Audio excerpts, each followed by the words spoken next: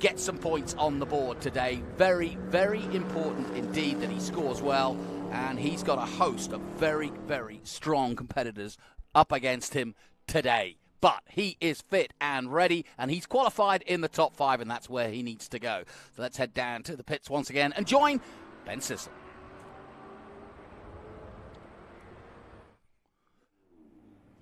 All right, so excited to be here at Watkins Glen International for the Franklin Road Apparel Classic. I'm up here at the front of our fan walk, grid walk with our Motul Pole Award winner, Connor Mosack. Connor won here last year at Watkins Glen, so if you're playing TA2 on like DraftKings or something, you might want to put some money towards Connor Mosack. Connor, Watkins Glen has now become your favorite track. Tell us why. Yeah, we've had a lot of good speed here. Our Open Eyes Mustang is really fast. Great to have these guys back on board, and Team SLR has given me a great car. I feel fortunate. We've had really good speed all year. You know, had a couple poles, just haven't been able to capitalize for the win, but I feel like we've got the best car we've had all year today, so hopefully we can capitalize on that and be on the top step. I love it, Connor Mosack. The beautiful music that you're hearing in the background is historic Trans Am. Cars that actually raced in the Trans Am series from 1966 to 1972. So that's what's going on in the background. We're going to try to talk to Thomas Merrill, but he's doing his fan walk thing right here, talking and getting some autographs and doing all that, which we love. That's a part of these fan walks with Trans Am. But Thomas, if I could get you, come back here, Thomas. Let's talk to you a little bit. So because of some tire changes, you qualified third, I think, officially, but you've moved up to second. You're going to be neck and neck with Connor Mosack. When the green flag drops, what's your strategy? Well, we got a lot of runoff in turn 1, and we may need it. So I definitely have that in mind. The outside's not the worst place to be here. The main thing is to just be smart at the start of the race. It's like always, it's a long race. And just like what Mike experienced in qualifying, the bus stop can be very abusive on the equipment. So we have to make sure we're there at the end. So if I can get in front at the start, I'll take it. But otherwise, we're going to be smart. Nice. I love it. Thomas Merrill starting second. Then Cameron Lawrence representing Franklin Road at the Franklin Road Classic. A little extra pressure here. Starting third, how does it feel? Yeah, it feels really good. The guys have been working really hard to give us a good car, and we've just been getting better, I think, all year. So this is the first weekend we really feel like we got something to kind of pressure the guys up front. So we've had some good finishes, but this is probably the best starting position we've had all year, so we're going to try to make the most of it. Now, one of the things that I love about Cameron Lawrence is these TA2 battles, even though they're, for some reason, 100-mile sprint races, but it is a war of attrition, and you always seem to just finish no matter how the car looks. So is that going to be a big key here at Watkins Glen? Yeah, I think so. You know, we got a lot of cars, which is good to see, but it means, you know, stuff might happen. So, yeah, we just got to be there at the end to get some points. So that's a big thing. We might give up a spot here and there just to make sure we got a car for the end. But yeah, we're not thinking too much about it now that we can kind of smell blood in the water. So we're going to try to see how much we got in the tank and see what we can move up a little bit. I love it. Cameron Lawrence, Franklin Road Apparel at the Franklin Road Apparel Classic here at Watkins Glen. Let's come over and talk to Connor Zilish, who's talking to Connor Mosack. Hey, Connor, join me right here. So Connor Zilish here, another one of our young guns running up front. How does it feel to be here at Watkins Glen International? Yeah, this place is pretty awesome. So to be here in the TA2 car is a ton of fun, and you know, this track's really special, so hopefully we can get ourselves a good result here. Now, something that I've seen this change in your car recently is the big Chevy bow tie up front. Tell us what that's about. Yeah, you know, Chevrolet has been helping me with my career, not only in this series, but with late model racing and really just everything that I'm doing, not only on the track, but off the track as well. So they've been really, really helpful and beneficial to my career. Nice. I love it. Well, Connor Zilish, good luck. And one thing that you should know about this TA2 series is a lot of the other series, IndyCar, NASCAR, Xfinity, are all looking at these drivers because of the deep talent that we have here. But now we're going to go to points leader, Rafa Matos, running this beautiful three-dimensional services group. Rafa, I'm going to ask you some of my famous awkward questions because I'm used to seeing you on the top step race after race last year on the podium, but it just seems like this year you've been fighting, and sometimes really fighting, for fourth or fifth, but you're at the top. You just know how to win championships. Is that your strategy? No matter the car they give you, you just try to finish as best you can? Well, we're here to win a race, right? So every weekend is a different challenge, but it takes 4th place, 5th place finish to win a championship. So we won the very first one in Sonoma. We have 2 wins so far this season. You know, last year we had 6 wins, so we kind of took it for granted a little bit. But I think that the team is really strong. The guys are really pushing hard, trying to prepare the car. But there was some mistakes that we made in the last few races, and you know, hopefully we'll learn from these mistakes, and we're going to come out stronger towards the end of the season. Nice, I love it. Now, Rafa just became an American citizen just a few years ago, but racing with Brazil in mind. But I have to point out, I love this. He is number 88, but he's wearing that championship 1 right there. And we're going to see if he's going to have 2 championships in a row, which may be one of the most difficult things to do in motorsports, 2 TA2 championships in a row. Thank you, Rafa. Justin Marks, I don't see Justin Marks, representing Trackhouse. So Justin Marks, if you don't know, just bought Chip Ganassi Racing. Just, I think, about 18 months ago, they closed the deal on that. And he's racing here on his vacation in both classes, TA2 with Team SLR, and he's running TA with Franklin Road Apparel. Then we come over here, what I think could be a spoiler, Dylan McIvern. Dylan kind of comes in and out of the TA2 series, but like I was explaining earlier with that kind of 100-mile sprint race that's also kind of an endurance race, Dylan McIvern, I think, would be my dark horse on this. He raced with us at Sebring this year, I think Lime Rock, but look out for this number 17 here of Dylan McIvern with Team SLR. Here's Justin Marks. Justin Marks, you spend your vacation out here racing with us at Watkins Glen. That's got to be pretty fun. Yeah, traditional vacations are too slow for all of us. No, it's really, really great to be here. I love Watkins Glen. I have a really, really great M1 race cars, SLR Racing Camaro. So starting 5th or 6th, I think, here. And there's a lot of good race car drivers in this series, and it's going to be a heck of a show. So I'm going to try to do my best and hang on and put on a good show for the fans. So earlier, let's see if I was actually being truthful. I said a lot of team owners, a lot of people from different realms of motorsports are looking at this TA2 series for this upcoming talent. You as a team owner, are you looking and seeing what's going on and seeing who the talent is in this field? Yeah, that's why there's a blue Trackhouse car right there that I'm not driving, that Brent Cruz is. I mean, for sure, these TA2 cars are, you know, very similar to a NASCAR Xfinity Series car. And just the way the weight transfer is and the tire management and how competitive the series is, it's one of those racing series in America that's that we look at to see where the talent is. And between Brent and Connor Zilic and some of the guys that are super, super young in this series and super fast, a great place to look for talent. Nice. I love it. Thank you, Justin Marks. What an honor it is to have Justin Marks here running with us in TA2 and TA. But let's talk to Brent Cruz, who has won the last 2 races in a row, just 14 years old. But look at this beautiful blue Trackhouse TA2 car here. Brent, how does it feel?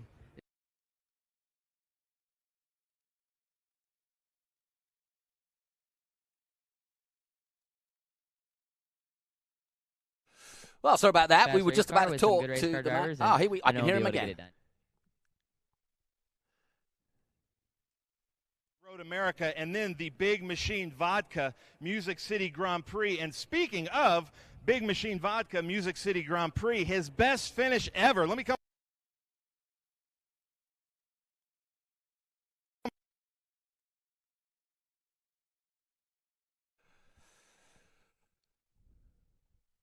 Sorry about this, folks. That's live TV for you, but we just lost Ben on the grid. About to talk to Scott Borchetta, and the story with Scott Borchetta is that he got an amazing 3rd place at Nashville, and as the sponsor, Big Machine Vodka Spike Coolers were the big sponsor at Nashville, and of course he is heavily involved in motorsport, not just as a racer but also as a sponsor, so certainly wish him well. So Ben got caught out there for a moment, but we were about to hear from Brent Cruz, who's looking for 3 wins in a row. Having had a win last time out at Nashville, and that was a really impressive one. So we're looking forward to seeing very cool, calm and collected Brent Cruz, and he's just 14 years of age.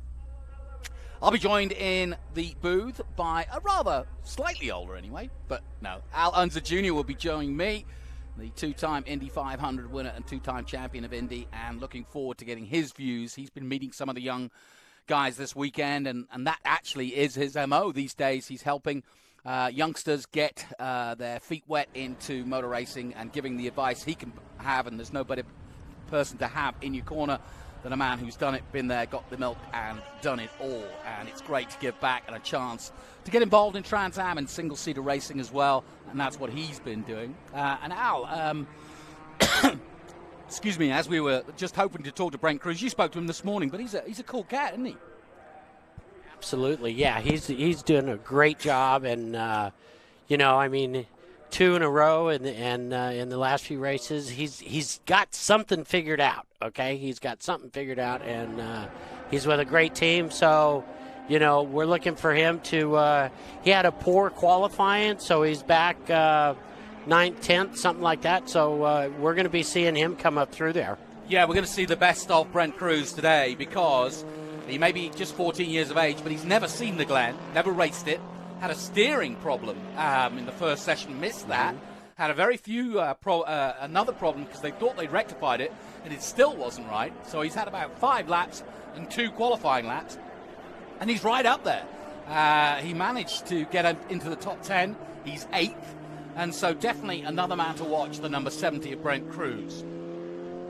Who else have you met? What stories have you gleaned? Yeah, well, we went down and said hello to Evan Slater. You know, we're looking at him to run our single-seat open-wheel car and get from there. He's got Cube 3 as a sponsor, and so he's up and coming youngster. All these youngsters, I'm watching them, talk to them, and they're just so young and doing such a great job. So yeah, it's super cool. I know it's ridiculous, but it's not, because this is how you do get guys who turn out to be IndyCar drivers or NASCAR drivers. You know, I was talking to Connor Zilic, and I said, you know, he's connected to Kevin Harvick's management company, and I said, how did you pull that off? And he said, you know what, Colleen, his son, races in karts. We raced together. I met Kevin that way. He spotted me. He offered me a test, and the rest is history. And I think that's smart moves by all of these guys. He's even brought Kevin Harvick's old crew chief in, Gil Martin, who got Harvick to a championship in the 90s back in the day. And so he's on board now with Connor Zilic, who we just saw spoken to there. So, you know, you've got some real big heavyweights now starting to groom these kids to be the best they can. Exactly. I mean, just the minimum age has gotten lower and lower and lower, and these kids get out there. They've got lots of experience in the go-karts and just racing experience, like you heard Brent at super modifieds and stuff like that. And so, yeah, the young age, and they're out there and they're doing just a super good job. We were noticing that the grid is kind of skew-whiffed a little bit because Mike Skeen, who was very, very quick in all the sessions, had a spin in qualifying. He starts right at the back, or pretty much. So too does Tyler Casera, who's in contention for the championship. I mentioned 105 points. Well, Tyler's very much in that hunt, but he will start 40th overall. And so too Misha Goikberg, who was quick, but he too had a problem. And both he and Skeen have changed tires. Casera's changed engines. And that means that they will have to get through this Watkins Glen massive field of over 43 cars. Well, we're about to go racing. Perfect conditions here. Al Unser Jr. and Jonathan Green bringing you the action. We'll take a short break. We'll be back from the Glen after this. At Ryan, we seek to understand our clients' unique business needs and offer insights from over 75 years of experience. Our menu of integrated services span the entire life cycle of your building, from financing and development to design and construction to property management and maintenance. We think like building owners because we are building owners, and we work hard to assure that your building stays functional and cost-effective for generations to come. My name is Monse, and I am a senior at Cristo Rey. We bring high school students and corporations together to transform education. I work 1 day a week at Ryan Companies. There are Cristo Rey schools serving students across the country. Visit CristoRayNetwork.org and learn how you can become a corporate partner today.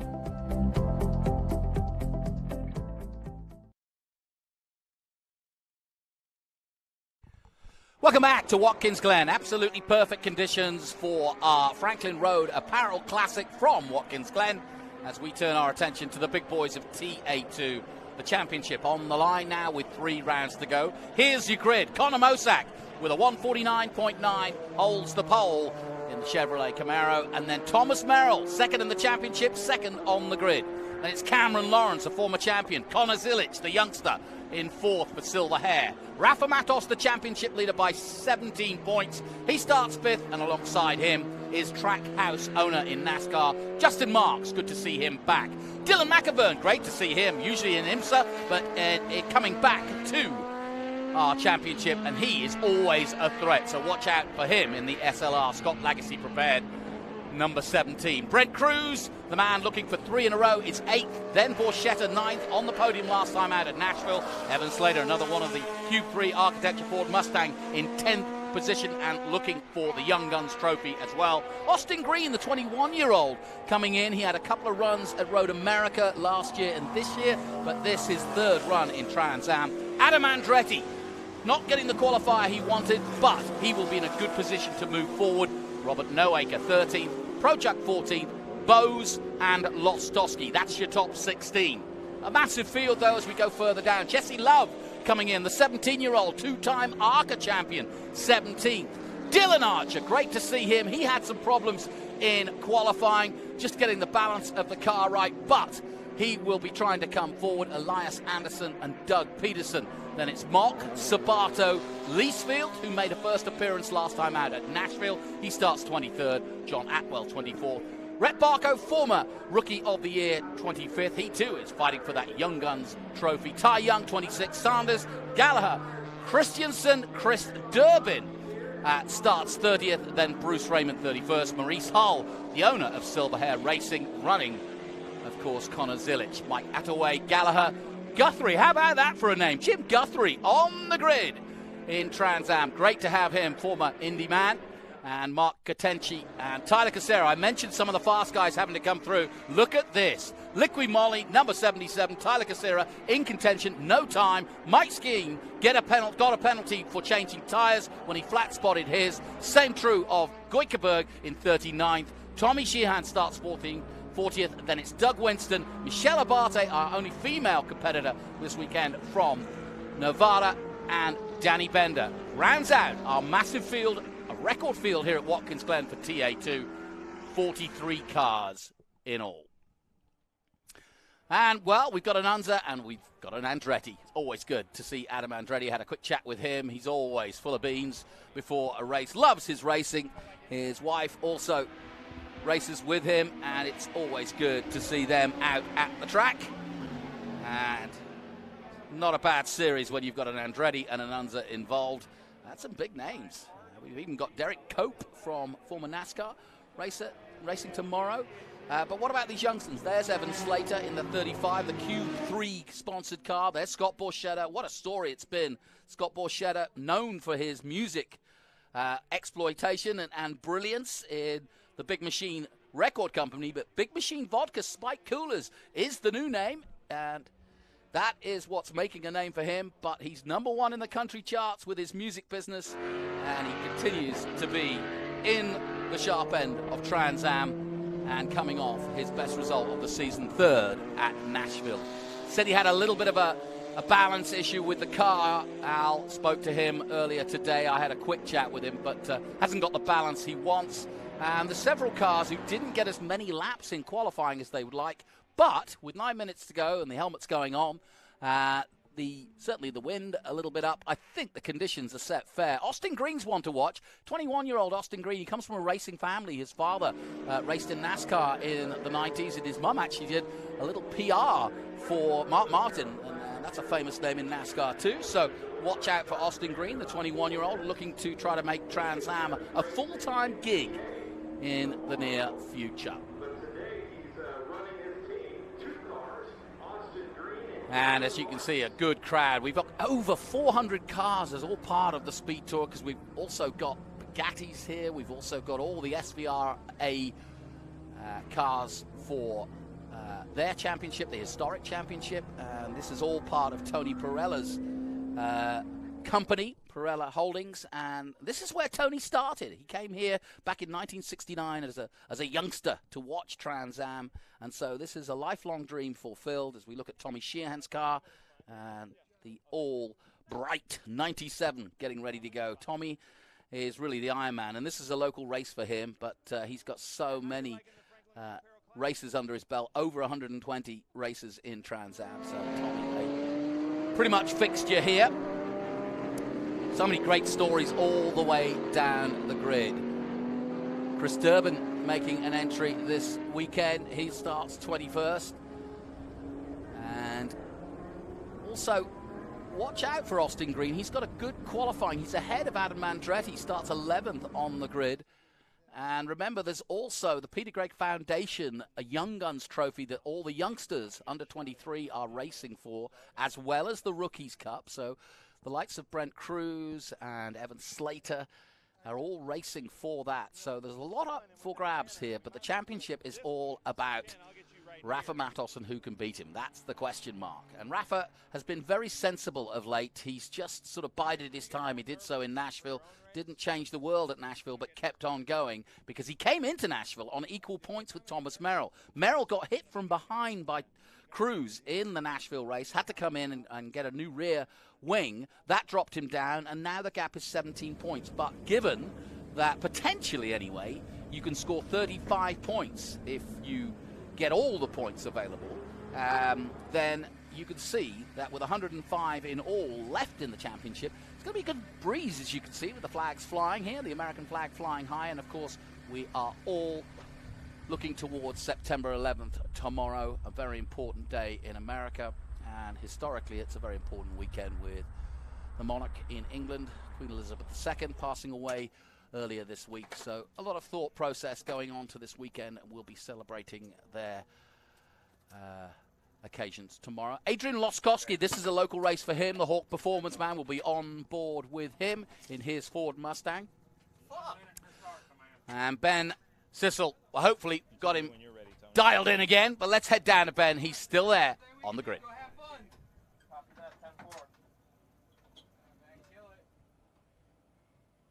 All right, ladies and gentlemen, I'm here with my friend and neighbor. We both drove here from Franklin Road in Franklin, Tennessee, to be here at the Franklin Road Apparel Classic.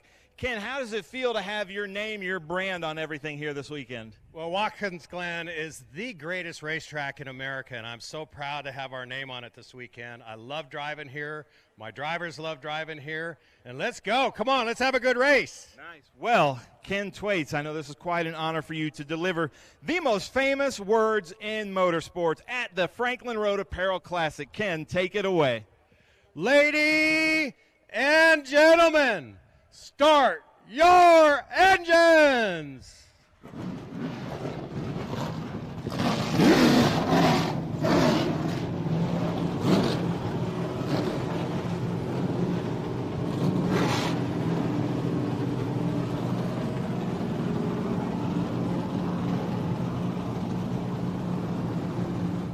A resounding effort there by the mighty Ken Thwaites. He'll be in action, of course, tomorrow in TA. And like I said, we're on board with Lostowski in the Hawk Performance, a big sponsor of his. And this is a local man from this area, so he's looking for a big result. Got a lot of friends and family, I'm sure, coming to support him. 4 minutes to go till the green flag. You know, Jonathan, another one to keep a lookout for is Adam Andretti. Yeah. You know, talking with him this morning, he's got the eye of the tiger this morning, I tell you, so he's excited. He's ready to get out there and keep an eye on him. He's coming through. Yeah, and in a weird way, he's had such a tough season. He was so fast, and when he got this ride with the three-dimensional services team, he came in and he challenged Rafa, and they were 1-2 at Mid-Ohio a couple of years ago. And from there on in, he's always been a contender. He was at the sharp end of Nashville. Him and Borchetta were going back and forth. Yes, they were. And, Adam's one of those guys that, is quick at all times. Now, we spoke to him, and he's now looking at the points. He's further down in the points because of the season he's had, so he sees himself in a support role to Rafa. So really, his job is, the pressure's off, if you will, and that Correct. is important to a racing driver. Yeah, I mean, he goes out there today, he's all just thinking about winning the race, just thinking about stealing points for his teammate Rafa, and so on. So, you know, he's out there, he's gonna, I see him coming up through there, honest. Yeah, no kidding. He's 12th on the grid. He's got Austin Green, a youngster, just in his third race. He's got Evan Slater, the man you mentioned from Portsmouth, just ahead of him in the Cube 3 car, starting his career. And then Scott Borchetta, who they had a real ding-dong with at Nashville, is in 9th. Then Brent Cruz. So then Rafa Matos, his teammate, starts, 5th. So I think and we're on board with Austin Green. That's one of the men that he's going to have to try to get past. Adam Andretti will be on board with him. The Franklin Road man, he's coming in to race for Ken Thwaites this weekend. An interesting kid, actually, 21, and started in karts like everybody else, but he's been on and off and not really done that much racing, but got the bug because he comes from a family of racers. But there's the championship, 203, Thomas Merrill, 186, 17 points the difference. Conor Mosack, the pole man, 178, big weekend for him. Remember, he won this race last year. That was his first win.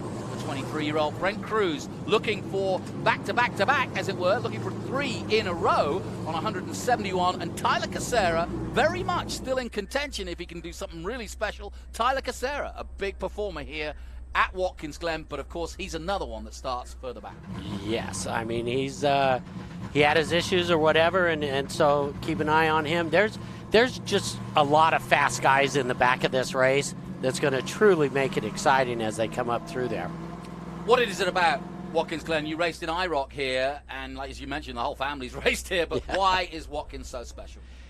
It's just, it's very, very fast. You really have to get your rhythm down, especially on the long course. And so it's just one of those places that you really need your car to turn really well and then have good power down coming off. So, you know, and again, like I said, Rhythm is the key to this place. You know, I asked some of the youngsters as we go through it, what was the most challenging part of learning it? So many of them coming to this place for the first time. They all said rhythm. They all said, keeping the car going. But the bus stop, the approach to the bus stop and getting that right is the one thing that is kind of like, when you're learning it, you got to get right. You absolutely have to. That's one of the key places on the track. Now, I never raced here with the bus stop. When I was running here with the IROC cars, we just went into the carousel on that back straightaway. So now that they run that bus stop in there, you got to get through there really, really well. Well, we'll change a few corners for you as well from the traditional names given our sponsors, but these high above shots as well as the onboards. We're on board with the three-dimensional services group, Rafa Matos, and it's going to be interesting how he plays this. 17 points isn't enough, and I'm going to put you in his driver's seat because you know this. You're in a double-edged sword here. 17 points isn't enough to win the championship, so you got to go for it. But how hard do you push knowing that you could lose all of it quickly? Right now, because it's just too tight, because 17 points is nothing, he's got to go out there and he's got to be in championship form, which means going out there and finishing the race and finishing P1. Yeah, we've seen a change to Rafa's approach to Trans Am. He, like yourself, was a single-seater guy. He was a Rookie of the Year in Indy Cars and Rookie of the Year in Indy Lights as well. In his time coming from Brazil, they're starting to line up now. But his approach in Trans Am was always very aggressive, but he's kind of just backed off that just a little bit. And I think it's going good dividends because you just don't know what happens. It's 100 miles this race, an hour long of sprint racing, probably exhausting. Hey, it's long enough that you got to have everything together. You got to have your car working well. You have to have patience because it's an hour long, okay? So you got to You just got to be aggressive, but have patience. Here we go then. Cameron Lawrence on board with him as well as we get ready to go racing at Watkins Glen. I got Little Al alongside me. It couldn't get any better. It's Watkins Glen with 3 rounds to go. And away we go from the start. Colin Mosak on the left-hand side of your screen will try to get the jump. We go to green on our full field of 43. 2 of the 3-dimensional services cars in yellow pop out as they dive into the Mission Foods turn 1. Great clean start. Somebody going wide there. I think that was Thomas Merrill. But Merrill got a good start, bumping and bruising in the midfield, but so far clean. Out. Yeah, they were 3-4 wide going into turn 1 there, and they're still double wide now going up through the S's, so they're doing a great job out there. Look at that. Look, a lot of dust as well on track. Obviously, somebody's dumped something in one of the previous races. Good start from Cruz, but a good start from Rafa Matos. He got away well, but we were on board with him a minute ago. Actually, Brent Cruz didn't get away as well as I thought, funnily enough. Cruz dropped a couple of places. Zilic got away well. Lawrence got away well. And we're on board with Cameron Lawrence right now as he sits, in 3rd place at the moment. Yeah, they're figuring things out. They've single file. They've settled down now. So now it's all about just racing, just passing the guy in front of you.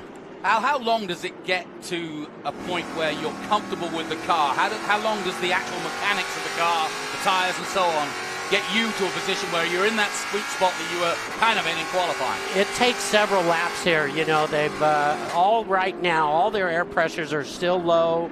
Their tire temps are very cold. Okay, so they're just now getting things up to heat. And great move by Scott Bruschetta. We got a yellow out there. Well, you said, I was listening, you talked to Mike Skeeten, and you kind of assured him this morning, don't worry, Mike, there's going to be plenty of yellows. That's right. We're 1 lap in, and here we are. Full course yellow. Yep. Now on board with Scott Bruschetta in the Big Machine Vodka Spike Coolers car in the number 48. And, of course, he races also in that number in an older Corvette in SVRA. And we were talking to his team manager, Scott Lagacy, who's a racer himself, and he's won here in the past. Scott saying that, Scott now is the real deal after Nashville. He said it was one of the highlights of his career to watch what Scott was able to do there. And while he is known for his music exploits, a bit like Paul Newman, who came into this sort of racing back in the day, he's really made a name for himself in racing and is a serious racer. And that's not easy for somebody like yourself who's born into it. That is correct. You got to just work at it. Racing is racing. It doesn't matter what the series is. It's tough to run top 10, top 15, no matter what series you're in. So this one, there's a bunch of competitors out there, and the race is wide open.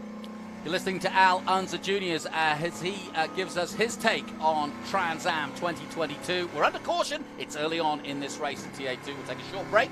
We'll be back with more of the action after this.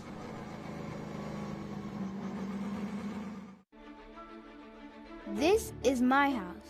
My parents helped build it. Now we don't get wet when it rains. I don't get too hot or too cold inside. I can play with my sister, I can play with my brother, I can play with my mother, my father, my family. This is my house. This is my house. This is my house. This is my house. This is my house. Visit Habitat.org to find out how you can help more families like mine. A force of nature?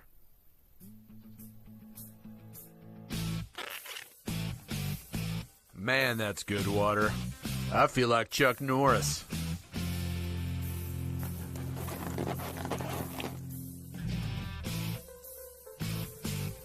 Seaforce water is a force of nature. What can it do for you?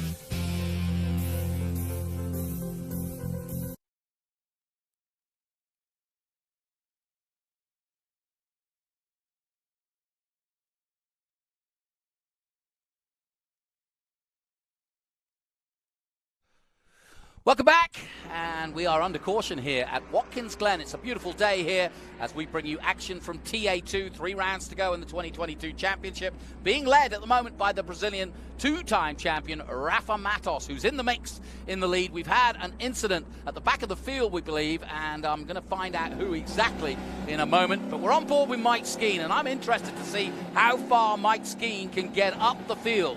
But he hasn't had a lot of time. He knew there would be the potential for restarts, and he just wants to get as many good getaways as possible.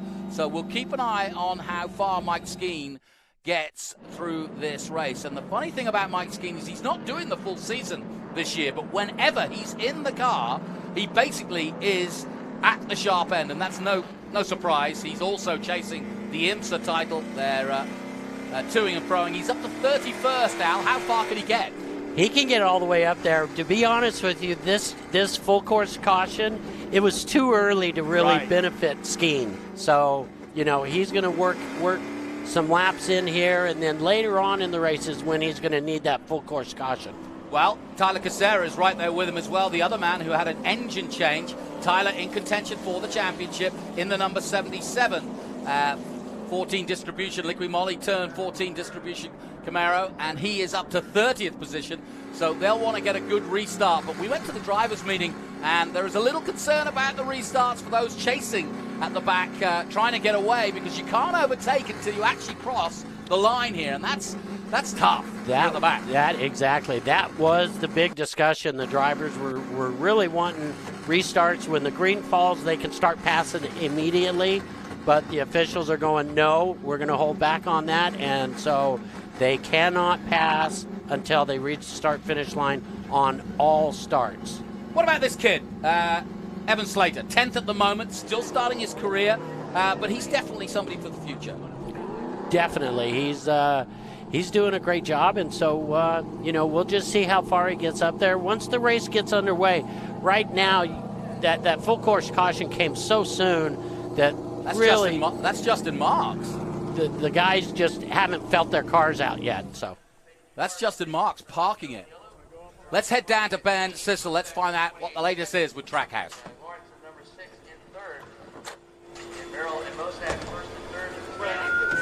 From here, Jonathan and Al, we've got Justin Marks came in. It smells like and looks like a big drivetrain issue as he comes in very disappointed, the number 99 with M1 race cars and this beautiful Trackhouse Chevy Camaro. But I also noticed a little bump here on the back left corner of the Chevy Camaro. Not sure what's going on. I'm going to try to talk to Give me a milk cup. Justin, I'm going to put the mic under your helmet. Can you tell us what happened out there and what's going on? Really unfortunate. It was a good first half of the first lap, and I was excited to go racing today, but just approach failure happens in racing. So are you going to bring it to us tomorrow in the TA race then? Yeah, I mean, it's nice to race two cars that have two chances to win. So I hate it for these guys, bummed out, but they've done a great job. The car was real fast. I'll come back and do it again soon. Nice. Well, that's Justin Marks with Trackhouse, this beautiful SLR Camaro. Just unfortunate. He's been racing long enough to know that these kind of things happen. Al Unser Jr., Jonathan, back up to you in the booth. Yeah, I'm sure Daniel Suarez, because he's carrying his number, his driver in NASCAR, who drives the 99 in NASCAR, Justin Marks, his team owner, driving it today. But sadly, clutch parts falling apart on him, and he's out early. But as he mentioned there, he's actually racing in TA, so he's having a hell of a weekend. He said vacation. Yeah. He's on vacation. His wife's away. He hasn't got to go to the NASCAR race in Kansas, so he's come here, and he said, racing drivers, we don't have no ordinary holidays. We like fast holidays. That's right. And so Andy knows just as well, you can prepare these cars. They're real race cars. Those are real race machines out there pushing everything to the limit, and the clutch, went out on him in that opening thing. So pace car lights are off. We're ready to go racing. We certainly are, and it's Thomas Merrill leading Connor Mosack and Cameron Lawrence. Watch out for Cameron Lawrence. He, of course, races for Ken Thwaites for the Franklin Road Apparel team, and of course this is the Franklin Road Apparel Classic, and I think Cameron Lawrence has got his tail up. He hasn't had the best of seasons Two-time champion back in 13 and 14. Now what can he do in third place at this restart? The Honda Civic will pull off, and the race will be in the control of Thomas Merrill, who got beaten up last time out at Nashville and wants to turn the 26 into a win. The Bridge Hall HP Tuners Cope Race Cars Ford Mustang leads them to green. And we'll be on board with Cameron Lawrence. Away we go then, down towards the first turn, the Mission Foods turn 1 here at the Glen. Great start from Mosak, tucked right up behind Thomas Merrill as they dive into turn 1. Lawrence got away well. Zilic is right there, just where Matos needs to be. Somebody going very wide indeed, but gathers it together as we're on board with Rafa Matos, the championship leader in the 88. Wonderful onboard shots there, through the funnel and over the bridge. But a good clean start, just what we wanted. Brent Cruz just popping out in the number 70, so Trackhouse still represented, but he can't get past at the moment. Cruz starts in 9th position. He had Justin Marks in 8th. He's out. Borchetta's ahead. And Dylan McAvern, another man to watch. Whoa, fisticuffs! And out they go. 2 cars involved in that one. One of them, the 43. And that was a big moment because I'm trying to work out. That's Roberto Sabato in the number 43 for the 6th gear garage Ford Mustang. And the other is the 02. Both cars damaged, and that's John Atwell. Let's have a look at it. What do you see here, Al? They're just 2 abreast going through there. There's only room for 1 car. So they both got together. It looks like they both restarted again, though, so... Yeah, as you say, 2 doesn't go into 1. No, So, that's a one-line bus stop through there. have you been amazed at some of the names that you're seeing here? We saw Jim Guthrie, we saw, some of the names that you've seen in the past just suddenly popping out of nowhere. Yeah, and it was great to see Jim. I tell you, he's from Albuquerque, my hometown, and he's done a great job in the Indy cars and so on back in the day. So it was great to see him out here. Well, as you mentioned, both of them got going again, and we're still green as one of the silver hairs.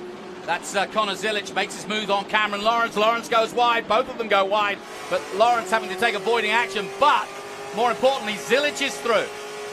Yeah, right now they're just filling their cars out, seeing where they are. If they made overnight changes, they're filling those changes out right now, and so we'll just see what happens here as the race goes on. All of these youngsters, pretty much to a man, all get involved in either late model or sprint cars. And, as an Unser, how important is the dirt in your learning curve for you and your family? Well, for me, it was critical. I went from go-karts to sprint cars. It taught me how to be super aggressive without running into anybody. And that was key when I went into the Indy cars later on in my career. But I also think the dirt teaches you feel. What's underneath you, how much you've got, where the line of grip is, and also when it's going to go. Now, you've got a lot more grip here. Everybody's been talking about how much grip they're getting at the Glen. But you start to feel, when you've done that kind of racing, where it is. And where that's critical is when the tires start to go away. That's where you really use your throttle to hook up the tires and not burn off the rears. You're nice to the front tires when you start to feel them go away. And that's what the sprint car was all about. Al, I'm looking at Rafa Matos here in the all-yellow 88. He's doing what I exactly thought he would. Stay with the leaders, keep out of trouble, keep a gap between yourself and the man behind, but stay with the leaders. Yeah, it's important that he stay with the leaders right now, but then just stay with them. He doesn't need to go up there and pass them and so on. There is a good view of Evan Slater right there. He's hustling up. He's coming up through there. Yeah, it's been a good run. Evan Slater very much in the run for the youngsters, looking for that Young Guns trophy. He's very much in the mix with Brent Cruz and Connor Mosak. And Rafa Matos, there he is. Yeah, that's exactly where he needs to be right now, early in the race. Let's just run the laps. Let's see what those guys do when they start mixing it up in front of him. He doesn't want to get involved in any of that. Yeah, I noticed he's got a little bit of a body flap on the left-hand side as we look at Scott Borchetta in the number 48 coming up just behind Andretti. And, yeah, interestingly, what's good about Rafa in these 100-mile races is his ability to save the tires till that last 10 laps, and that's the golden spot. That's what it's all about. Yep. And I think I saw Rafa's do that right turn 1, first lap at the original start. He got together with somebody with his right front. Well, I'm looking forward to this because he and Andretti in front of him also had a great ding-dong at Nashville as Connor Zilic sets the fastest lap, a 152.257. So Zilic's got his head down and ready to go racing hard. As you can see, as we go down the list, all the way down, and the guys that shouldn't have been at the back are already moving up the field, and the guys at the back are fighting hard for their positions because you can all score 1 point if you keep going. Yeah, it's all about patience with those guys. They've got a lot of laps here, and they just don't need to get impatient coming up through the field. There's Adrian Lostowski in the Hawk Performance on board, and he's had a good season. He started off in the production side of Trans Am, did very well there, got a runner-up spot, but then turned to TA and now TA2, and Lostowski's just gone on a huge trajectory in the last few seasons, so glad to see it happening, and of course, like I said earlier, a home race for him. Now we're watching Mike Skeen as he drives through the field. And yeah, no question that Mike Skeen looking to do the best he can. We're on board with him here. You can see he's got 2 cars in front of him. And I'm very delighted to say, we were talking about Trackhouse, and Justin Marks has joined us. Justin, quick question. Forget about your race today, but everybody's talking about the grip at Watkins Glen. You've raced here before. You're known in NASCAR as the guy to go to for road courses. What's it like out there? Yeah, I mean, look, Watkins Glen's one of these places that's just a tremendous racetrack. There's a lot of grip. You know, we have a tendency to go faster on older tires as we make good changes to the car. So it's a wonderful racetrack in that regard, and just look how racy these guys are. I mean, you can just put the car in a lot of different places and make a lot of different moves. It's really great. I bet you wish you could have fixed that clutch, because Skeen's doing what you would have wanted to do if you'd had to go back out, which is make his way through. Where do you do overtaking? He's making overtakes like where there's no space at the moment, but he needs to. Yeah, I mean, what's great about this place is that you can come through the field if you've got a fast car, just because there's so many great places to pass here. And this sort of extra part of the racetrack that we're watching right now is a testament to that, because just about every corner is a passing zone. You can set guys up, you can do a lot of different things, use a lot of racetrack like those guys are, and that's all these drivers just want to be able to come to racetracks where there's opportunities to pass, and so they can race really well. Now, I know we interviewed you yesterday. I wasn't there, but I heard rumor that you might fancy doing a bit more of this. I love the Trans Am series. I mean, I do maybe 1 or 2 races a year, and I'm doing both this weekend. Obviously, wish that we had an opportunity to race this one, but the cars are fun, the tracks are great, it's a well-run series, and it's just, just look at all these guys, right? I mean, it's a huge field of cars, a lot of different battles going on, and I've done a lot of different kinds of racing, and when I leave my day job to come have fun, Trans Am's the place to do it, just because the competition's so good. Well, let me ask you, as somebody who's done all of it, from trucks to Xfinity yourself and cup car racing, I've been mentioning the youngsters. You've got the color, your colors on Brent Cruz's car, and obviously everybody's looking at him. What do you see? Is this the way to go to try to train to get into NASCAR? Well, I mean, look, speaking from a standpoint of a team owner at the top of the sport, I mean, when we look for talent, we look in places where the racing is really good and the racing's difficult and the competition is close. And that's what you have in the TA2 series, and that's why you see guys like Brent Cruz and Connor Zilic and from time to time, Sam Mayer and Sammy Smith, and a lot of these young guys coming through the TA2 series just because it's a great proving ground. And, for a kid like Brent, who's just so green and doesn't have a lot of experience, it's a great place to see if we can find some talent there. Now, I'm not sure what happened to Cameron Lawrence, but he was going slow for a moment, and he's way off contention. He was in 4th place a moment ago and had been as high as 3rd at one point. So Cameron Lawrence has either gone off. We'll take a replay and... Justin, I'm going to let you see what you see, and you tell me what you think has happened, but he's into the pits now. Here's what happened. Yeah, obviously it looks like he's probably got a mechanical problem coming to pit road. These curbs are real high here. Yeah, I mean, it could be a driveline issue, potentially broke a transmission or an axle or something like that. I mean, I had a diff issue, so that's a bummer for him. A lot of speed with that Ken Thwaites Franklin Road Apparel team, and Cameron's a real great kid. I know it's going to bum him out. So you're racing as well tomorrow as Lawrence is in. We'll have a look at what happens to him. We'll get from Ben what the latest is. But you're racing in TA tomorrow, and obviously that's a faster car, but as you qualify that as where you want it? Yeah, well, we qualify a little bit later this weekend. We've had some good practice sessions. We've been in the top 3 every session. It's a really fast car. Those Trans Am 1 cars are they're animals. I mean, they're just beasts, and it's so fun because they've got so much horsepower and it's so lightweight, and I really look forward to it. I mean, I love the TA2 class. The cars are cool. The racing is so good. In the TA1, it's a beast of a vehicle. It's just so fun to drive. Well, no pressure, but we want somebody to beat Dyson. Not that we don't love Dyson, but somebody's got to beat him.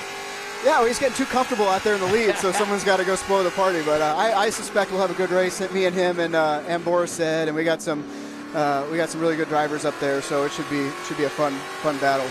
Well, we're talking to Justin Marks, the team owner with Pitbull of the Trackhouse team in NASCAR. Got to ask you how they're getting on in Kansas. Well, I don't know. As soon as I leave the booth right here, I'll go find out how practice and qualifying went. We had a bit of a rough start in Darlington last week. That's a bummer for Cameron. He had a real fast car there. That's a shame. And I'm feeling what he's feeling, or he's feeling what I'm feeling right now. So that's a bummer. Yeah, he wanted to do well for Ken as well. Yep. But we had a really great race. We had great speed in Darlington. We didn't have great finishes, but both Trackhouse Cup cars are above the cut line in the playoffs right now. So. Hoping that Kansas goes really well and we can put some wins under you points in. Congratulations. We do, yeah. I mean, that's both of my guys won races for the first time in their careers this year, and I'm glad they did it for Trackhouse and put both cars in the playoffs. So we'll see what we can't get done. It's really neat watching Brent Cruz out there though in those Trackhouse colors and see what he can do today. I think we should tell the fans out there, if they don't know the name Brent Cruz, look it up because you're going to be seeing him a lot. Yeah. He started at my go-kart track, GoPro Motorplex in North Carolina, and when he was 9 years old, we knew there was something special there. So he doesn't have a driver's license yet, but he's out here in these TA2 cars, and he's wheeling these things, and it's pretty spectacular to watch. I watched him in the drivers' meeting this morning. He turned around and was starting to give some verbal to some of the older brethren, and I turned to Al and I said, man, he ain't worried about who he's talking to. He's a pretty special talent. Connor Zilich is the same way. This next generation of drivers, these guys that are 13, 14, 15, it's like nothing I've ever seen. It's just the tools they have to develop at such a young age these days with simulation and access to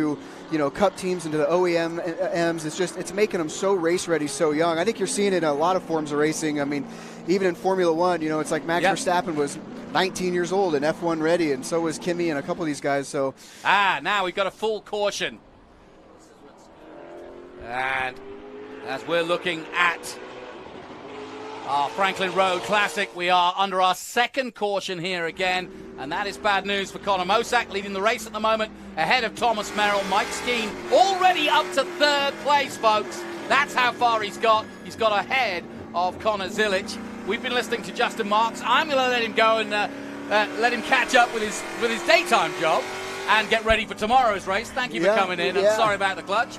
Yeah, no, thank you. I mean, and look, there's 10,000 moving parts on these race cars. One of them's bound to fail once in a while. So I had a lot of fun. Still going to have some fun and go back to my job on Monday. Fair enough. Well, look, delighted to have you on board. You're welcome at Trans Am anytime. I appreciate it.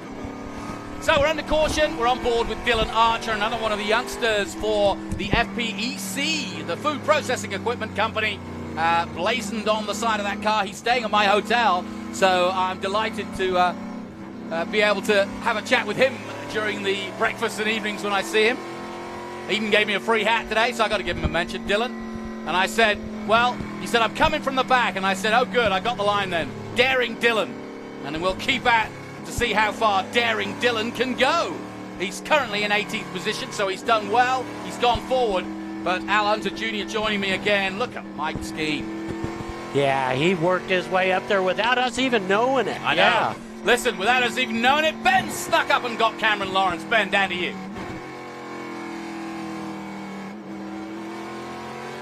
All right, another one of our front runners out with some bad luck, a tough break. Cameron, you look like you were really fast out there in that Franklin Road Apparel car, but what happened? Yeah, all these guys, Franklin Road Apparel, Showtime Motorsports, gave me probably the best car we've had all year. So we're running really well up front, got checked up and ended up running fourth, but we were happy with where we're at and our pace with the car. And I just went in the bus stop behind some of those guys, and we broke a lower control arm. So not really anything that I don't think that we did, just something I maybe timed out, maybe lifed out, maybe ran something over with all the debris from that first yellow. So No harm, no foul for us. Just a bit of a blow. We're running up front, set for a good finish. So guys will be back. We'll be ready for the next one. Nice. And if you know anything about Cameron Lawrence, and like I alluded to in the pre-show, it's very unusual to see him not finish a race. Cameron, I'm sorry about your luck, man. Yeah, real shame for Cameron Lawrence because he is representing Franklin Road on the back of there, and of course this the Franklin Road Apparel Classic, and that is, of course, is Ken Thwaite's business in Nashville, and Ken will be in action tomorrow in TA, but you heard him at the top there giving you the gentlemen start your engines, and he'll be watching on. So sadly Cameron Lawrence out, and at least Justin Marks will fly the flag with Ken tomorrow in TA, so we'll see how they go. We're on board with Barry Bowes, the Texan, in the number 32 ASIO Data car, and Barry Bowes currently, I'm just looking down the list, it's a massive field here. So Bowes in 25th at the moment. Jonathan, we've got Mike Skeen in 13th place right now. Oh. So he does have the third fastest lap, though. That's where I got it wrong. Yep, yeah. Nice. I was looking this up and going, what? So, no, this is what Skeen wanted. He wanted that yellow right now so that he could close up on the lead. Just want to remind people our CBS sports coverage for TA2 Watkins Glen, presented by Big Machine Vodka Spike Coolers, premieres Wednesday, September 14th at 7 p.m. Eastern, and then it's repeated same night at 9:30 Pacific.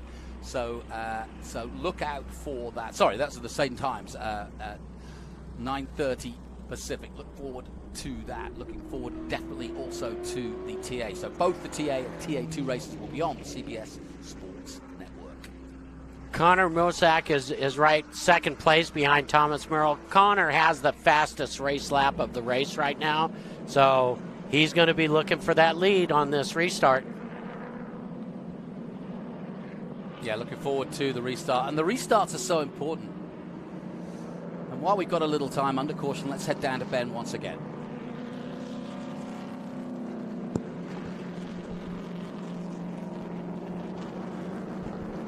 So I was talking to Cameron Lawrence off camera, and he said it's a really fast pace out there. So Jonathan and Al and Justin, if you're still up there, he was saying that the front runners are just going over those bus stop curbings, getting four wheels off, and that's really hard on equipment. If anybody knows anything about saving equipment, it's Cameron Lawrence. So he was surprised that his lower control arm was broken, and it's not happening to these front runners. So that's something to watch. As we know at Watkins Glen, this is always a 100-mile war of attrition. So look out for some breakages out there, possibly in the front runners. Gentlemen, back to you. Yeah, you bet. You know, running over those curbs, you got to run over the curbs, but you can't use too much of the curb because you get on the backside of that, it's going to hit your suspension pieces. Yeah, it's like the Daytona, 24 hours with that bus stop. That's brought out so many people, and it's doing it here again at the Glen. But you have to use them to get through there quick, but if you use them too much and get on the backside of it, it's going to clean out the underneath of that car. You mentioned Adam Andretti at the beginning of the weekend. He's up in 8th. He's just behind Evan Slater, just behind Brent Cruz. He's going about his business. He's got past Scott Borchetta. He could be just, like you said, he's playing a waiting role to try and help Matos, and he's got plenty of time to do just that. Exactly. I've been watching those four cars, basically, Brent Cruz, Evan Slater, Adam, and Scott Borchetta. They're stuck nose to tail. They're having one heck of a race out there. Also keeping an eye on Austin Green. This is only his third race in Trans Am, and two of those were at Road America. He qualified in second at Road America, but then got a penalty and finished 16th. But he's definitely one to watch. So we're expecting the race to go green, but let's just have a look after 11 laps how we stand. Merrill, Mosak, Zilic. And Merrill and Mosak, the most to make up on Matos. They need to stay ahead of Matos. That's the key to this. Further down, Casera coming through. He's 18th at the moment, and we've already talked about Skeen up in 13th at the moment. So watch out for them. No real surprises. Michelle Abate actually struggling a little bit, 26th at the moment. Now in the national championship and enjoying it very much. She was very much a part of the Western Championship for a long, long time. Our only female competitor this weekend. And Dylan Archer up to 15th. So Archer's come forward. He qualified 20th. Wasn't happy with that. But just getting used to racing here at the Glen.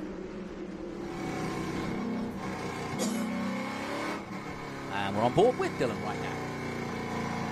And he's another man with a huge history. His father raced, grandfather, all involved in racing. So, you know, the Archer dynasty, as we call it, continues. And that's, you know, as an Unser, you know all about that. And we're on board with Mike Skeen, 13th at the moment. So what can Skeen do from here? What I love about Mike Skeen is it doesn't matter. I've seen him do this before from the back.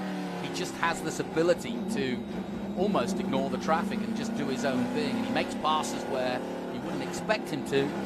And certainly his rivals don't expect it, but they know he's coming, and he's coming fast. So I'm expecting him on this restart. Jonathan, they've let us know green next time by, so you should see the pace car lights off, and we're going racing. Yep. But these race starts are all important. You can't overtake until the it just makes it so much more exciting getting into turn one. Certainly does. All right, all the pressure once again on the leaders, Merrill, Mosak, and Zilich. I can see Zilich maybe making this an opportunity to try and get past Mosak, but Mosak needs a win.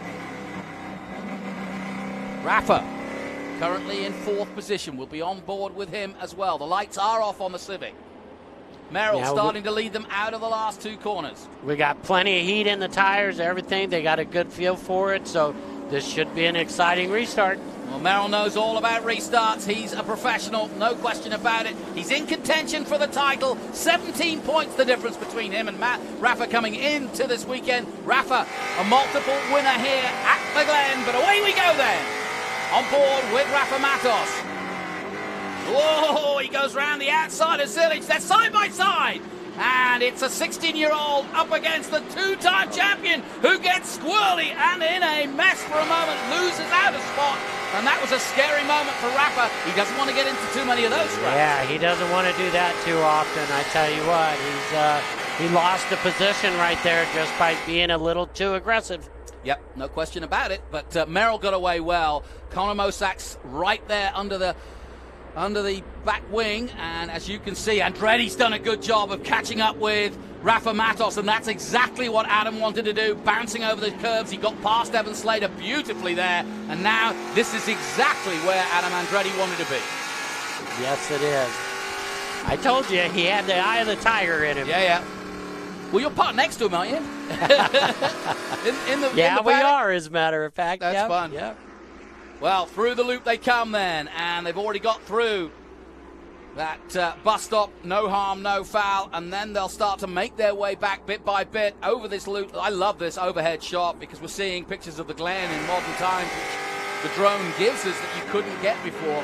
You really see that horseshoe as on board with Matos. Got the leader running wide. Yep, Dylan McAvoon was the man who... Ooh, look at this. Mosak challenging for the lead now, but Zilich says, well, you do that and I'll take both of you. But here comes Mosak. They're glued together. You can throw a blanket over them. And Merrill under massive pressure now. They've managed to gap now after those shenanigans with Dylan McAvoon.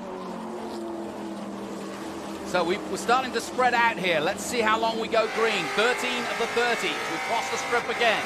On board with Rafa Matos, who lost out to McAvoon. McAvoon now up to 4th. Dylan McAvoon, a regular IMSA guy with Turner Motorsports. Not having the best of seasons, but just coming back for a one-off. And working with Scott Lagacy Racing. I just looked on there. Mike Skeen, he's up to 10th. Wow. Yep, he's working his way up through there. And he's got, 2 cars in front of him? So that's 9th and 8th. Oh, no, he's got 4 cars ahead of him. So we really could be seeing him in the top 6. He's got the wipers on. I don't know why he's got those on. Maybe it's just the bugs he's going so fast. Exactly. These guys are using up that bus stop big time. Now, is Mosak just faster than the leader, or is he trying to pressure him to the point of making a mistake? I think he's a little bit quicker, but he's got to put that lap together perfect in order to do it. And so there's another thing to be quicker than the leader, but there's another thing to be able to pass him. And that's what's going on right now. He's looking for a way to pass him. Well, I'm looking at Zilich thinking he's the most likely man to pick up the pieces if these two do get into a dogfight. On board with Rafa again.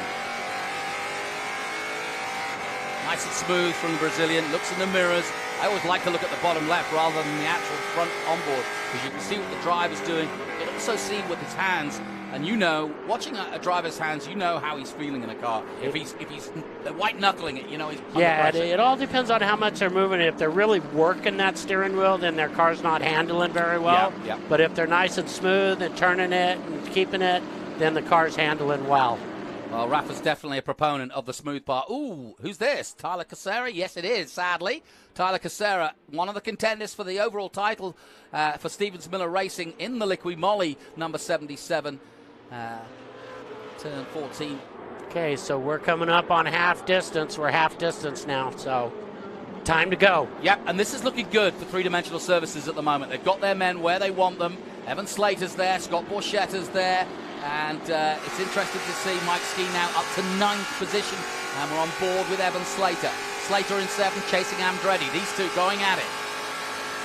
The youngster and the more experienced Adam Andretti, part of that famous family. Yeah, Evan should have a bit of a run on him here. We'll see. Yep.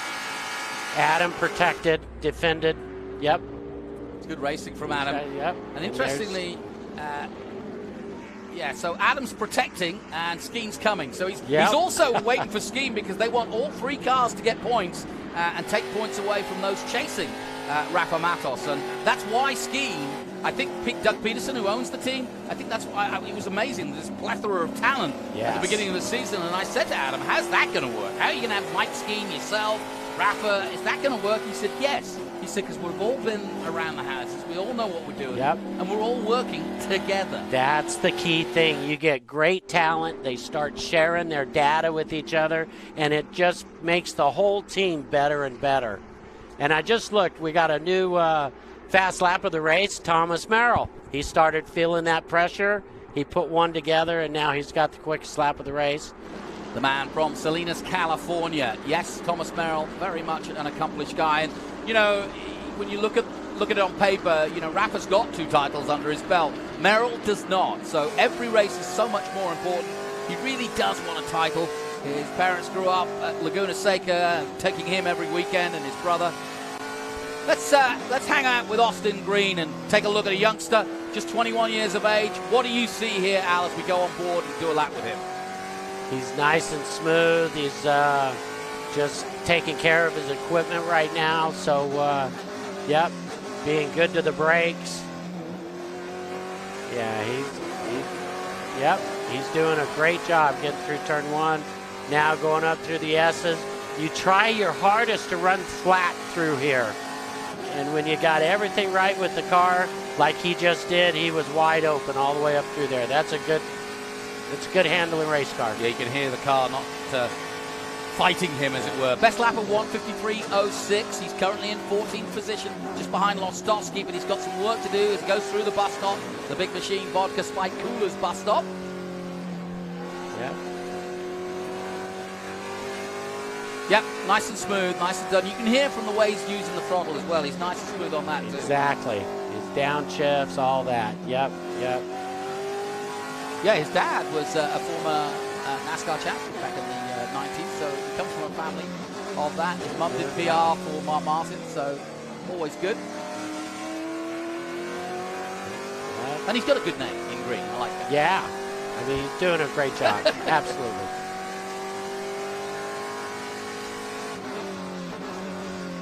Well, we are midway through the Franklin Road Classic here at Watkins Glen. All the action from Watkins Glen, one of the great tracks, and that's the beauty of Pirelli Holdings and where they go with Trans Am, is we really do see all the iconic tracks, and I know that's what's attracted you to wanting to come back. Your Grand Marshalling here this weekend, but it's a great atmosphere, and these guys up in upstate New York, they know their racing. Absolutely, and it's a beautiful race weekend. The weather's great. You got a lot of campers out there. Yeah. The crowd is really, really good here this weekend. Impressive to see. Yeah, kind of last hurrah of the summer before it starts turning yep, cold. Yep, it is. Well, there's Lostowski, and we were seeing Austin Green chasing this man, the number 3 Hawk Performance car. And it's been an up-and-down season, really, for Adrian Lostowski. If it wasn't for bad luck, he wouldn't have any. And but he's out there today and looking for a decent result. Now, at the front, here comes Connor Mosack in the 28. Side by side, and he's through at the bus stop. Beautifully done. Great pass. They each set that up. That was such a great pass. Well, Connor Mosak has been wanting to lead a race for a while, and Merrill will have to rebuild on that one. But Zilic now in third place will be thinking, do I need to do that too? He may be, you know. We'll just see what happens now with Connor, if he can pull away from Thomas there.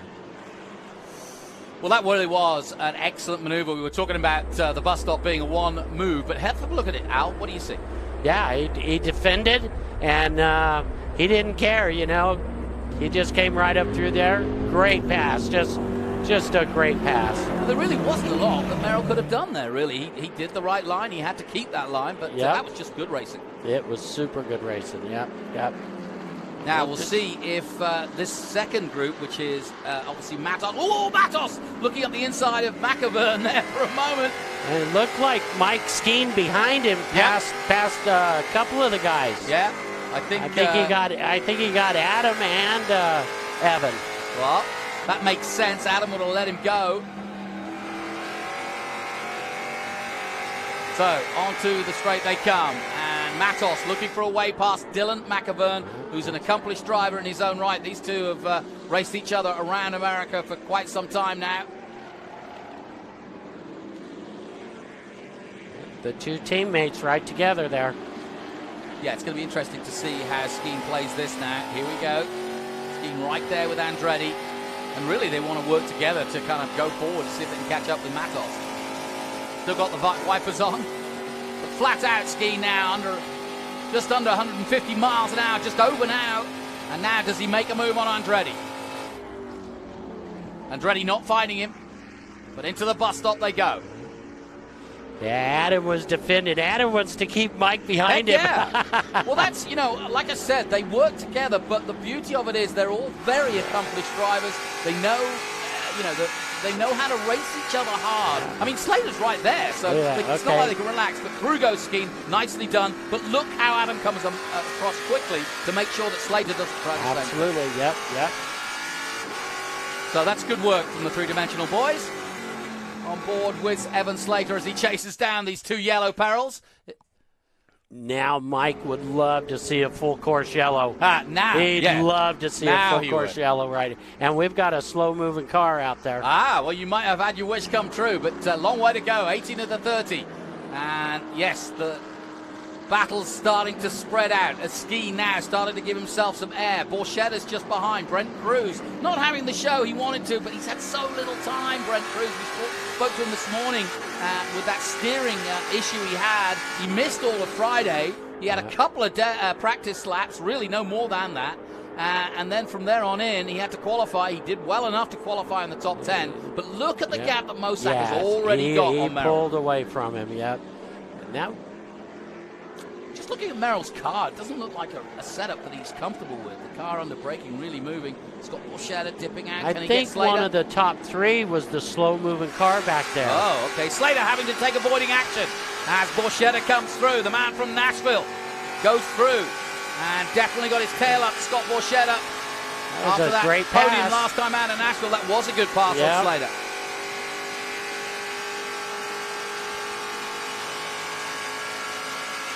Slater's car sounds top speed, and I'm on 162, and we were talking to Dylan Archer, who said he couldn't get up to 160 top speed, and that's hampering him, so he was struggling with top speed overall. And while this isn't the fastest course in America, it's a lot of fast medium corners, so you really do need top speed if you can get it. Yeah, look to me, watching him driving when he get into the throttle, his back end came out, so he's a bit on the loose side is what I see there. Let me give a shout out also, as we were on board with Lostowski, for Misha Goikberg, the Canadian. And this is obviously for BC Cars a home race in many ways. The Canadian border not that far away, a couple of hours. And Misha doing also a good job because Scott's making a move on Adam. Whoa! Yeah. And these two have some history from Nashville. They love racing each other, but they're both off track. And back comes Evan Slater. Slater comes and through here comes Cruz. Wow, three-way battle, and Scott Borchetta has managed to get in front of both of them. This is great racing. Yeah, but Goikberg, nicely done. This is what we like to see. Adam Andretti getting in the thick of it. That's one heck of a race there. All those cars bunched together. Back to Slater. Can he get him again on the straight? Slater's got the top speed, has he, as they cross the strip. Coming up for the Mission Foods turn 1. Under braking. He turns in. Nicely done. Red Cruz, though. Oh, Slater gets sideways. Cruz will pass him, and Borchetta goes off. Oh, what a shame. Meanwhile, Slater's still going. I think that was. Oh, no! Another big off, and that's damage to Slater and the car he was trying to overtake, and that's not going to last long at speed. Oh, no. Nasty, nasty wreck there. Yeah, it is a nasty wreck. And that's Misha Goikhberg in the number 10. He usually drives in the number 20, but that's a shame. Misha was all the way up. I was just sort of extolling his virtues from going all the way from the back, having changed tyres to new ones, having spun out during qualifying. He likes skiing. There's Austin Green on Lostowski. Boy, they're getting close today. Not holding back here at the Glen. Right, full course yellow, which is what I thought was going to happen. Misha Goikhberg's in the middle of the track. Now, there's that caution you wanted for skiing. Yeah, skiing's going. Thank God for that caution. What I'm seeing happening right now is it's time in the race. They're starting to wheel hop the rear end. Right. They're starting to lose Explain that braking. My mom's watching. She'll want to know what that means. Yeah, what that means is your brakes are starting to go away. Yep. And so what ends up happening is you're losing the grip with the tires to the track also. And so the rear tires start to hop in the back end, which you lose your braking and ability. You lose the stopping ability with the car. And sometimes even if it doesn't wheel hop, you've lost that rear grip. It's starting to hurt the braking power of the car. Watch this. Slater's car loses the rear end under braking. Right there. I see. Right there. Scott lost his braking all by himself. Gotcha. Drew went Cruz. Yep. And there's Misha. Misha got by, but then trouble. Yeah, they stacked up on each other right here. Yep. See, they stacked up on each other is what happened. Can you apportion any blame? Or no, that was just a racing accident. Yep, fair enough. Evan couldn't see the guys in front of him what they were doing, and it just stacked up on them. Now, I'm not saying my mum's not a good racing driver. I just like to mention her now and again. But she loves it when I give her a good explanation when it's technical like that. Yeah, I'm sure there's a lot of people out there learning that. It's the time in the race. It's, you're past halfway and you're braking, your tires, everything's wearing out, so you have to start backing that corner up instead of braking real deep. Well, let me ask you this. What would you be saying to your engineer now? What systems checks would you be doing? What adjustments, if you can, would you want to make? Yeah, since there's no pit stops, right. you pretty much have what you have. And so what you would actually be doing is talking to yourself and telling yourself, I don't have the brakes that I had in the beginning of the race, so I've got to make my pass happen coming off of the corners, getting up next to him, and not using my brakes to out-brake him getting in the corners. What about adjusting bias in terms of how the car's changing? Bias, they've already had their bias set from the beginning of the race, and so really it's just the fact that there's just no rear grip on the and even if you did turn it to the front, you're still losing your braking power no matter what. It's not going to help. So you just got, unfortunately, you just got to back things up. Let's take a look at some of that action, and we talked about Borchetta on his own, but again, Al, I'm going to turn to you here. Here's what happened to Scott Borchetta, who's having a great race up until this time. So he crosses the line here. Now he's heading into turn 1, Mission Foods. Yep. Just lost the rear braking. Yep. That's all exactly that what was. you said, huh? Exactly that. Just lost the braking of the rear end and slid it down in there. He was, the lap before he was making those passes, he was hard on the brakes during that time. He tried to drive it in the same as he had been doing earlier in the race. It just lost the back end getting in. Well, let's talk to Scott Borchetta's crew chief. He's with Ben Sisson.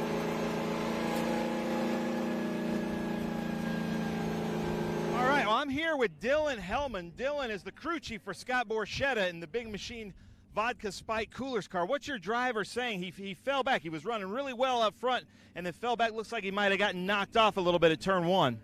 Yeah, he climbed his way up to 6th, and I think we got pushed out at turn 1. But Scott did a wonderful job at saving the car from sliding too far, getting into the wall. So I know his forte is battling back. So we're going to watch him now the last little bit of this race and see where he gets.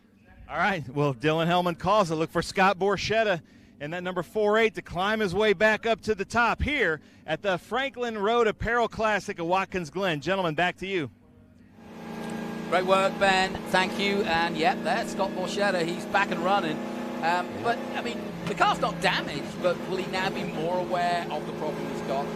Yeah, he's definitely aware but everybody has it. Right. Everybody has it. Right. So, you know, you just got to be careful. You got to actually down those straightaways, you give a little pump to the brake pedal with your left foot, give a little pump to it, and then go in and brake into the corner.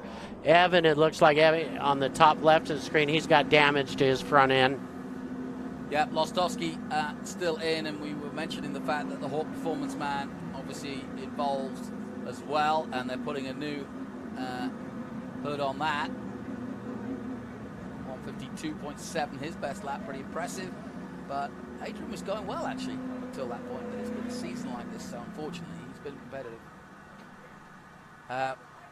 So, Adrian Lostowski. I'm going to have him pull a little bit of tape off so it pulls back down once you get going again.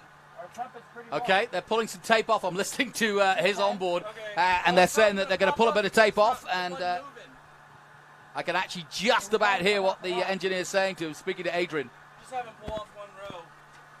But it's big tape. So work frantically during the caution, and of course if you've got a caution, this is the time to use that time to get it done, because you can't do it when it's green, or you don't want to do it when it's green because you're going to lose way too much time.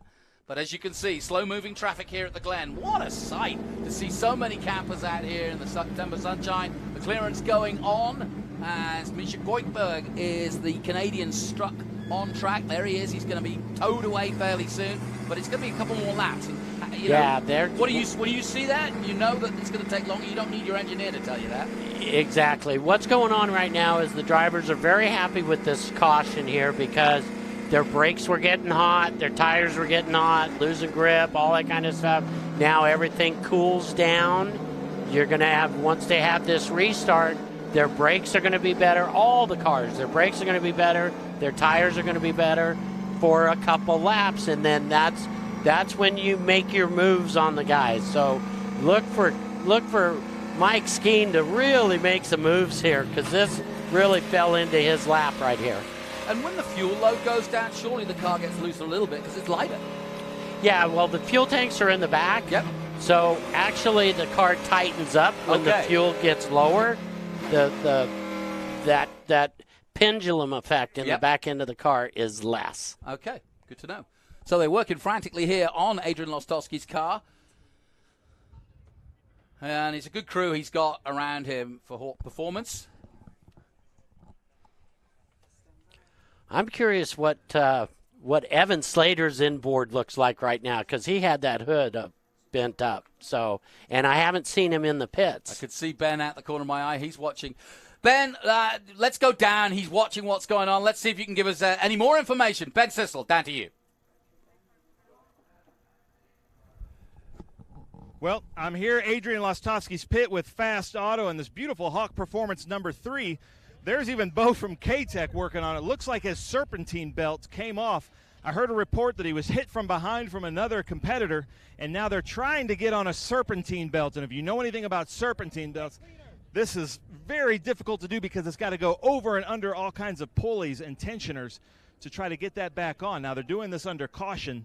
You can see Adrian looks a little bit relaxed in the car. They're asking for some brake cleaner right now, try to help slip that thing back on. But this is a tall order in a hot engine bay. The report was that he was hit from behind and the belt came loose, and that serpentine belt operates just about everything in there. The water pump, the power steering fluid. It would be, you're not driving this car very long without that belt. Gentlemen, back up to you. Great stuff, Ben. Thank you very much. Yeah, and that's the thing. Yeah, you don't really give it much thought for. They haven't got gloves on, and they're inside a very, very hot engine. It is hot up in there. They're truly trying to work and not burn their fingers off. Well, let's hope they get him back out. But thanks, Ben, keeping us up to date in what will be now effectively a sprint when we get going again. And the mindset does change, especially for a Mike Skeen or whatever. It's go time, right?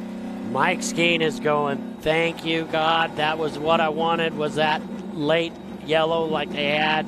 He's been running up through there. Now, the only thing he's going to be thinking about, do I have the brakes and the tires to get up through this rest of the field, because he's been using them hard. That's true. Good point. All race long. We forget the fact that he's had to come from what the mid pack, the back of the pack. Yeah, 43 cars. So he's been hard on his brakes versus the lead group that he's approaching now. Yeah, and I'm wondering about Andretti too, because Andretti has been there or thereabouts. He's currently 7th. He's got Noaker behind him. He's got Cruz in front of him. And then Skeen just ahead of him. Then Matos in 4th. And that's a good result from Matos. He'll lose some points but not the lead. But Merrill and Mosak are making hay here at the Glen.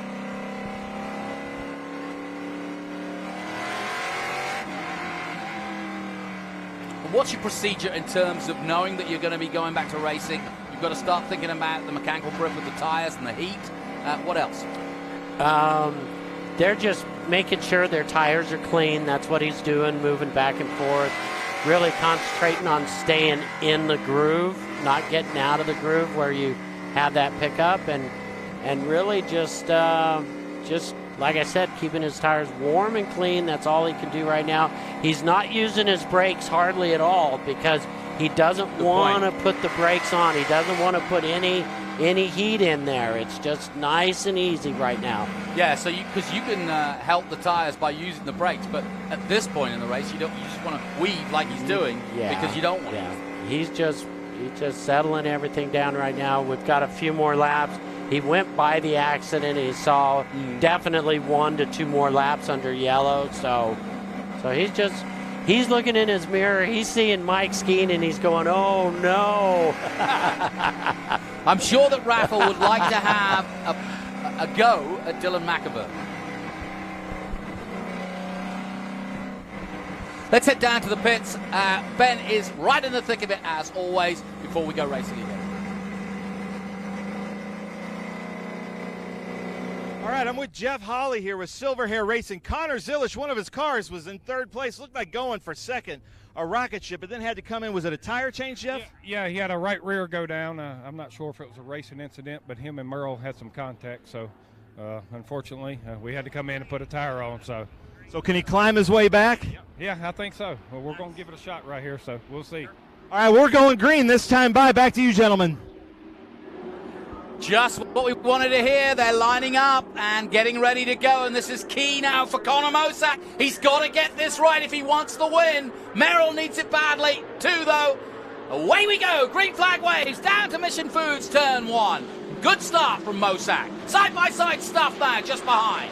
Dylan McAvoy and Rafa Matos. I knew that Matos would have a pop, and Skeen looking for it. He's watching this battle too. White was still on, but through goes Matos on McAvoy. Here comes Skeen. He's going to try to do the same. Yeah, now Mike's going to try to get a run on him down this backstretch. Here we go towards the bus stop. Here comes Merrill. This is a chance. Can't quite do it. Here comes Skeen. He can't quite do it. Cruz is in there. Field starts to spread out. Great racing all the way through. Here's the battle. Skeen on McAvoy. But where? Feathering the throttle, being careful, but getting on the power as early as he dare. And you can see there's just not a lot of room to overtake. Yeah, Rafa did a great job putting that car, passing that car. Yep. Wow, this has been top draw racing by some very, very good proponents of the sport. And right at the sharp end, the youngster Conor Mosak, who made his name here at Watkins Glen this time last year with his first ever Trans Am win, and he's going for back-to-back here. Here comes Skeen again on McAvoy. Oh, he's almost alongside. If he gets the drive, he might have another go, but McAvoy and the experience showing, and Cruz waiting to pick up the pieces, likewise Slater. You know, Jonathan, I'm looking at the clock up above. I think it's a timed race now. Yeah, There's only 11 minutes left. There was 7 laps to go, so I think the timed race is going to happen first. Yep, and I think that's why the likes of Skeeter getting the hurry up. They know that 11 minutes, you can calculate it yourself. If you're averaging, 151 a lap, that's not many laps. Yep, they've told their drivers now, it's 10 to go, we got to go. Let's do it. Skeen looking for a way past McAvan. He's hounding him at the moment. But Dylan McAvan, an experienced and champion himself in the past, now racing in IMSA on a regular basis. So this is good to see our two IMSA boys who know each other very, very well, but also Trans Am stars as well, Skeen and McAvan. And so that's the quality of racing we have in this championship, the oldest road racing championship in North America, and long may it continue. Watkins Glen was one of its first ever homes, and it remains very much on the calendar. Classic venue. We've lost Justin Marks, we've lost Cameron Lawrence. Marks with a clutch issue, Lawrence with the control issue, and Austin Green having a good run here, his first time at the Glen. And Scott Borchetta back and running, and he's right there behind Dylan Archer. So yeah, we heard from his crew chief that Borchetta's car was in good battle. So here we go. How can he go now from here? Borchetta currently in 12th, Archer 11th. Scott's making a run, trying to make up for that mistake he made in turn 1. Well, he's through on Archer, nicely done. Yep, doing a great job. You know, I first heard about Scott Borchetta's racing when we did the sim racing during COVID, and he went through 3 computers, and he wanted to do so many laps. Absolutely.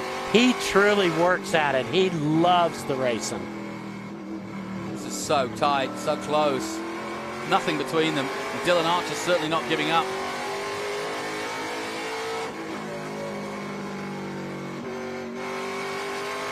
So hard to work out. They're all doing the same speeds.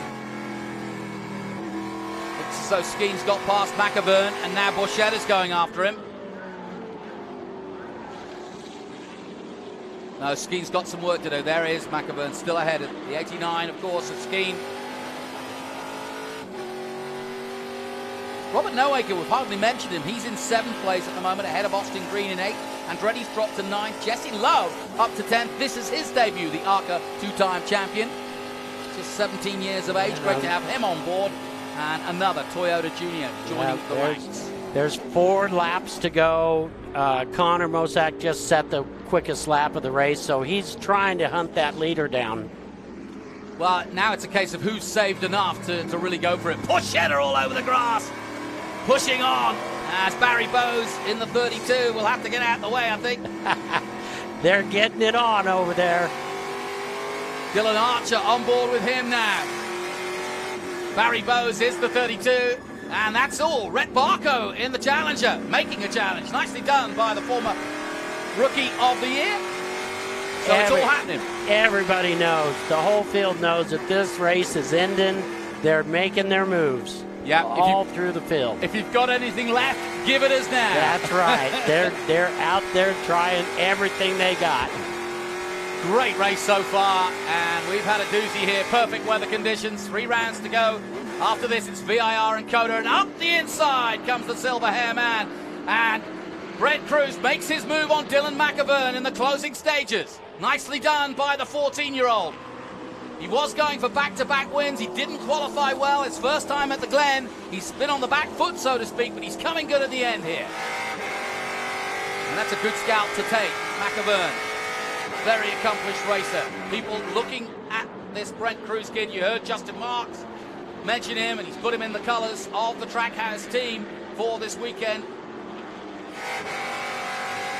And we're on board with Rafa Matos. Matos has done a good job, to be honest. These top 3, they're giving it everything they've got right now. Yeah, this has been the perfect race for Rafa. Didn't need to win it. Needed to keep a good watchful eye. He may still have a pop at Connor or Thomas Merrill before the end of it. And I think what now Rafa's doing is just waiting for these two to take each other out. And that could well happen as here comes Connor Mosak for the win. Round the outside on Merrill. Touching. Wheel-to-wheel stuff. Oh, side by side. And Mosak goes through. Merrill in trouble. And here comes Matos. I mentioned Merrill looking as though the car was uncomfortable. He just doesn't look great under braking at all. and Mosak took his opportunity. Will Matos do the same? He's going to give it everything he's got. These three guys, they're racing super hard right now. This has been excellent stuff. Top draw racing by these professionals in Trans Am.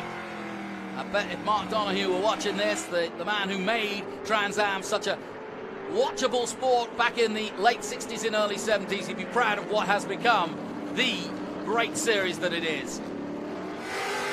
It's good for the experienced drivers. It's great for the youngsters coming up.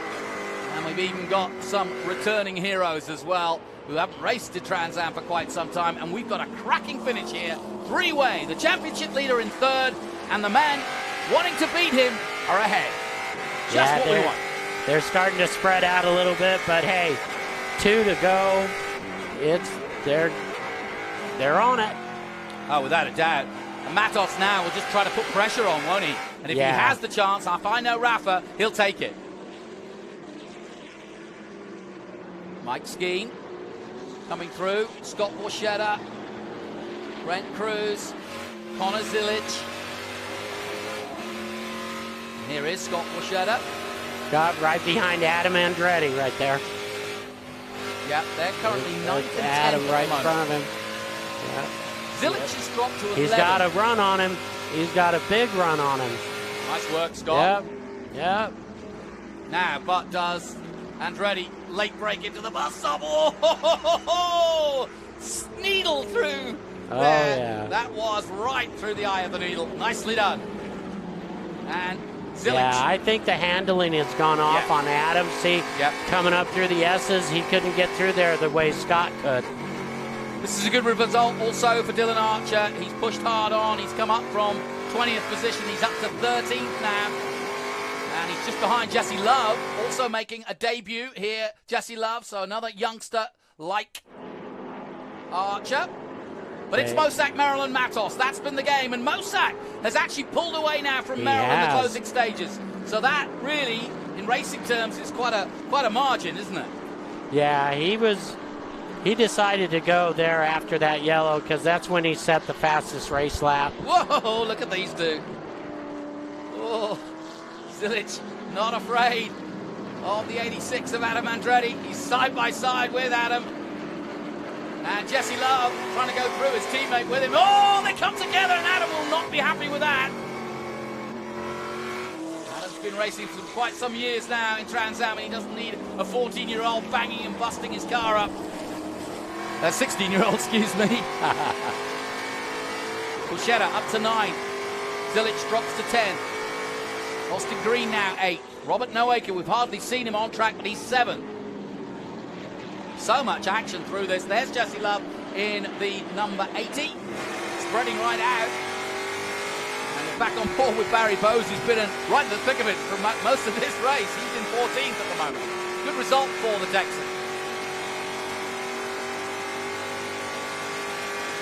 Oh, this is great racing. Yeah, so look at this. 4 wide. Oh, debris coming off one of the cars, or being thrown up on the track anyway. Into the bus stop then. Closing stages. Everybody's making big moves as somebody gets turned around there at the exit. Damage to the back of the number 5 of Connor Zilic. Dylan Archer trying to catch up with these boys. Archer in 12th at the moment. Still Mosak leads from Merrill. Mosak gapping by almost a second now at the front on Merrill. This should be Mosak's if he keeps where he is. 0.9454 at the moment. Matos still third. He'll maintain that now for sure. Skeen doing a remarkable job. Al to get all the way up to 4th position. Yeah. Remarkable. It's been one heck of a race. So then, well, we said at the beginning of the weekend, watch out for Connor Mosak. I know Scott Lagacy will be watching on the sidelines, delighted with his efforts. He got pole position yesterday. We see the recovering Scott Borchetta coming to a very good result. A top 10 finish after spinning. Pretty impressive. Merrill will not be too disappointed, I don't think, because these are vital points on this final lap. The man from California still very much in the hunt, and he will take a couple of points away from Matos by finishing ahead of him, and that's important to Merrill, and it won't bother Matos too much. There's still a lot of racing to come from this championship, and with BIR and Cota, places I know that Matos is comfortable. It's going to be a real fight to Texas for the end of this 2022 championship. Can't wait for the prize giving, but who's it going to go to, I wonder? Conor Mosak has been immaculate, absolutely superb. The youngster, just 23 years of age, came into this championship a couple of years ago, won his first ever race at Watkins Glen, and from there on in, he's been at the sharp end and taking it to the more experienced drivers in the championship. He's been watched by many, many different teams in sports car racing, in NASCAR, and of course in Trans Am.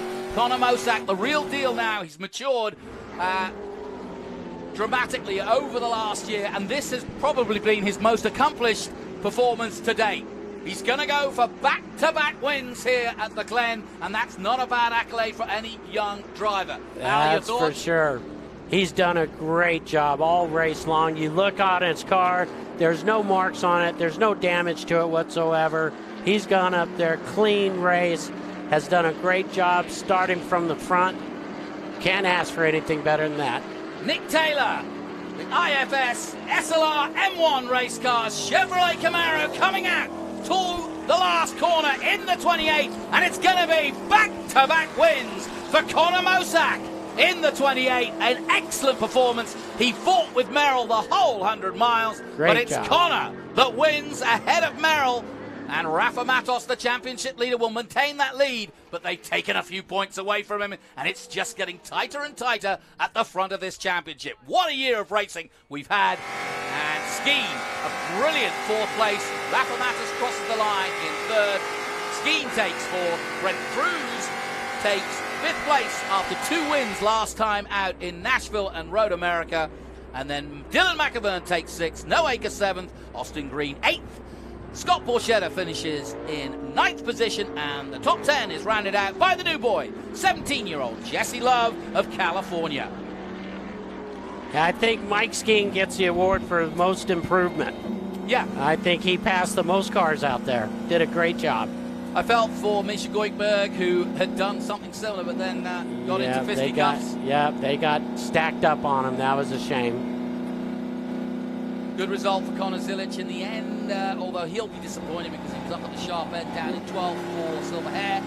Dylan Archer up to 13th from 20th. Keith Prochuk, hardly saw him in 14th position. Darren Mock in 15th. Rhett Baku in 16th position. Morris Hull actually did well, up to 17th place. He'll be pleased with that. And on those last couple of laps, Adam Andretti just fell like a rock. So something was going wrong with his car out there. Yeah, I think so. And the way he was getting overtakes. Something was going on. Well, we'll soon find out. Adam's going to join me in commentary for the TA race. Yep. You can ask him how it was out there. Well, Al Hunter Jr., it's a delight to have you, the Grand Marshal of the event, and enjoying the Grand Prix Festival downtown. Remember the history of Watkins Glen. It all started in 1948 as they raced around the streets of the little village as it was then, the small city that it is now. But they loved their motor racing, and in the early 50s they built this fantastic track, and we've had everything here. Trans Am, Formula One, Can-Am, you name it, it's all come here. And of course it's also a big home for sports car racing. Beautiful day at the Glen. Awesome job for everybody. Got an exciting race coming up with the TA Championship, the TA1. The vintage cars out there. It's going to be just a great weekend. This is super stuff. I think that's pretty impressive by Rafa, though, because he did exactly what I thought he would do, which is to just stay out of trouble but stay competitive. You're on the podium. If you can just keep doing that, third, fourth, fifth. That's all he needs to do. I tell you what, they may have closed a little bit, but hey, when the competition is this close, this tough, you just got to go out there and you got to make a race, do the best you can, finish. Hopefully it's in the top 3. Hopefully it's P1, then you can move out on the points. But if you can't, then just keep doing what you're doing here, and he can wrap this thing up at the final race. Well, we always give our chill-out moment of the race, the chill-out systems, chill-out keep cool move of the race. And, of course, cool as a cucumber, it has to be this by Conor Mosak for the lead. How about this into the bus stop? Cool as you like. Merrill had no way to come back at him. There's only one line usually through there, but Connor found another. Absolutely. That down is the coolest move of the day. And Yeah. that is why Connor Mosak is our chill out, keep cool move of the race. Yeah, he set that up coming up through the S's at the beginning of the backstretch. Great job. Well, I think they enjoyed that so much, they're going to do a few down slowdown laps. They're enjoying it. They haven't come in. I noticed that a little bit ago. They went through the checker twice. Yeah. Well, maybe they weren't sure about when to come off, but hey, doesn't matter. Cool down the car. We'll be down there in the podium in a moment. Ben Sissel will do the honours, as always. My thanks to Ben and to Alan Jr. for giving us a really fascinating insight into what it's like to be out there in the thick of it at one of the greatest circuits in America. Plenty of action still to come. If you're watching on the live stream, stay with us. We've got plenty of SVRA, all part of the SpeedTour. Over 400 cars gathered here this weekend. We've also got a special Bugatti, not parade, a race. And those cars dating back for as far back as 1926, the year that Queen Elizabeth II was born. So we're up on things here. We know what's going on. So then, well done to Connor, and I think we'll see this young man with the curly black hair with a big smile on his face when Ben Sissel gets to him. He deserves that one. That was top draw. We always see Connor there or thereabouts, but he's been disappointed this year because he's been picking up podiums, but not race wins. Let's head down to Ben Sissel. He'll be taking our winner in just a moment.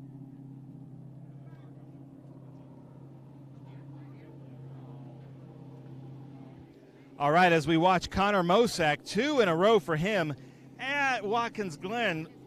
Thomas Merrill is barely squeezing in here at Watkins Glen International Raceway here. Beautiful Watkins Glen, New York. Connor's taking off everything as he steps out. Hey, crowd, let's hear it. Connor Mosak, 2 in a row here at Watkins Glen. Look at that. This is something he's been looking for all year. He's won 4 pole awards this year, been up front in most of the races this year. Connor, 2 in a row at Watkins Glen, and your open eyes, Franklin Road Apparel, SLR Chevy Camaro. Buddy, how does that feel? Man, it feels amazing. We've been so close this year, and to finally get it done is, I feel like we've really deserved one. So tried to give it away there a couple times. Gave him the lead back with some mistakes, but thankfully his car was so good we were able to get back by him multiple times. Yeah, how many times was there a pass for the lead in that race? Well, yeah, he passed me on the start, and then I got him about halfway through the race, and then just driving away in that long green flag run, had a good restart, and then I think I made a mistake. There was a grass all over the track, and I was just a little careful through there, and he just didn't care. So, that's on me for being a little too cautious, and then he made a mistake, and I was able to get back by him, and then the very next corner I overdrove it and made a mistake, and he got back by me, and then I was able to get around the outside of the carousel. So it was a really fun race, probably the most fun Trans Am race I've ever been a part of. Just good, clean racing up front all day. So I was there in the talks before the race. 2 hours before the race, I asked, are you going to be on the inside or the outside? And Scott Jr. wanted you to take the outside. Scott Sr. said you wanted to take the inside. Knowing what you know now, how would you pick it next time? I don't know. I mean, the outside was definitely better. We knew that. We didn't want to get used up on the start and get involved in an accident. We knew we had a really good car, so even if we lost the lead there at the beginning, we thought we'd be okay, and that's what happened. So we lost the lead there. I wasn't too disappointed. I knew we had the car to get back by him, and that's what we did. Nice. Well, Connor Mosak, first place again at Watkins Glen. We were talking about that grass. You can see here Thomas Merrill with some grass on his front grille, but Thomas Merrill, a great race. For a while there, you were – I got on the grass. It's all good. I appreciate you. My fault, man. But you were in a Connor sandwich there for some of the race with Zilish behind you and Mosak in front of you. I don't know how many times you guys exchanged the leads, but first walk us through the start into turn 1. What did you do? Well, I just hit my marks. Our car was really, really good on the starts and the restarts. So full credit to my team for giving me a really, really bad fast race car. We actually finished with a bent front suspension. I was 45 degrees to the left on the straightaways for half the race there.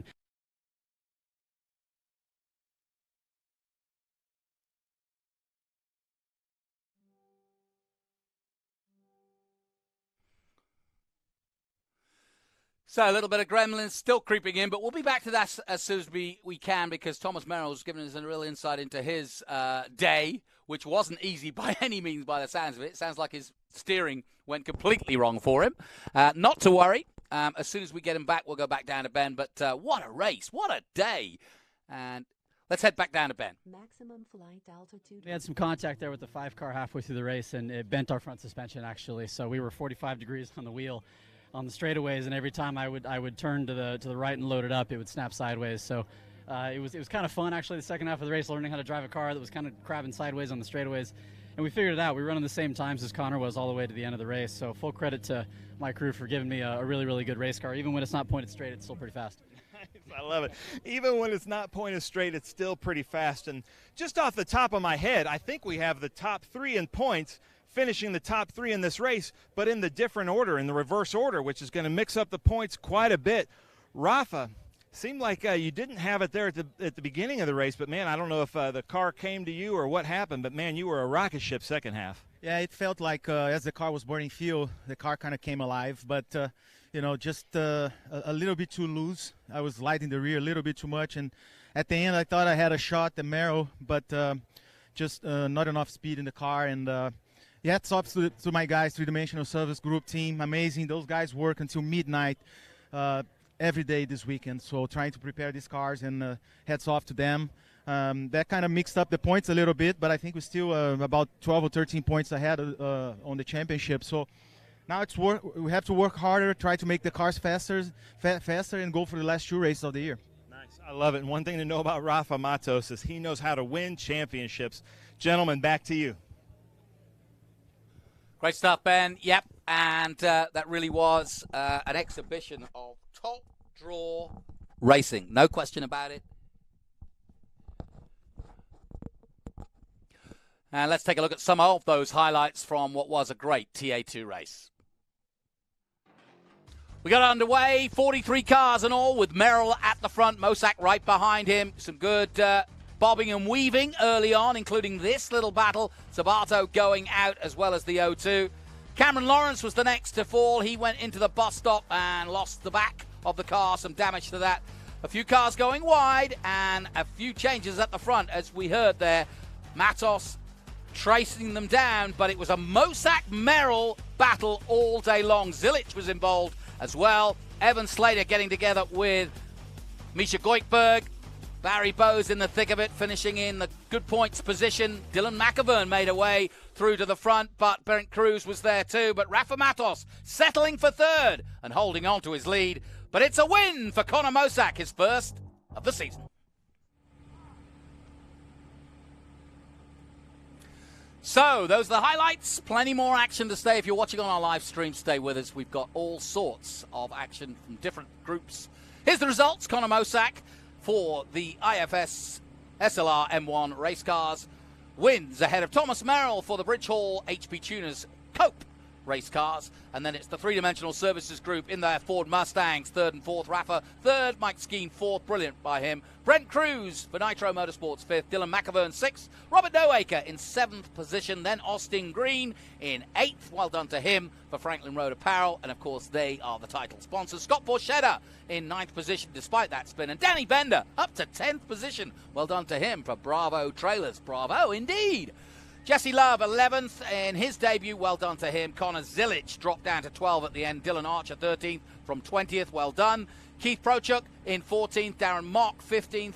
Baku, 16th. Abate coming up to 17th, our only female racer for Ghost Energy BC race cars. Her teammate going out. Morris Hull in 18th position. John Atwell and Barry Bowes rounding out the top 20. And a little further down, Ricky Sanders in 19th, in 21st. Then Morris Hull in 22nd, Elias Anderson 23rd, Doug Peterson, Ty Young, Mike Attaway, Chris Durbin, Tommy Sheehan, Andretti, as you heard from Al there, all the way down to 29th. So something definitely wrong and awry with that car at the end. Likewise for Evan Slater, who got involved in that incident.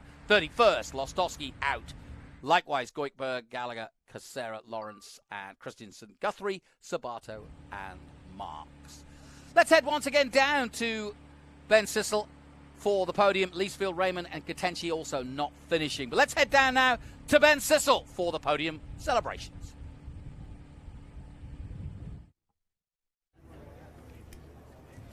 All right, ladies and gentlemen, the Franklin Road Apparel Classic, Watkins Glen International. Let me hear it. TA2. There we go. All right. I got to throw out my first award. Here we go. Little hat. Who wants a hat? Little wind. Oh, there we go. Masters. This was crazy. I think this man worked his way up to around 4th or 5th. Might have gotten bumped into turn 1. Might have done it himself. Let's hear it. First place Masters. Scott Borchetta, Big Machine Vodka, Spike Coolers. He had his best finish at the Big Machine Music City Grand Prix just a couple weeks ago. Here, throw out that hat. Scott, let's see if you're right-handed. Who wants a hat? Oh, and look at that gentleman giving it away. Scott, take the mic. Tell us about your win out there in Masters. I love this track, and the team worked so hard this weekend. I know you're going to hear that from everybody because all the teams worked so hard. But we had a vibration all weekend, and we kept changing stuff. And last night, the guys worked until all hours, and we really had a good race car today. I started 11th and worked my way up to 6th. I had a little mistake in turn 1, and I had to come back through the field and finish 9th. So good overall finish at 9th and first in Masters. And congratulations to my teammate Connor, man. Connor had a great day, so thanks. Hey, and get up on the top step, but tell me the story that you told me earlier with you and Justin Marks kind of swapping drivers. Because if you don't know, Justin Marks owns Trackhouse in NASCAR. He owns the Big Machine team in Xfinity, and I think you guys did a little driver swap? Yeah, Justin's here somewhere. So we're both Nashville-based. So Justin Marks in Trackhouse, myself, Scott Borchetta, Big Machine, and we've been working on some different driver situations this week and this year. And we spoke to Justin, and he loaned us Ross Chastain for this afternoon for the Xfinity race. So thanks, Justin, and yeah, hopefully we'll have another good finish this afternoon. Nice. Awesome. I love it. All right, let's hear. Hold that trophy up, Scott. Let's hear Scott Borchetta, Masters number 48, Big Machine Vodka Spike Coolers in the Masters class. Hey, I'm loving this crowd. Keep it up, Watkins Glen. One more time, Scott Borchetta, holding it up with the Pirelli flag, Pirelli hats, Big Machine Vodka, Spike Coolers, Masters. Thank you, Scott. All right. Okay, so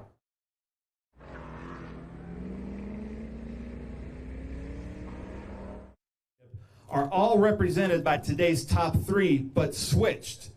So the points is going to change just a little bit after this because coming in 3rd, but first in points currently, let's hear it, Rafa Matos, 3-Dimensional Services Group. Rafa Matos always seems to be able to find his way onto the podium here at Watkins Glen International.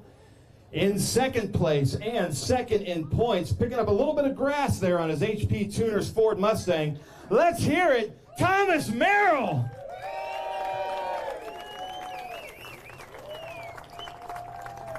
And then, ladies and gentlemen, on the pole, so that added some points, but came into this race, I believe, 3rd in points, finishing 1st for the 2nd year in a row at Watkins Glen International. Let's hear it, Connor Mosack, racing Open Eyes, Franklin Road, Apparel Team SLR. So Rafa Matos, 3 heavily fought teams right here for the championship.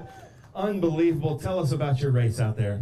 I had a great time, you know, racing against Connor and Thomas. They're both champions and very high-skilled drivers. And, you know, hats off to my team, 3-Dimensional Service Group. They gave me an amazing car today. They work after hours every day this weekend trying to pick up speed with this car, but just didn't quite had enough today. But really happy with the 3rd place. Winning championship, you had to finish 3rd, 4th, 5th, so we got to keep finishing. So good day for us. Nice. I love it, Rafa Matos.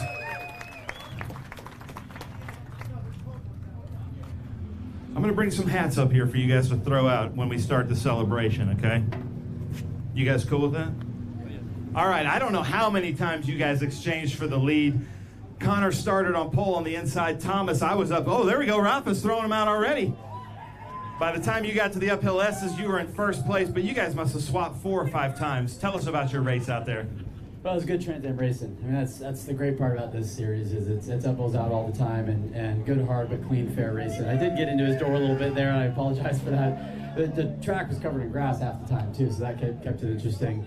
The 5-car got into us halfway through the race there and bent my front suspension, so it was actually 45 degrees to the left for the rest of the race, so that was pretty exciting to figure out how to make it go fast. But full credit to Connor for driving great all weekend. He was super fast, and he deserved the win, and nice job for Rafa for a good recovery to get up on the podium. Nice.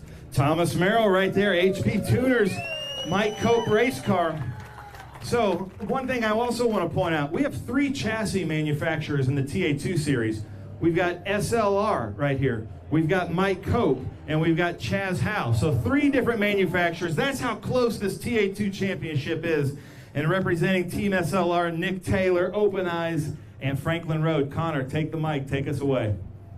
Yeah, it was a great race. I had a lot of fun out there racing Thomas most of the race.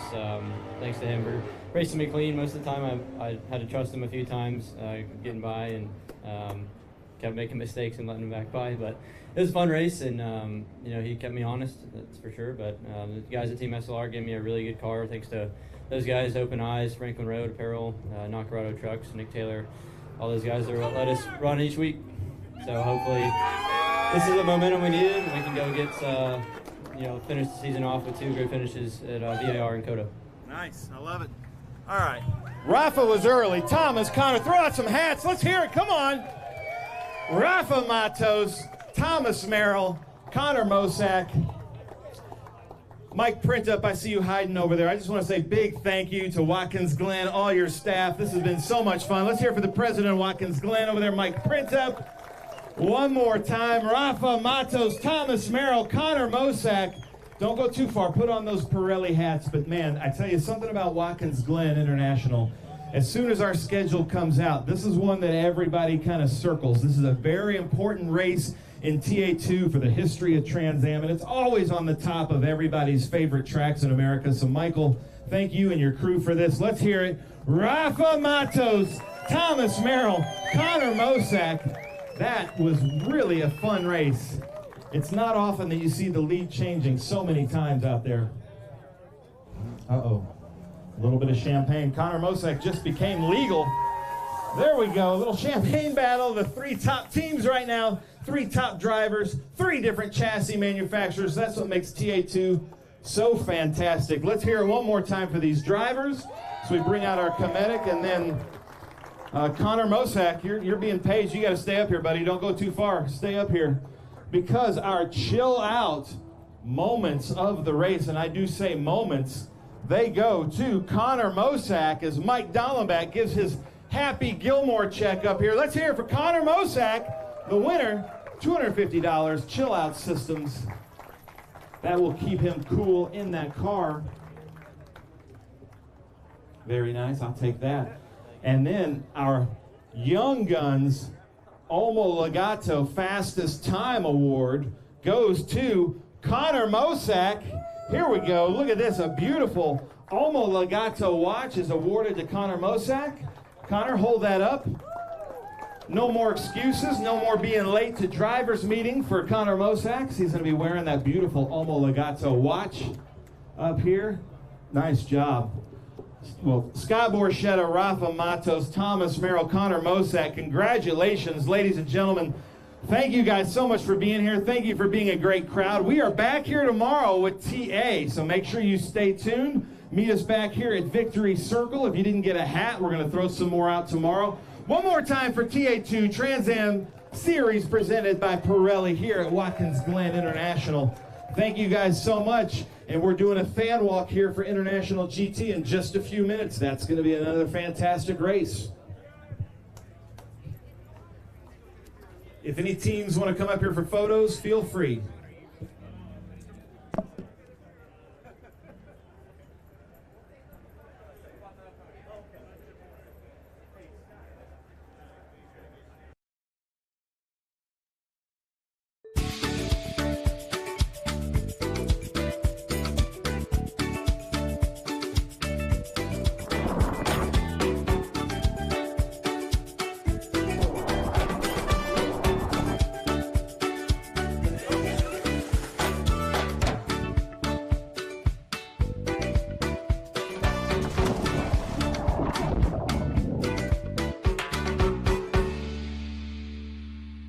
if your tooling isn't quite ready, and you need parts, and you need more parts than just a few, or if your run is just not that big, look to the experts in low-volume production, 3-Dimensional Services. Whether it's 10, 100, or 1,000 parts, we can meet your needs. And if it's 10,000, we can do that too. 3-Dimensional Services delivers high-quality parts for short runs, 70% faster than industry standards. 3-Dimensional Services. Prototype, production, proven. As you can tell, I like to go fast. Our race team is really well prepared. We like to look good, but we also like to dress good, and that's why we shop at Franklin Road Apparel. I own the company, and I wear the clothes that we sell in that store.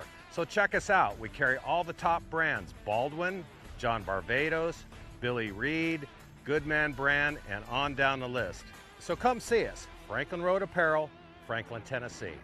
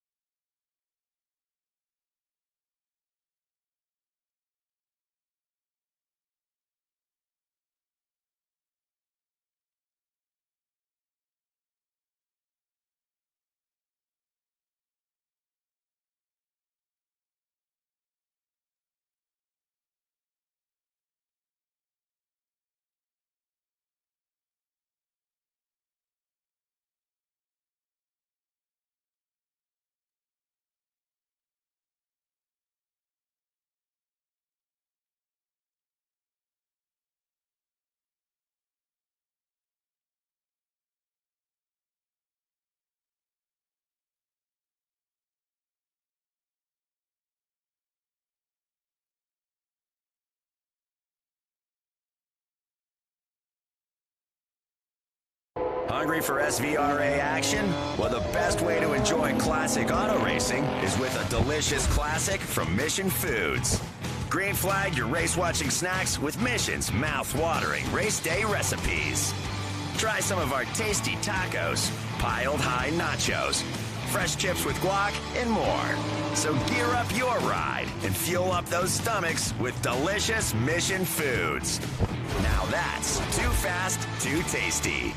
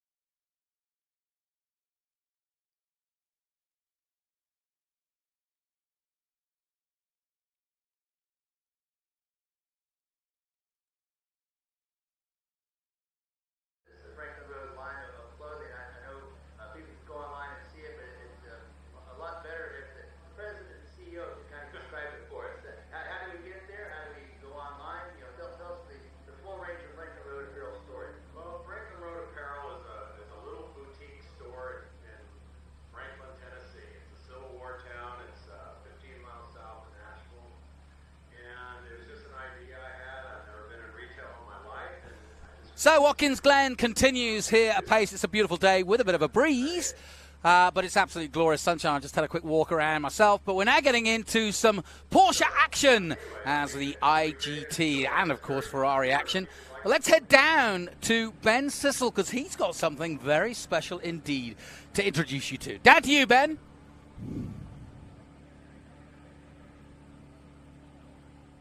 It's Scott Conway. All right, ladies and gentlemen, we are down here at the fan walk on the false grid International GT. Ken, I'm sorry, how many cars you got out here today? 52 cars here at Watkins Glen, and we've had a lot of sellouts here in International GT. Probably the most fun, the coolest racing here at any of these Speed Tour events. We've got Porsche Caymans in the Stuttgart Cup. We've got Ferrari 458, Ferrari 488s. And then we've got all kinds of GT3, GT4 Cup cars, 4Rs. I don't even know if I'm right. Ken's over there nodding his head. But one of the coolest stories here this weekend is all the females that we have racing and potentially racing.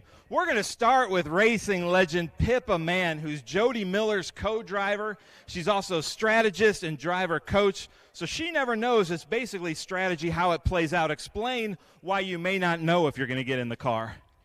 Well, I can't explain too much because that would be giving everything away to our competitors. But the long and short of it is everybody stays nice and clean and clean, there's a pretty good chance Jody's going to let me take a few laps in that number 3 blue car before the end of today. Nice. So look out for that in that beautiful Speed Tour blue Porsche. Pippa Mann might be going out there with TLM in the going out there with Jody Miller, who's also going to be racing in the TA race here tomorrow. Then Judith, you had some great racing out there yesterday with Speed Sport. So how do you explain, oh, I can't go with you this weekend because I'm going racing at Watkins Glen? How do you explain International GT to your friends? I'm very lucky. I don't really have to explain because my husband is also in the race and he's a longtime IGT member. And we are very lucky that we get to do this amazing sport together. Nice. Now, are you guys super competitive on the track, or do you give each other some grace? We definitely give each other some grace, and he's in a different class, so that helps me. And I have some catching up to do because he started 10 years earlier than me. Nice. I love it. Now I'm going to come around here behind you, talk to Maria.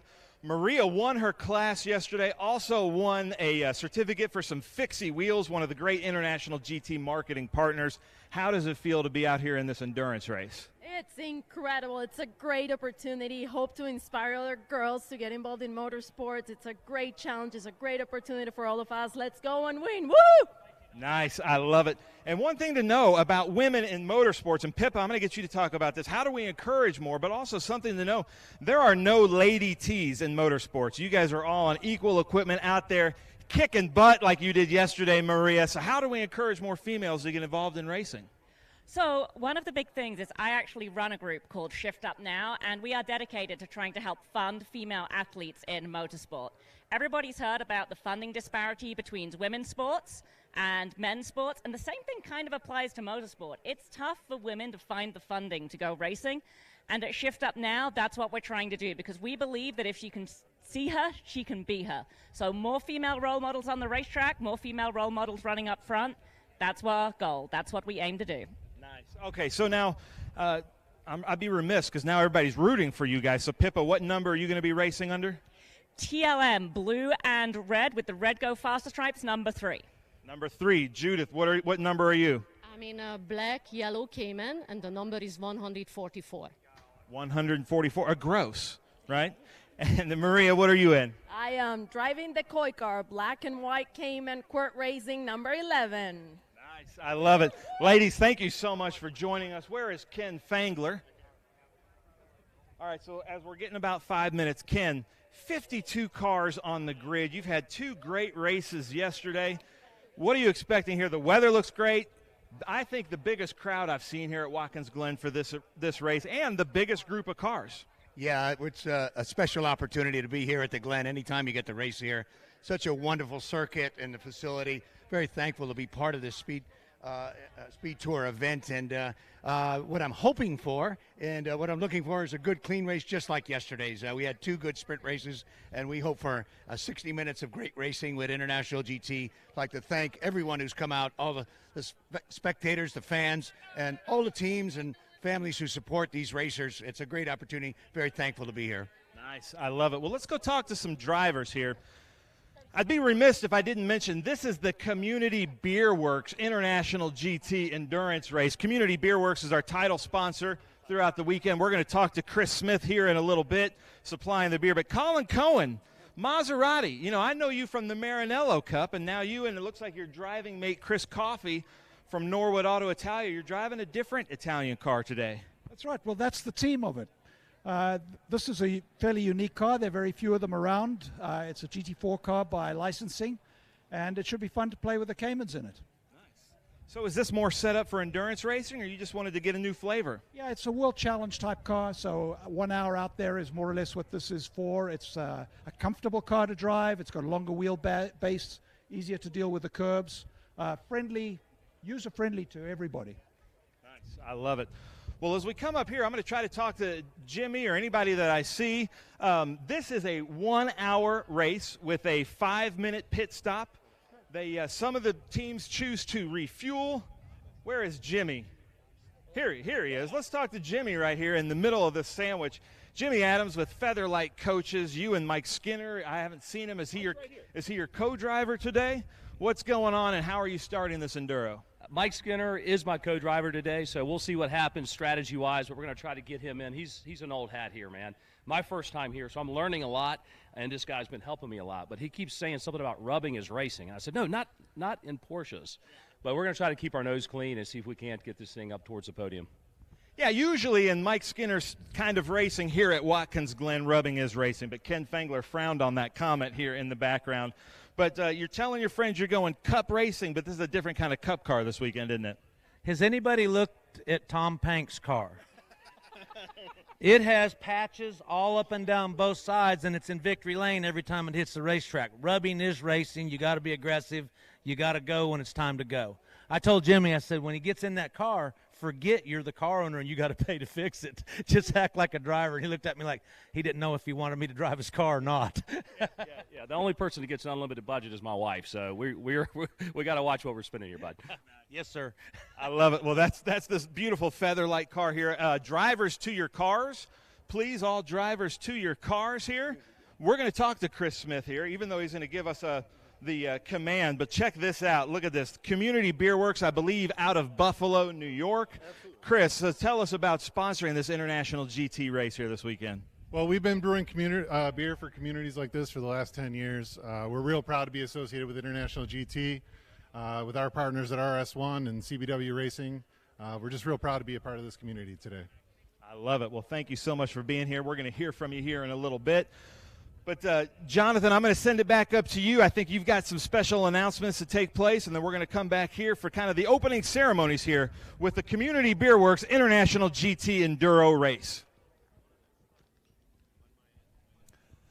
Thanks, Ben. Yep, absolutely. And I always look forward to these races because IGT put on a great show, International GT Racing.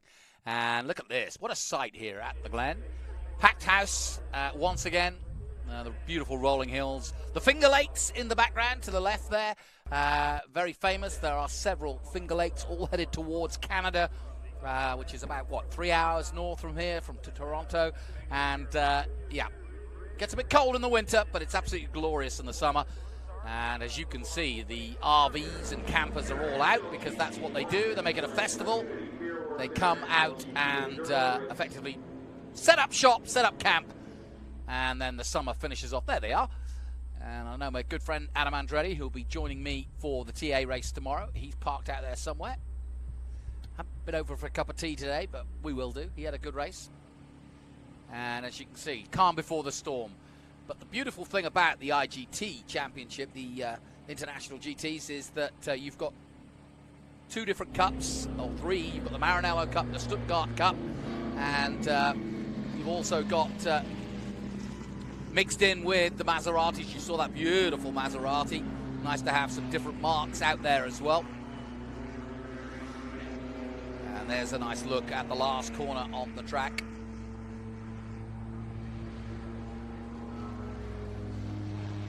Don't forget, we've got plenty of historic racing coming your way. After the IGT, we start our Group 1, 3, 4, 5B groups. We've also got something really special coming up. We've got a group at, 4:35 local time. That's here in New York. That's the Bugattis. They're a really beautiful set of Bugattis. And there you go. There's the setup. That's what you need. You get your RV, you got your wood for night, you got the Barbie going, got the mixers, and then you head out to the grandstands. We've also got HTA, which is Historic Trans Am, and if you haven't seen them in action before, it really is quite a sight, because Historic Trans Am is just that. It's the cars from the late 60s and early 70s, all painted in exactly the same color schemes as they were back then, but with modern drivers, effectively. And that one is a good one. And we finished the day off today with Group 6 and 12, certainly one of Ben Sissel's favorites. There's also qualifying later for the TA, XGT, SGT, and GTs. So we're looking forward to that one too. And remember, TA is tomorrow, and if you're wondering when, it's 11:05 local time Eastern. That's the TA feature race 2 of the Trans Am series, and in between then, interspersed between them, will be all the SVRA. And Tony Pirelli celebrating 10 years at the top of SVRA and Pirelli Holdings this weekend. He signed the contract literally a year ago. We'll also be remembering September 11th and giving a moment of silence for Queen Elizabeth II, who passed away just a few days ago. And we're just waiting for the opening ceremonies to get underway. Everybody repositioning and getting ready for the IGT race. They've already had one race, as Ben was saying yesterday, so they have a lot of racing and a lot of track time. Is that a full-size banana? That is. That's 3 bananas. Wow. That is... You don't want to slip over there.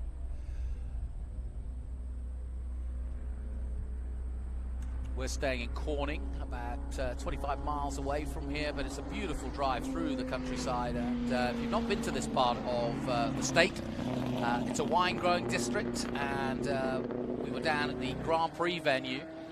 And as we mentioned earlier, they celebrate the Grand Prix, which began in 1948, where they ran around the streets of Watkins Glen. But of course, that's a little bit hairy. And so when it started getting more prestigious, they decided to build a proper track in 1956. And from there on in, as they say, the rest is history, because Watkins Glen has been a regular feature in motor racing. It was the home of Formula One for 20-plus years. For many years. Also Can-Am. 6 Hours of the Glen is probably its most popular race in sports cars. And, of course, Trans Am has been a regular since the late 60s. And this is where Tony Pirelli got his first taste as a 10-year-old at this very venue.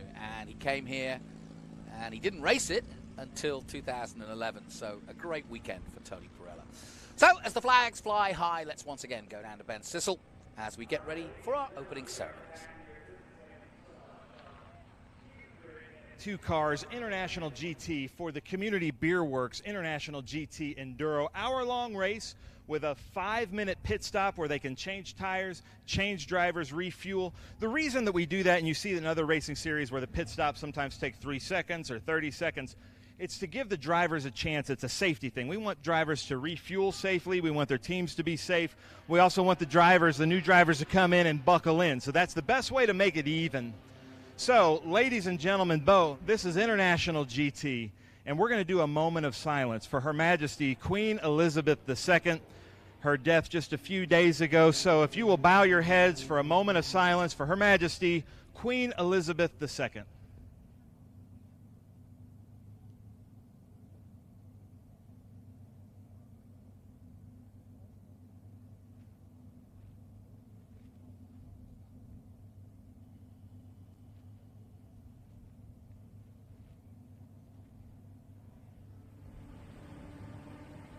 Thank you, ladies and gentlemen. That reminds me of a great photo of Queen Elizabeth II checking the oil of Nick Mason from Pink Floyd's Ferrari. She was a gearhead herself. We also have here, I want to introduce the Boy Scout Troop 87 from Big Flats, New York, as our color guard here. Let's have a round of applause for our color guard here, Troop 87, Big Flats, New York. Now we go for the invocation, Marvin Gray. It's great to have you out here. He's always going up and praying with all the drivers, keeping them safe. Great thoughts. Marvin Gray, take it away. Heavenly Father, we thank you for the opportunity to race in the beauty of your creation. Now we ask your blessing and protection on each and every one who's a part of the event, the drivers, the crews, the officials, and thank you for all the fans who came out to support us. Now we remember our troops and safety forces and our emergency workers as they protect us. And as we think about a hurting world, we remember 9/11 as the anniversary comes on, all those hurting from that. Remember our British brothers and sisters as they mourn the Queen, and we pray for an end of the war in Ukraine. In your name we pray, Jesus. Amen. Amen. Marvin Gray, thank you so much. Now to deliver us the national anthem. This is quite a treat coming back with us because she does such a fantastic job. Anna Hurt, take it away. Oh, say, can you see by the dawn's early light what so proudly we hailed at the twilight's last gleaming, whose broad stripes and bright stars through the perilous fight o'er the ramparts we watched were so gallantly streaming, and the rockets' red glare, the bombs bursting in air, gave proof through the night that our flag was still there. Oh, say does that star-spangled banner yet wave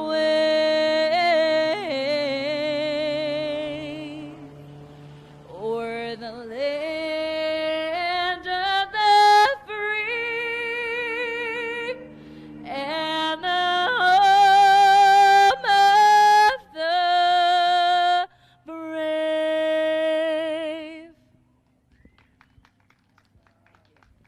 Oh my goodness, Anna Hurt, absolutely beautiful, unbelievable. So, Chris Smith here to deliver the most famous words in motorsports. Community Beer Works, a great international GT sponsor. Chris, take it away.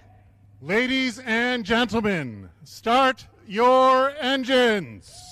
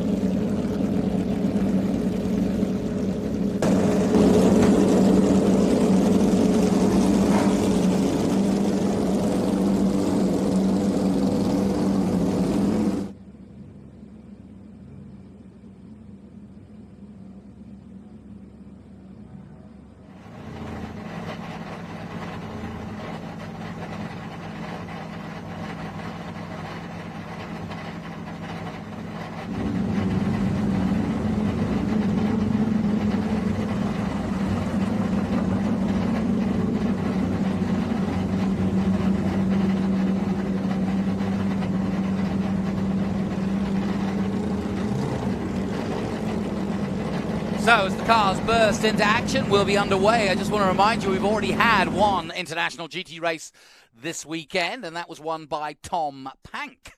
We just got a quick onboard shot of Tom's car just a moment ago. He's in the number 42. Mark Mathis was second in the number 77, and Patrick Hogan on the podium in the number 9. There's the 42 of Tom Pank, the all green, you can't miss him. And the Panks are here, there, and everywhere. There's plenty of Panks out there today, I think 3 in all, but no question about it. Todd Sloan also in the 25, watch out for him. Jody Miller pairing with Pippa Mann, who we heard from, there in the 3A.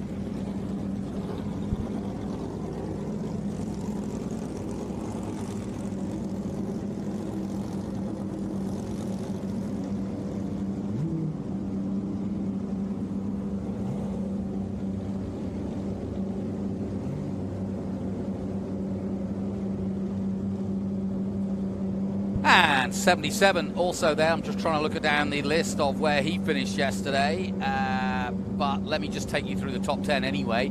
Tom Pank won the race. Mark Mathis, Patrick Hogan in 3rd. Juan Gonzalez and Butch Leitzinger in 4th position. Todd Sloan 5th. Darius Trinker 6th. Lucas Pank, I tell you, there were a lot of Panks out there, was 7th. Jody Miller and Pippa Mann, they took 8th. Edward Baus and Scott Berkowitz in 9th. And top 10 rounded out by Jeffrey Freeman.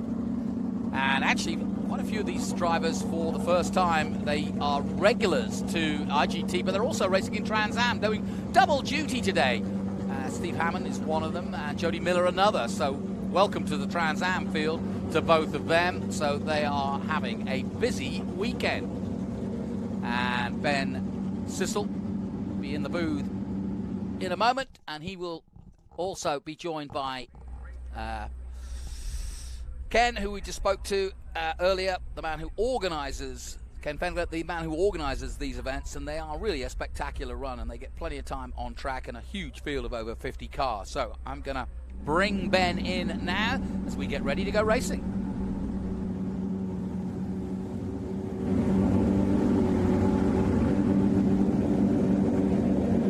All right, Jonathan, thank you so much. This is going to be quite a race. Really excited for this. 52 cars, I think, are going to take the green flag. And if you've been following along with International GT, when I started with Ken, I think in about 2016 or 17, there were maybe 6-8 cars out there. But now he's having to sell out. So if you're wanting to race with us in International GT, make sure you get your sign-ups in early.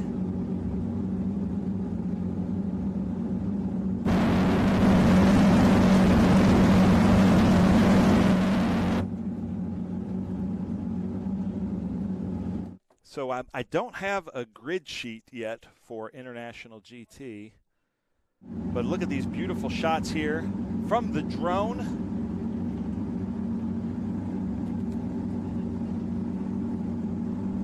But ladies and gentlemen, as they're warming up, if you don't mind, we are going to send it to commercials as we get organized up here in the announcer's booth. So we're going to send it to commercials right now, but we'll be right back with this Community Beer Works International GT Enduro.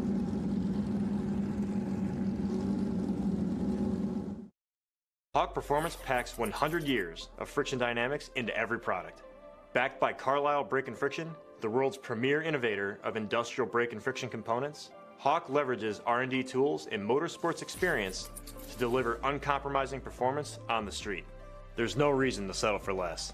Choose pads that are race-proven and street legal. Find the Hawk Performance brake dealer near you at hawkperformance.com. Feel the power. Experience the excitement. You're in the driver's seat. At Skip Barber, you learn from the best. Whether you are a new driver that wants to learn accident avoidance or a seasoned racer looking to improve, we have a program for you. We're your #1 destination for auto racing and driving schools. Skip Barber. Feel the power.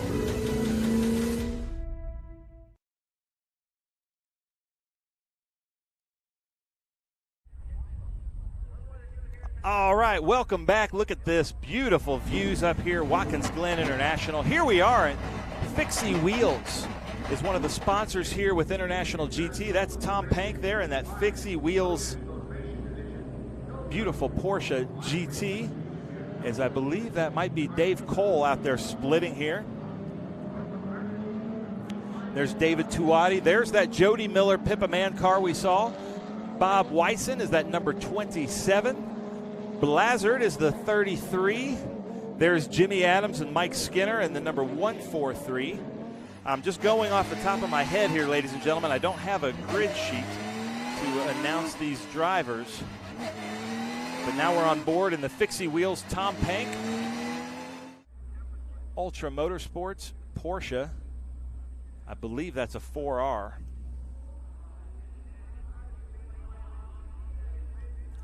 And then you can see right now we've got 400 cars here at this Hilliard U.S. Vintage Grand Prix with the Community Beer Works International GT races and the Trans Am Series presented by Pirelli, Franklin Road Apparel Classic. So we've got Trans Am International GT, a Bugatti reunion, and the Sportscar Vintage Racing Association, all here for the Hilliard U.S. Vintage Grand Prix, one of our favorite races of the weekend, as we see right now through that Fixie Wheels camera of Tom Pank, just trying to get some heat in the tires. The pace car has to go this slow because we have such a huge field of cars. They have to get out of the pit. They have to be split into the pit lane, and you can see this huge field. How beautiful is that as they come into Big Machine Vodka Spike Coolers bus stop? Yeah, it's a huge field. Really impressive indeed, and can't wait for this. Like I said, they've already had one run already, so they're dialed in. Some of them doing double duty, but perfect conditions, Ben. Yeah, oh yeah, we could not ask for better conditions. I don't know what the track temperature is out there, but I would say it's ideal.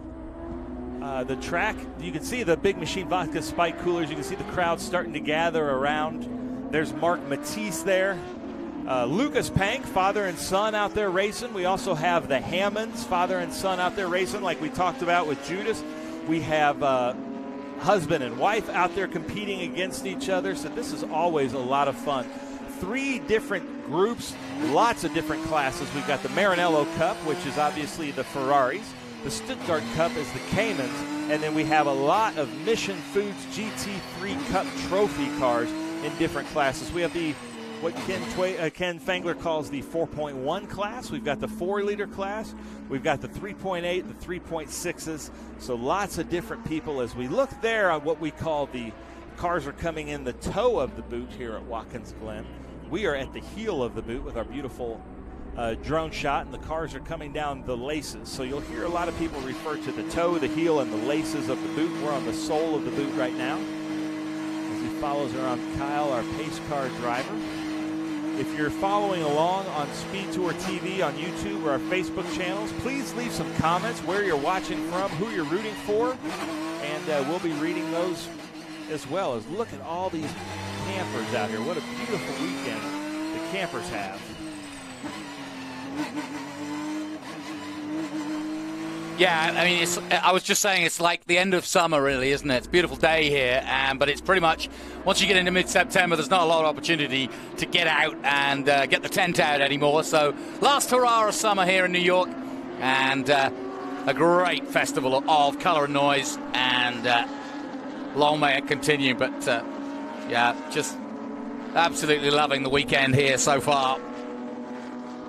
So I don't know what's going on. We're changing it a little bit.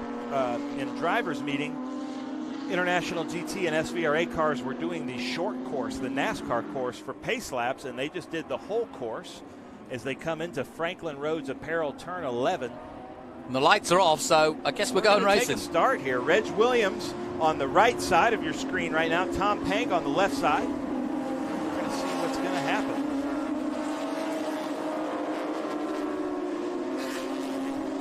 Okay, gathering up for the start then towards the Mission Foods. Turn 1, the green flag waves, and we are International GT Racing, race 2. Good clean start, everybody spreading out. And these are all professional drivers. They know how to handle these Porsches, how to stay out of trouble, and how, more importantly, to last the full hour. Look at this as they go up the uphill S's. That's Bob Wyson there in the 27. Now we're on board the Fixie Wheels camera of Tom Pank coming through. He's 152 miles an hour, 55. He might hit 158 to 160 there as he hits hard on the brakes into the Big Machine Vodka Spike Coolers, followed by Lucas Pank. Reg Williams has been passed by several cars. There's David Tuwati there in that bright orange TLM car. David was not happy with his performance yesterday and hopes to make up for it here today as they all come cleanly through the bus stop, Jonathan. This is some great images here, isn't it? Yep, Lucas Pank leading Jody Miller. Thomas Ballister in, third position at the moment. And starting to get the field into a regular position now. Lucas Pank leading the way then. No, it's off because Thomas Pank clearly is leading the race here. Our machines are off. We're mixing our grid sheets. So we're going to have to go off the top of our heads here, ladies and gentlemen. We apologize for these glitches, but it looks like from what I can see, Lucas Pank is in third place. Mark Matisse there is in first in that group, but he's second place overall, followed by David Tuwati.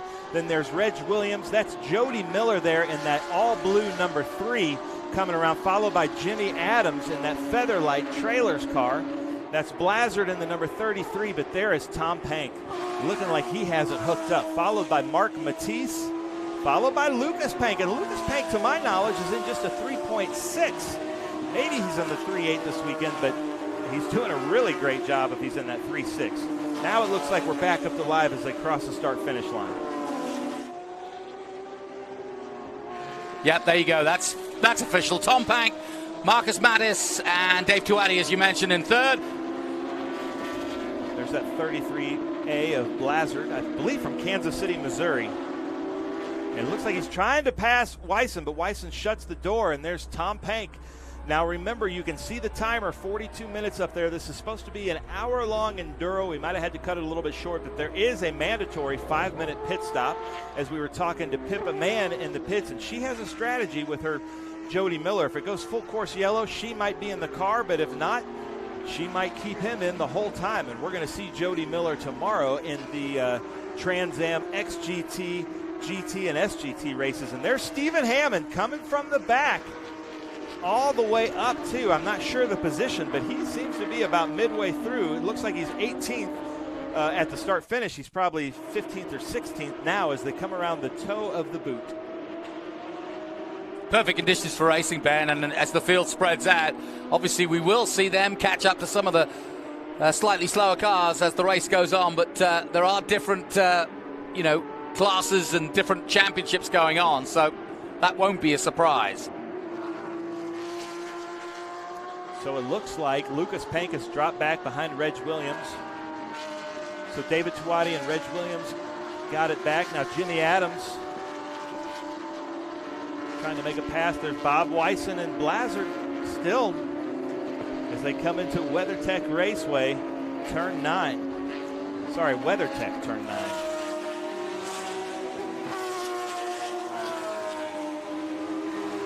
Look at this racing. This is some fantastic racing we've got out there, Jonathan.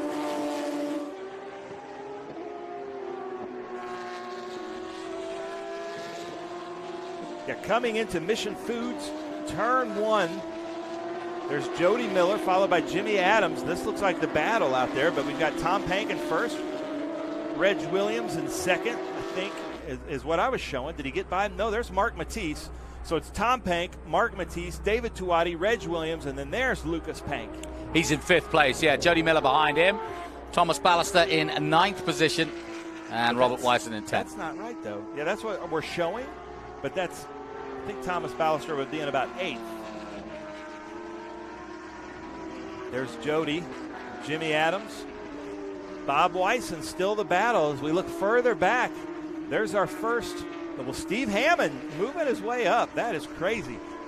All right, we just got grid sheets for here for International GT. Somebody stopped there at the bus stop. I saw a green car. I'm not sure. No bus is coming, though. In the Big Machine Vodka Spike Coolers bus stop as we ride on board here through the heel of the boot with Tom Pank in that Fixie Wheels camera car leading the way. Now, yesterday in race 1, Tom Pank was really frustrated. He thought he was being shown a black flag. He admittedly jumped the start. He came in under the black flag that wasn't for him, so he we called it, he self-imposed the penalty for his admittedly jumping a start. Came into the pits. talked to somebody at Black Flag, and then went back out and I think finished 6th or 7th overall, which is pretty amazing. As here we go, back to battle with Bob Wyson, who was in a great shootout for his championship just last year.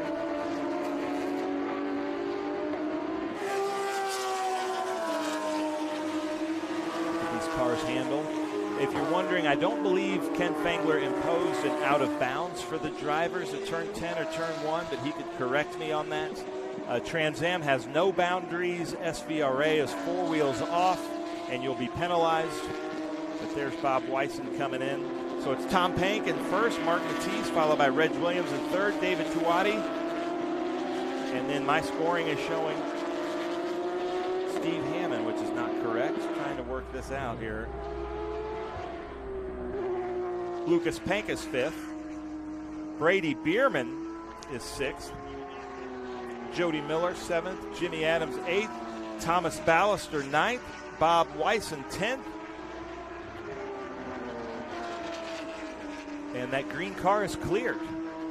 There was a green car there just as we go. That's Steve Hammond there in that red car coming through with TLM. He has worked his way up through the field. And I'm looking for the Caymans as we're back on board. The soul of the boot here with Tom Pank. Look at how relaxed he looks. You can see the bottom right, foot on the gas, foot on the brake. Comes down to 66. There is that green car that we saw, obviously having some troubles. Yeah, it looks like he's got an intermittent problem of getting the engine going, because he just seems to sort of lurch forward and then slow down again. So obviously problems for him. Yeah, that's unfortunate. That's Christopher Lee, 2016 Porsche GT3 Cup car. And here's still the battle. Jimmy Adams, Jody Miller here as they come around WeatherTech turn 9.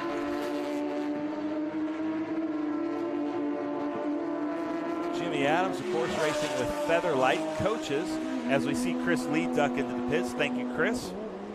And Lucas Pank is having that battle right there. Lucas Pank, and I believe that's Tom Ballister. Look, he's trying to get in the draft. That's Brady Bierman in a 2016 Porsche GT3 Cup car and a 3.8 liter.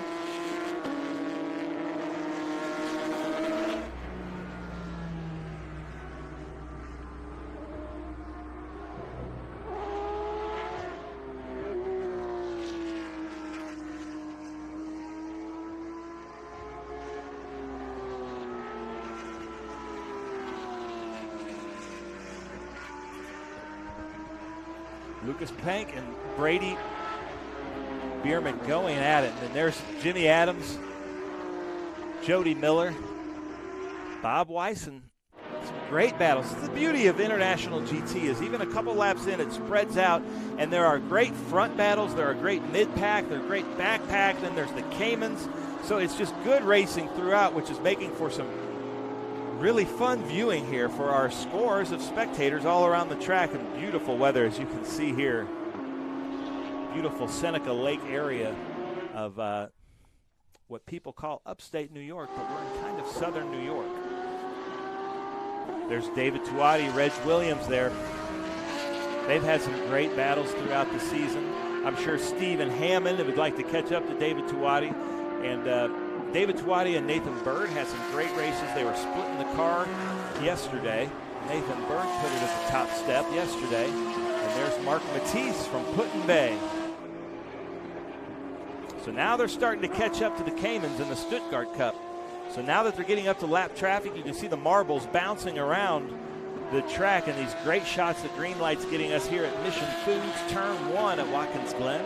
And Ben, just for the audience that may not have seen an IGT race, explain the strategy of either having two drivers or when to make that pit stop. Yeah, they want to make the pit stop, obviously, in double yellow, because then they can they don't lose out time. So much. Yeah, because it's a mandatory 5 minute. But a lot of times it's just friends, or maybe they have a driving coach, like with Mark Matisse. Sometimes he'll have Aaron Quine or Mike Skeen racing with him. Yeah. Like we saw at Michelin Raceway Road Atlanta. David Tuati, I think, has Nathan Bird.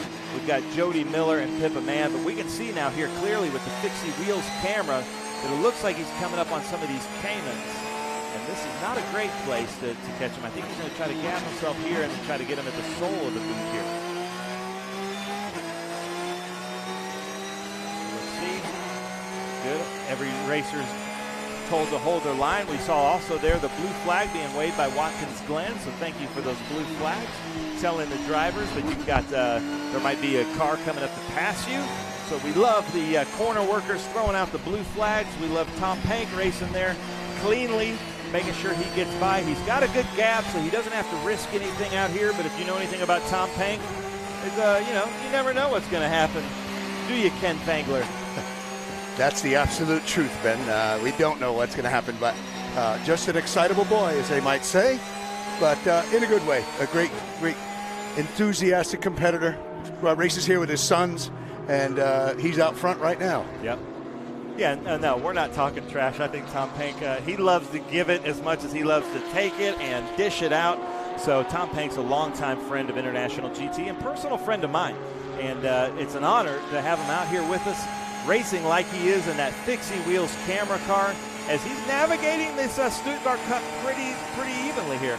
Yeah, Tom will be the first to get out of the car and complain about slow traffic, and I go, Tom, isn't that what sports car racing is about? Being able to navigate the challenges and that's put in front of you. And he said he just smiles and walks away. Sebastian Coppola there in that beautiful white Ferrari with the Maranello Cup, giving Tom Pank some room as they come around this carousel here. This is a difficult area, and now he also has to know that these cars are in their own race, so they might not be looking in their mirrors too much because this is a close race here in the Stuttgart Cup. And Ken, I can see your legs tightening and twitching over there as you're watching this. Yeah, I'm seeing, some things being sorted out. We've got quite a bit of time to go, quite a bit of racing, but things are settling into a groove, and it will be about moving forward, playing the traffic, and also obviously the strategy of the pit. And, that always comes into play, it seems, in these enduros. Whether there be a yellow, whether not, and we will see.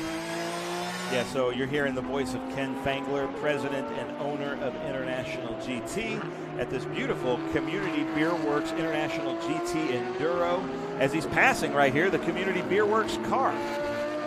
Ooh, oh boy, yeah. That was a little too close for comfort. That was about a beer can between them. I think that was, cheers right there. Yes, it certainly was. So explain the involvement here with Community Beer Works in this event. Well, Tom Kopinski came to us about 3 weeks ago, and he knew he was going to be racing here with us. He runs in a number of series, and he said, gee, we'd like to be involved with sponsorship for this particular race. We're Buffalo-based brewery, and we put it together. It's Chris Smith, his manager there at the brewery, got in touch with him, and they've been here all weekend. This is their first foray into this type of motorsports. They do some other local short track stuff. They do other sports. I think they're very involved with their very victorious Buffalo Bills this past Thursday. But first time, here at Sports Car Racing, and I think they're enjoying it. And we're enjoying the beer. That's the great part. Yeah, the Community Beer Works and the Mission Chips, what better combination can you have than that? As we see now Mark Matisse and David Tuati and Reg Williams trying to work their way through, but this is where it gets a little bit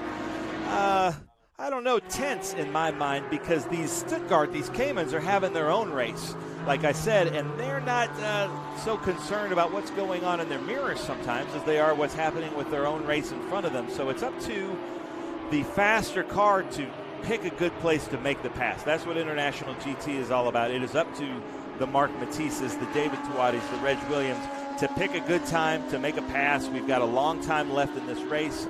So make sure you're doing that to finish the race. You first have to make some good, clean passes on these cars. Look at that crowd there. Wow, amazing how many people showed up here at Watkins Glen for this Speed Tour event. Yeah, it's so much fun to see. And I tell you what, crowd, if you're watching this on Speed Tour TV, the drivers notice it. You don't think they can hear you, but they can hear you. So make sure you're loud out there. You're waving your flags and telling them you're rooting them on, because they love it. These drivers, a lot of the places we go to don't have this kind of crowd. So they love coming out here and feeling like they're Mario Andretti for an afternoon. Maybe in International GT's case, they feel like Derek Bell for an afternoon. There we go. Yes, our brand ambassador and good friend. Now that's David Tuwadi. Something I love about International GT is I think you kind of put fun first as the priority. Let's have fun first, and then let's be safe and some good, clean racing kind of second. And David Tuwadi, who's usually having a great time, gets up on the podium yesterday. First time I've ever heard a driver completely blame themselves for their performance, and I love that. Yeah, he was not on his game yesterday as he watched him, in the 8th or 9th positions in yesterday's races, which is kind of unlike him, certainly. And so he was not happy with his own performance. Now, I don't know how to say Rick's last name there. That's Rick Iorio? Yeah, that's what I'll go with that. Porsche GT3 Cup that he just passed there, Tom Pank. And then that's the 47 there of Albert Lukasik, the 2015 Porsche GT3 Cup car. Yep, that's correct. Yep, here with his wife. Oh yeah, his wife Judith is out there racing too. We talked to her earlier on the grid. So Fixie Wheels just came on board with you here at Sebring this year. And what a great partner to have a great wheel company like Fixie Wheels, who has a long history in Porsche. Yeah, Brant's here this weekend taking in the race. Matter of fact, he might join us here in the booth shortly. So great to have Brant here in the Fixie brand talking with his customers, which are our customers, and potential business to be done, and a great partnership. So Tom Pank now looks like he's got a clear track in front of him as he hits his marks.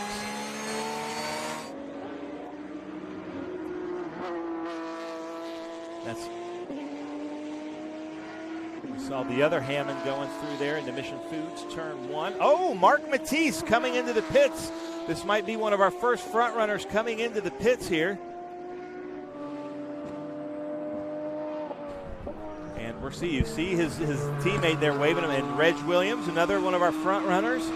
So we're going to see what happens here. Mark Matisse is kind of notorious for having some big pros coming in and driving. We see other teams telling their drivers to come in. So this is a big strategy as we see RS1 coming out here to change its brand new tires, brand new Pirelli P0s.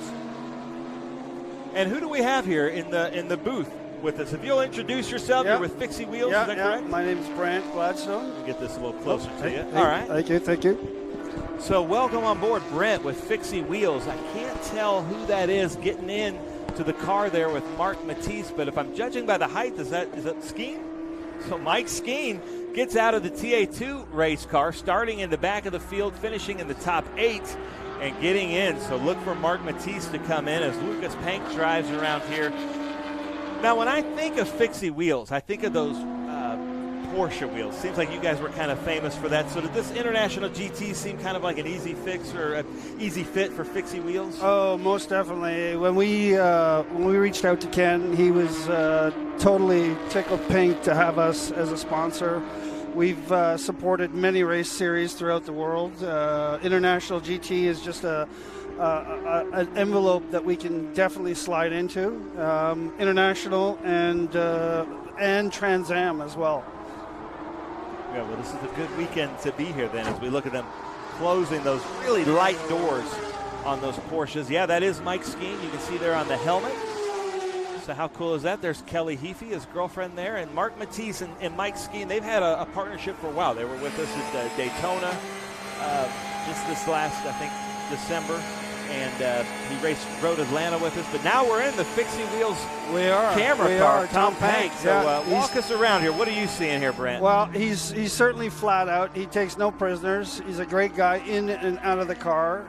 We spent a lot of time with him this weekend, and he's a joker. He's a complete race driver. He respects everybody inside and outside, regardless of who they are. But loves to have fun. I got to throw some more shade at Tom Pank. If you ever hear a golf cart squealing its tires, that is Tom Pank coming up right behind you. He does it to me 10 times a weekend. Just scaring you to death, and then he's just giggling like an 8-year-old. I had an introduction just like that the other night. Yeah, that's kind of his trademark thing, and we hear it. Sometimes throughout the paddock we hear that, and we go, well, there's Tom Pank again. So here we're back on board in this Fixie Wheels camera car of Tom Pank, hitting his marks and going fast. 130 here he should hit before he almost 140 there as he comes into the heel of the booth. Yeah, he's a killer when it comes to this car. He walked me through the whole chassis the other night, showed me all his his ins and outs of what he likes in terms of his seat. Oh, a little wiggle there. He's on the power early. He knows he wants to lay down a hot lap. Coming around Franklin Road, turn 11 there. Tom Pank, our current leader here at the Community Beer Works International GT Enduro at Watkins Glen International. Beautiful car. I tell you what, those that lime green, that Dayglow green really shows up. Yeah, unmistakable. Unmistakable. You know when he's coming up behind you or if he's in the field, regardless, he shows up. Now I'm seeing some wiggling as he's on the gas and he's hard on the brake. So, you know, this is an endurance race. Look at, he looks relaxed though. You can see his hands here in the bottom right-hand corner. He looks relaxed, but there's been a couple times that we've seen him get a little bit loose in the rear end. We'll see as he gets hard on the brakes here coming into Finishing Bachmann Spike Cooler's bus stop. Yeah, he could be experiencing some hot track and hot tires at this point. Everybody's coming in here. Coming in, yeah. Lucas Pank coming in. There's Stephen Hammond in that red car. So it looks like they've all abandoned the full course caution and they're all coming in. So we might see Pippa Mann get into the car as we see the Community Beer Works 520 car come in. So this is the big, I love this camera shot here. Thanks for staying on this because this is the big strategy. I'm not getting any alerts of a caution, but this has the looks of a caution with all these cars coming in at the same time. They're probably all experiencing hot tires, hot track, and probably running out of water in the car.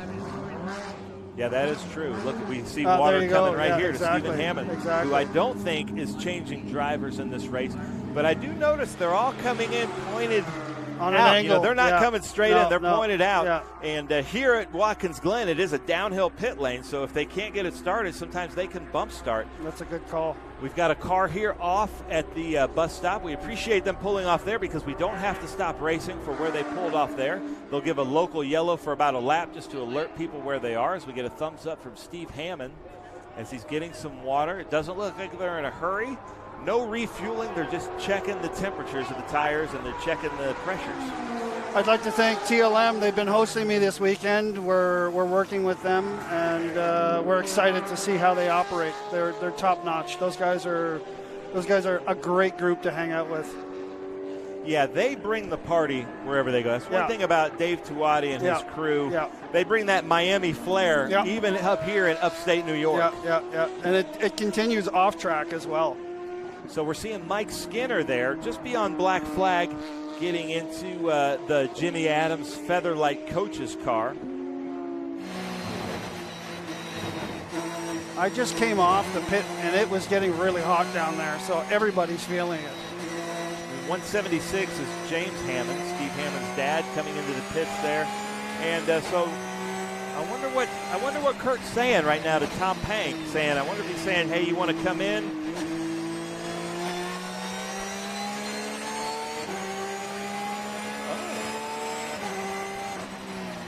Oh, I'm hearing that the plot thickens. Ken Fengler's telling me in my ear that they have to come in at the 20-minute mark. So expect Tom Pank to duck into the pits here and see what happens. And now, if a caution comes out, that's really going to change the look of this race for Tom, as Mark Matisse and Reg Williams and Dave Tuati might try to catch up to him here. As look at all the teams waving him in.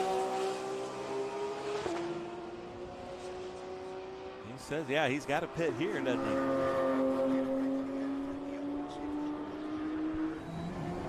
There's Colin Cohen there, and that beautiful Maserati, Norwood Italia, Auto Italia Maserati coming in. Great shots here from Tony, the cameraman, as we see Colin Cohen stepping out. And this is why we do the 5-minute pit stops, ladies and gentlemen. We want to just have the drivers take their time, no hurry. So much safety involved here as we watch from the Fixie Wheels camera of Tom Pank coming in. We might be able to hear him here. Get ready for that bleep button. Looks like he's just a little cough.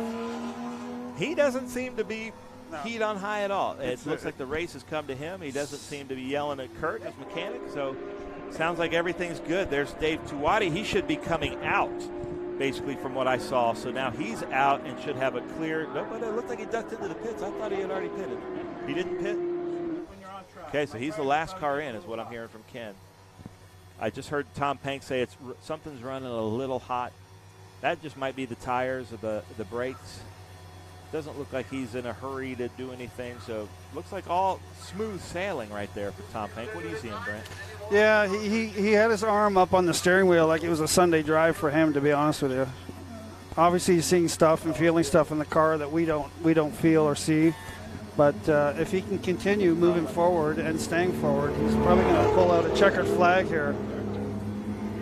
Now, straight ahead, you see Alex Miller watching from his scooter, watching Tom Pank. Yeah. Alex Miller also knows Tom Pank's reputation, and he's kind of the overall director of this this whole event. But, you know, he also doesn't seem real panicked. I think he's just making sure we have rules that only certain crew members coming over at certain times, if they're going to refuel, they have to wear gloves and a helmet. If they're not going to refuel, they can come over just as is. So Alex is probably responsible for those as we watch Lucas Pank coming out. There's Steve Hammond. You're probably going to see maybe some cars get heat soaked sitting for 5 minutes in this heat. They may or may not start again. They're probably going to have to get push started. Explain heat soaked. I'm not when a car's running hard and then it comes in and stops, you could get vapor lock in the fuel system. You could run into ignition issues or any number of things. Could overheat even. So that's crucial for any car going forward. Well, now that's good to hear. As an MG British car guy, I can put my car away running fantastic, go to start it again, and won't start for days. Yeah. Well, the nice thing about Porsches, though, is that you can beat on them all day, and you just start them and they go. Occasionally they won't, but it's usually no fault of the driver. So I just heard reports from race control. Sounds like somebody came out of the pits way too quick. We do have a speed limit down there, but I did just hear from Skip. They don't have a gun, so we don't go off of the naked eye. We just go off of a gun. So we're going to see what happens here as we try to get our timing and scoring back up and working. But Brent, have you had a good weekend? Do you like being involved with this International GT? Oh yeah, most definitely. We came out here letting Ken know that we were going to be a part of this, and he and Julie have been fantastic as well, allowing us to share their trailer and do some business as well. We're meeting with a lot of teams, discussing business going forward. We make wheels inside and outside the track. We can support your Honda Civic all the way to your C8 Corvette or your GT3 RS. We've really continued our storied tradition of supplying and supporting any form of racing and or customer base. Now this is Steve Hammond. He flew in late. He's at chiropractic school and didn't get to do a lot of the testing and some of the qualifying. Has to start in the back of the field of some of these races, but usually one of our fastest racers. Gives Dave Tuati a run for his money. So now we're going to see how this thing shakes out with just a little over 16 minutes left as we see the clock ticking down at the top there. We see Tom Pank coming out. Tom looks relaxed. We do have a 40-mile-an-hour speed limit in pit lane. That's what we were talking about earlier with the gun. And there's his son, Lucas Pank, who has just really taken to this. Been really impressed with Lucas Pank over the last few years. And seems the addiction bug to racing really seems to have bitten him, and he has some of the greatest races. He had an unfortunate event here last year. The craziest thing, this is so Panks. Right where he is, he ended up on his roof. No. And then the next day, I think he was back out there in the same car. Isn't that true, Ken? So that's so Pank of him to do that, as we see Tom Pank seems to be going slower than 40 miles an hour, but they have to hit that 5-minute mark at the end of the timing. So there's lots of strategy here, where Colin Cohen might have been upset because Colin Cohen might have timed it there a little bit better. Or actually, that'd be Chris Coffey in the car now taking over. In that beautiful I met Italia Maserati. The young Pank the other night, and I didn't even realize he was his son. He looked so young. Yeah. Yeah, and Lucas would come to us right out of school. I think he's graduated college now, but he was coming from college a lot of the races in the past few years. They come around. Lucas Pank looks like he's on it. Yeah, he's flying. He's curve hopping. He's power down. He's looking for another victim. Now let me talk about the camaraderie here in not just International GT, but in the paddock. So we've seen Tom Pank come out in his Flying Lizard Audi R8s. And Danny Lowry yesterday in Trans Am running an XGT broke apart from his Audi R8. Came to Tom. Tom gave him the keys to his shop. Danny Lowry drove through the night to Maryland, took the parts off of Tom's shelf, came back, and now he's going to be able to race in the Trans Am series. So it's just kind of the camaraderie that we see throughout motorsports. Everybody, they want to race hard, and they don't give an inch on the track, but then we'll give them their B cars sometimes, or anything they can to help them stay on the track. Yeah, I mean, you see that all the way down to go-karting. All, you know, the lowest and fastest, doesn't matter. Camaraderie, guys want to race. They want people on track, and it's disappointing to have that conversation why they're not on track. If the car's broken, everyone steps up. Everyone looks like they're prepared to help each other, and that's what I like about this series. Back on it, Fixie Wheels camera car as he comes up to Mark Matisse. Unfortunately, we're not able to get good timing results up here right now, but I'd love to know where this is all shaken out, because this is where it all happens here. Right now, I'm showing Tom Pank in 4th place, Mark Matisse in 3rd, but for some reason it won't show me my 1st and 2nd place.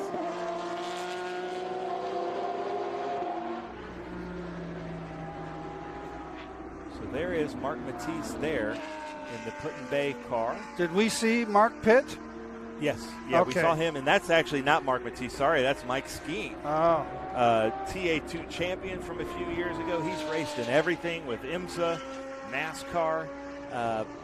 One of the best, smoothest drivers I've ever seen, period. I watch his in-car from different series, and the guy just looks like he's out on a Sunday drive, but he's putting in the best time. Well, so, it looks like Pank is chasing him down. We're going to see if he's actually going to catch him and pass him. I don't know. That's going to be tough for Tom Pank. We saw a little bit of this at Road Atlanta. We saw Mike Skeen making up some time on Tom Pank. So we're going to see if Pank can get it. Or as Ken Fangler would say, we're going to see if Pank has anything left in the tank. Well, he's hitting his marks, and you can tell maybe he's going to save those tires for the last 10 minutes. Both these cars look fantastic. When you walk through the pits and you see them on the, in their lying livery, they look fantastic. Yeah, they always say smooth is fast. Yeah. And sometimes Mike Skeen, with any car that Mike Skeen is in, doesn't look like it's going that fast because it's so smooth. And then you look at your stopwatch and you're like, oh, well, he's half a second faster than anybody else on the track. Yeah, let's see what he does here. If he holds up, or he's got to be patient through the S's here. Yeah, and coming up against the different mixed group classes, but Mike Skeen has a ton of experience in mixed class racing. And see, there we saw just a little twitch there on the rear end of Tom Pank coming into these brake zones. It seems like anywhere that he's hard on the gas or hard on the brakes, the rear end's wanting to get out from under him a little bit. So we'll keep an eye on that. But there's Mike Skeen up against this little bit slower traffic. Yeah. But, it's up to Mike Skeen, like we talked about, to make those passes. Yeah. The driver ahead is supposed to hold the line and not do anything out of the ordinary, and then the car behind is to make a safe pass. Oh, 3rd gear. Yeah. He's holding it. But I heard a little something in there. Yeah, he might have been feathering the throttle there. He's trying not to burn up his tires. You can tell he wants to wait for the car to hook before he gets back on the power.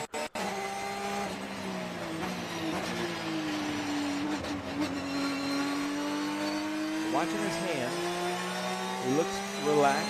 Yeah. It doesn't look like, sometimes the driver will get a lot more up on the wheel if the car's getting away from him a little bit. So We'll see how he does when he catches up to these slower cars.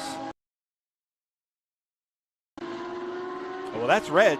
So he's racing Reg Williams. Yeah. They should be probably in the same timing and scoring.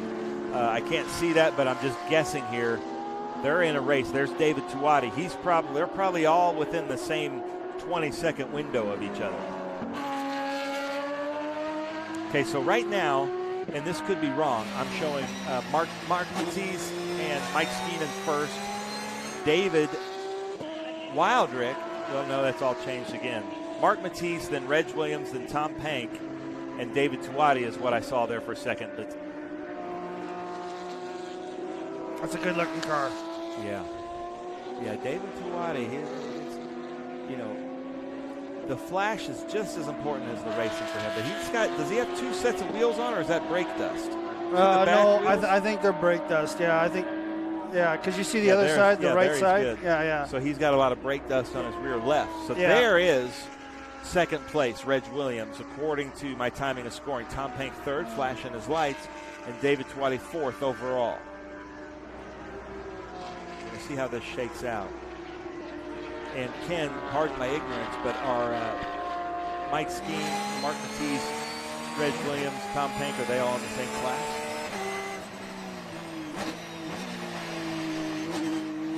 Okay.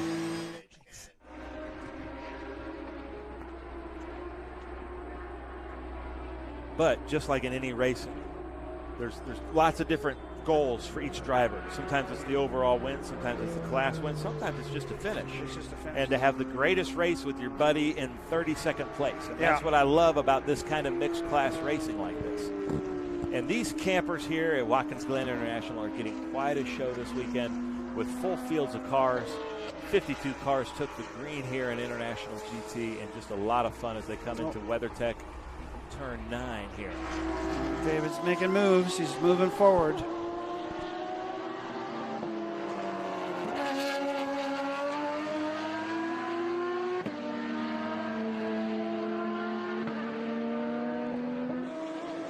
Yeah, you see that? Is that the wheel or is that the brake dust? I can't tell. It might be brakes. It might be brakes because that one brake looks like it might be squeezing harder than the rest. Like I say, when these cars get hot, you never know what's going to change. Yeah. Oh, Tom Long is in Reg Miller's car. Just heard. Ken. And then there is the 54B.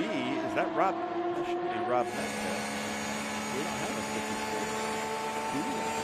546. We're going to call that Ricardo Stewart Milne 2013 Porsche GT3 Cup. Tom Pank, hard on the curbs, Tom. He's curb hopping. He's trying to make some time up now. He's straight lining that chicane, yeah. Oh, we got almost 7 minutes left. He's probably got another, 3 laps, realistically. You can see there, that's a really difficult part of the track. A lot of people get it wrong there. It doesn't look it until you walk the track, but he was just very tightly hit, or just slightly hitting the brakes, feathering the throttle, coming around that part of the boot. And we've seen a lot of people get it really wrong there. And if you get it really wrong there, it's kind of a weird camber to that turn. It's really a deceiving turn. It's why NASCAR isn't brave enough to run the boot.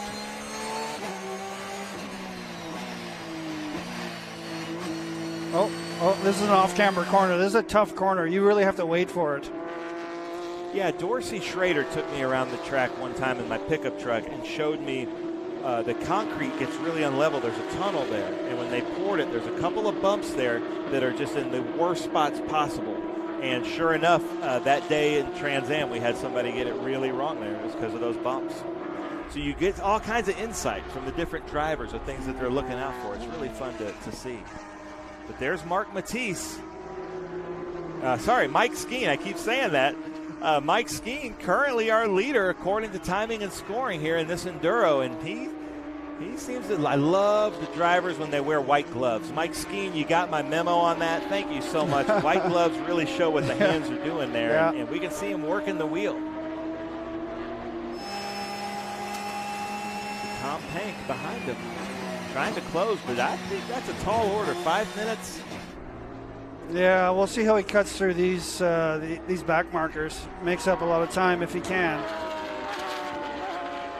The car looks strong still.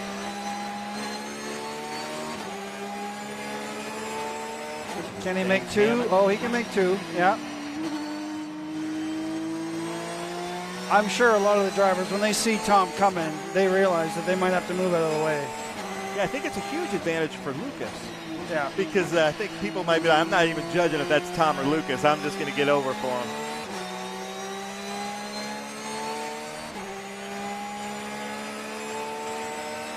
So I'm hearing timing and scoring, making sure that everybody's made a pit stop. Janet Harhay, our queen of timing and scoring, talking to Skip down there on the grid, making sure everybody's legal. I love it. Twatty's kind of closed the gap on Tom Pank. Yeah, I think Tom might have got held up a little bit through those back markers, and Twatty's making up the difference. You can see that's one of his cars, Twatty, right there. Yeah, don't knock out your customer. No, Dave. no, you got to be respectful. But it looks like the door should have been left open a little bit more for him. Here it goes. There's one of our Maranello Cups, Sebastian Coppola there, and James is going to give him, but I think he's closed the gap a little bit more. Yeah, on yeah. Tom. I wonder if Pank's tires are going off a touch. Ooh, and you can see he got a little front wheel slip there to what he did. Had to kind of make a little overcorrection coming out of one. Excuse me, Mission Foods turn one. I know that they made a lot of changes to that car overnight after the sprint race, race 2. And they made a lot of camber and or compression rebound changes just to get that front end to bite a little bit better. It looks like it is working now. Another great blue flag from our Watkins Glen safety team and corner workers. Love seeing that when appropriate. A lot of drivers will complain when they don't see it. Did you see something there? Left a lot of rubber going out of that corner, yeah. 3 minutes left in this Community Beer Works International GT Enduro here at Watkins Glen International. Yeah, it's funny. Pank came up to me the other day and said, hey, I'm changing the sticker on the dash. What color do you want? I said, let's put a red one up there. Let's fix these colors. He was like, yeah, no problem. Plus the glare with the sunshine. Yeah, looks good. Next time we need to reverse it so it's glared the right way, right? All right, well, there's Mike Skeen, I believe our current leader, followed by Reg Williams, followed by Tom Pank. Now, I'm having to go off of what my gut is saying, so I could be wrong here, but that's what I'm seeing with my naked eye because we're not getting the most reliable of our electronic scoring here. With 2 minutes left as they come into Big Machine Vodka Spike Coolers. There's one of those yellow Ferraris in the Maranello Cup, but from my naked eye, there's Mike Skeen.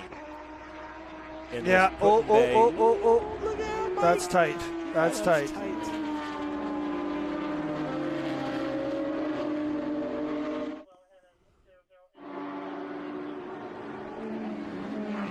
Looks like we're getting bunched up here near the last minute of racing. These guys are getting tired. They're getting hot. The cars are obviously showing their age as well during this race. You got to be mindful of everybody. You can't be late on the brakes and back into somebody. And so, based on the time, Ken, if they come around and there's time left, they're going to get the white flag, correct?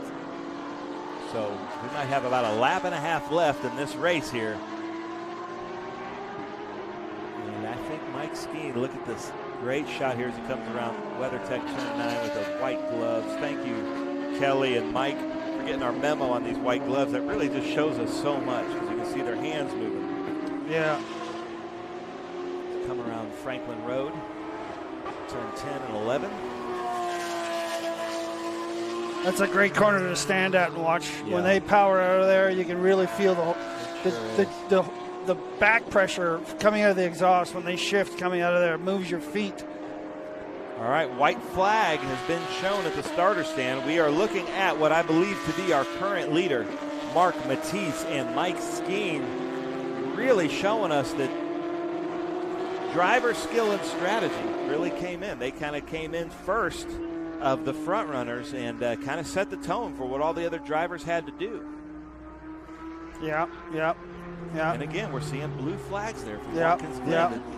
The safety crew is on it here. I really appreciate seeing that. This is going to get pretty tight in the bus stop here.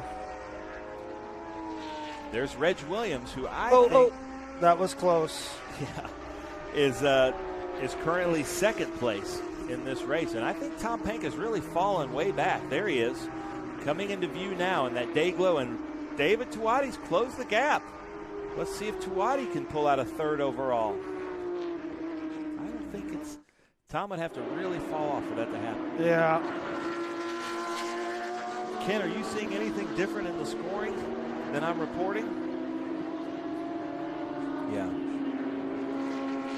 He says he thinks that we're about right. Can't get the official yet, but there he is. There's our current leader, as I see it, Mike Skeen. Yeah, final lap. Just a couple more turns left, and the car just looks smooth and planted. And if I were a team owner, Mike Skeen is so gentle on equipment, always finds a way to finish races. So there he is, ladies and gentlemen, Mike Skeen, Mark Matisse showing us how it's done. That beautiful PutInBay.org car of Mark Matisse. Congratulations, Mark and his whole team coming up from Put-in-Bay, Ohio, showing us how it's done here at the Community Beer Works endurance race with International GT. There's the Fixie Wheels camera of Tom Pank. Tom Pank, you know, finishes on the podium overall, but I think he's going to be a little disappointed in himself. And I think, honestly, I don't know if it was he or Kurt might have gotten their strategy just a little bit wrong. And I think David Tuati's got the car feeling good again. Yeah. There's definitely a podium position for both those guys.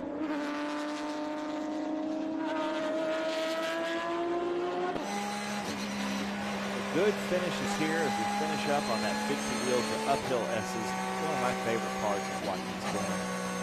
Usually that's a single file part of the track. Yeah. But Brent, so great to have you here in the booth with us. Bringing Fixie Wheels along. I know Ken, when he told me about it at Sebring, we were putting up the banners and everything at Winter Circle. Excited to have Fixie Wheels. It just seems to be such a great fit for International GT and this high group of Porsches, but like you said, you do not only race cars, not only Porsches, but you can do anything. Yeah, we have a storied history with racing all the way back to, many wins at Daytona, wins at Le Mans, wins in international races all over the world. There's Tom giving everybody a thumbs up, waving at the fans. Yeah, Fixie's really, really proud to be a part of this organization. Yeah.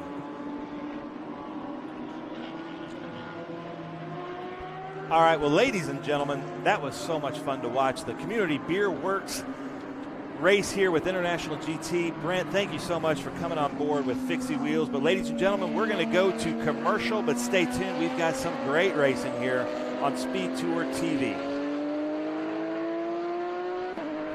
Hawk Performance packs 100 years of friction dynamics into every product. Backed by Carlisle Brake and Friction, the world's premier innovator of industrial brake and friction components, Hawk leverages R&D tools and motorsports experience to deliver uncompromising performance on the street. There's no reason to settle for less. Choose pads that are race-proven and street-legal. Find the Hawk Performance brake dealer near you at hawkperformance.com. Feel the power. Experience the excitement. You're in the driver's seat. At Skip Barber, you learn from the best.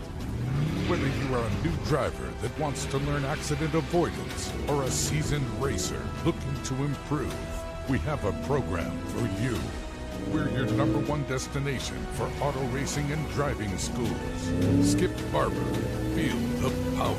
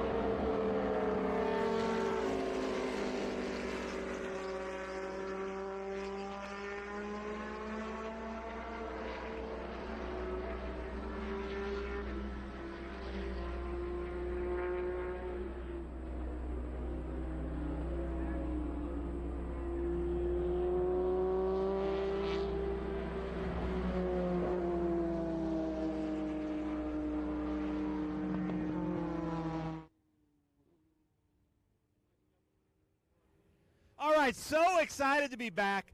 This is my favorite group. Historic Trans Am may be the crowd favorite. This is my favorite. We're going to start off here at the front end with Chris D'Amico and clear something up from last time. So this little arrow here is for his retard in advance of the distributor, and he even says he has to make these notes. He has a hard enough time getting around the track.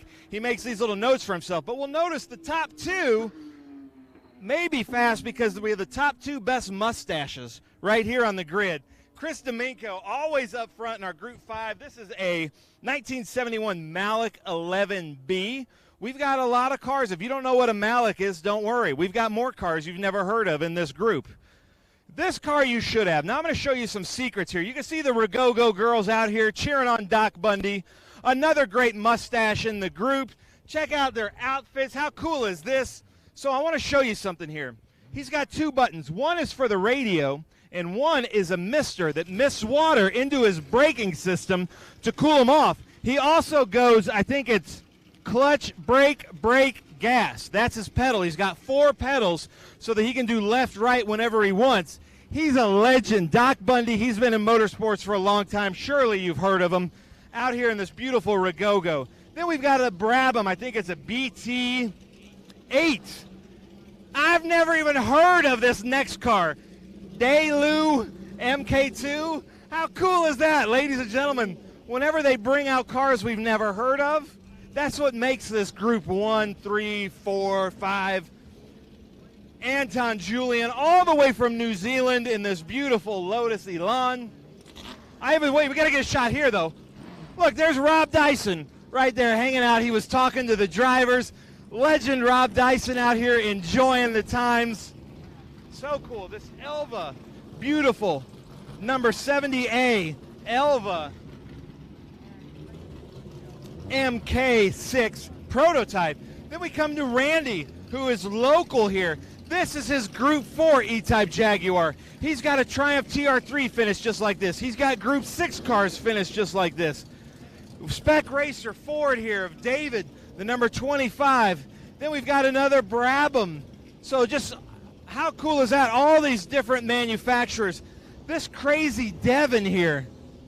Devon was a, what chassis is this car? What engine is this car running? 1960 Group 3 with a Porsche 356 engine. So this is one of the Porsche Devons. These are famous. So it's a rear engine, Devon-bodied car, 356 engine. And then, ladies and gentlemen, you got to check this out. Tom Raganetti always brings out some fantastic cars. This Group 4 1956 Alfa Romeo Special. Look at that. If he didn't have these arm restraints, he could touch the ground in that car. Beautiful. Then we've got Lotus 7s. An actual Bob Sharp. This has been a race car his whole life. Beautiful car, prepared just as it would have been raced out here. Lots of fun. Then we've got David Nicholas, MGA. David Nicholas, front running MG, dude. Nice. Hawaii Dave, Honeybee Racing, out here in an MG, my favorite of the car marks. And then here we go with our Group 1s and 3s straight up. So Tony, as we walk up, I'm going to send it back to them because it's getting a little bit too loud. Can't wait to come up in the booth and cover this race with you, gentlemen. I'll send it to you.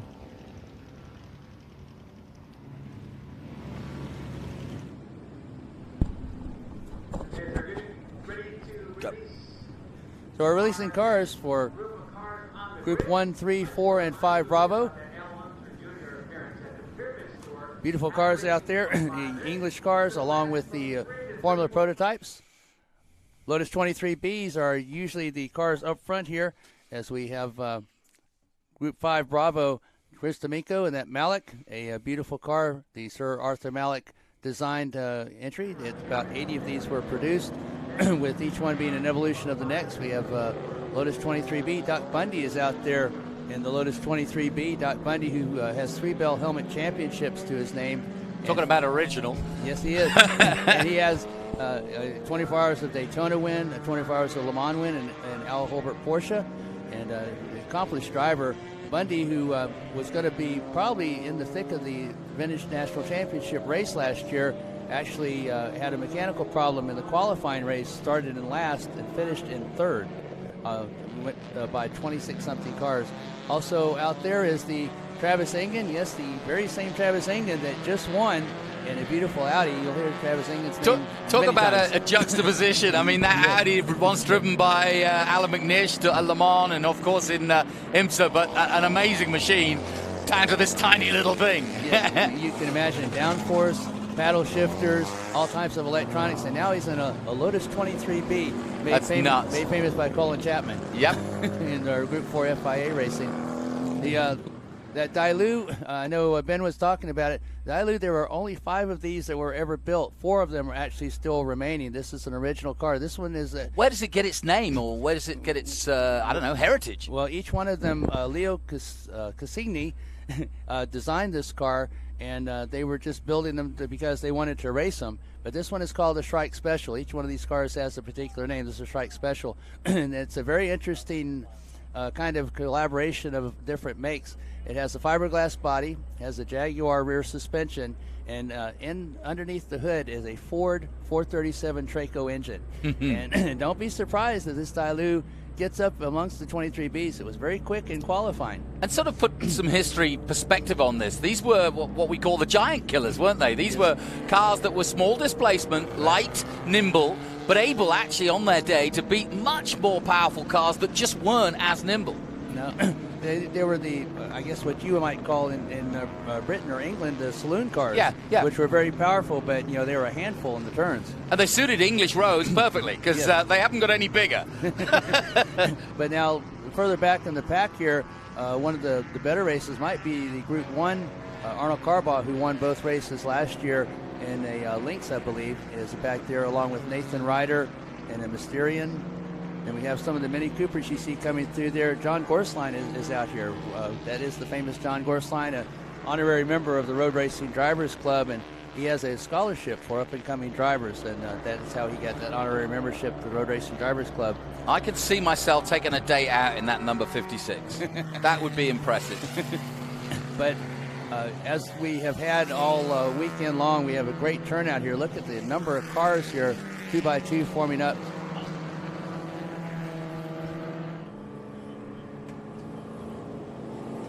We may have a potential problem here, Jonathan. I heard something about a double yellow. Another lap, yeah. I think they're going to do another lap. The light's still on. Yes, it is. Leave us on driver's right between turns 3 and 4. I'm assuming it's just a mechanical problem because we were on the pace lap, but unfortunately that has happened between 3 and 4. They're going to get that car taken care of as quickly as possible. Look at the disparity in the pace car and the little Lotus 23B right behind it.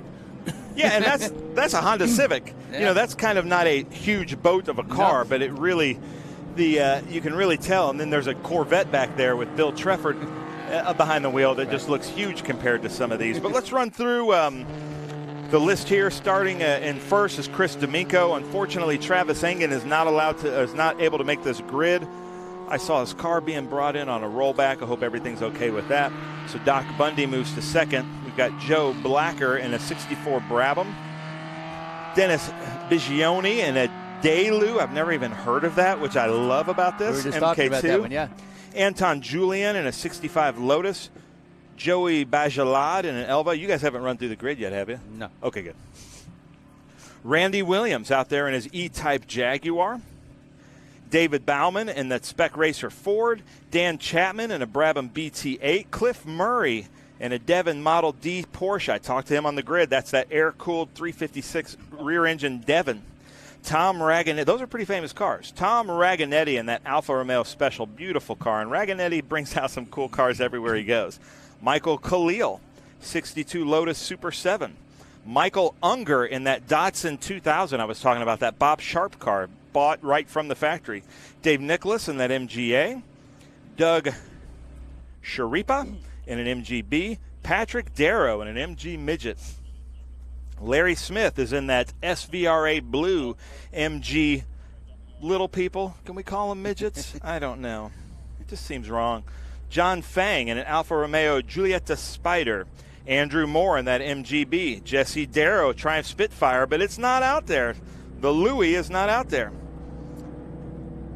Bob Eagleson in an MGB GT. Bill Trefford in that Chevy Corvette Group 4. Then Frank Morelli in that other Chevrolet Corvette. Beautiful cars. Bill Trefford's is black. Frank's is white. Richard Zipkowski, the R is silent, another MG midget, MG little people, sorry people. Alan Good, Triumph TR4A. Michael Zappa, that beautiful TVR Vixen. It's rare that we talk about TVRs in vintage racing, but right behind David Dart and an Austin Mini Cooper is another TVR Vixen driven by Mark Brown. Brian Sharano on a Triumph GT6, Ted Hershey in an MG Midget, Doug Faust, MG Midget, Peter Lambrinos in a Volvo 142E, Stephen Herschritt in an Austin Healey Sprite, Charles Kelly in a Mazda Miata. They're doing the full pace laps. I don't know if anything's changed. Lauren Fritz in that TR3, Jim Holliday in an MGA twin cam, people. Twin cam. I love MGA twin cams. Dan Reynolds, Volvo P1800, beautiful car. Did the downtown parade with us last night. Arnold Carbaugh Jr. in a Lynx B Formula V. Alan Kostic in an MGB GT. Joseph Puma in what I think might be a show-winning MG Midget. Beautiful British Racing Green Midget. Mark Pladsen in a Morgan 4.4. Timothy Scopes, Lotus 11.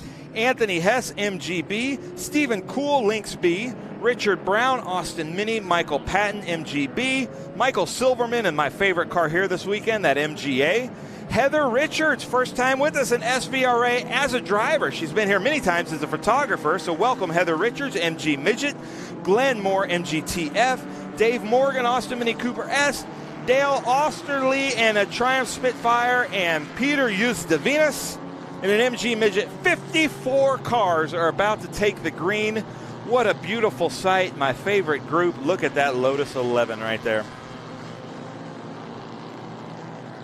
So cool. Now notice those right-hand drive minis. At Watkins Glen, a right-hand drive mini, or that right-hand drive Malik or Lotus 23. That should be a pretty big advantage with all these right-handers as they're showing the yellow, they're showing the yellow, they're showing the yellow, they're showing the yellow, they're showing the yellow. Let's see that. There goes the green. Woo! That was scary. Look at that late green, but that puts a lot of cars in the field. As we look at Doc Bundy coming out, but then that Malik's got a little bit of power on it, but Doc Bundy takes it, and Chris D'Amico then takes it right back as they go into Mission Foods turn 1. So Chris D'Amico puts the power down a little bit later on the brakes. The gentleman Doc Bundy gives it to him and lives to fight another day. Thank you, gentlemen, for doing that. Scott, what's your favorite in this group? Oh, my favorite, probably the Daewoo, just because it's such an original car. But I'm a big MG Midget fan. I raced one in F Production, so that's always my favorite cars. That Chris D'Amico pass, or actually preventing Doc Bundy from passing, that's what those cars were known for, was their handling. But he's been passed back by Doc Bundy. We were pointing out that Doc Bundy's racing with 4 pedals in his car. He goes clutch, brake, brake, gas, and he's got that little mister. He really knows how to drive cars. I'm sure your long history at Michelin Raceway Road Atlanta, you've seen him in just about everything. Oh yeah, he's from Gainesville, Georgia. In fact, he won the first D Production National Championship for Porsche 924 back in the day. He also, in that same year, driving for Al Hobart Racing, won the 24 Hours of Le Mans in his class. So yeah, he's a very accomplished driver. He's won the Endurance Challenge in a Lotus Esprit. And Doc Bundy, we were just talking before you came in, he has won 3 Bell Helmet Championships in this group 5 Bravo FM in that particular car, and had to start from the back of the pack in the Vintage Championship last year. Drove all the way up into 3rd, and had there been a couple more laps, he may have taken another Bell Helmet. Well, speaking of starting at the back, Peter Eustavinas that we just saw passing Timothy Scopes in that Lotus 11, he had to start in the back, but he's always one of our fastest MG little people. And we're going to expect him to move his way up to the front, as now we've got, hold on, getting my piece of paper out here. Joe Blacker, I think, in that Brabham BT8. Yes, that's Blacker. And I've been pronouncing it wrong. It's Daewoo, you say? I believe it's Daewoo. All right. Sorry about that, people. Yes. See, I'm learning something new every day. I love it. And there's that Daewoo there, that number 41. Beautiful car. And look at this, Blacker making a move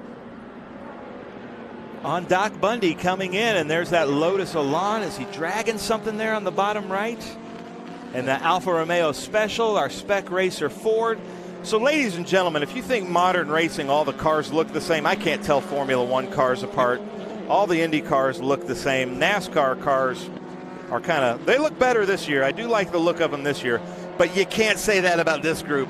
Not at all. All of these cars are so different. We've got air-cooled rear-engine cars. We've got front-engine, front-wheel drive cars. We've got front-engine, rear-wheel drive cars. We've got a little bit of everything in this group. Yeah, Peter Hoos de Venice, that was very unusual. He started at the back of the pack because he was usually very quick.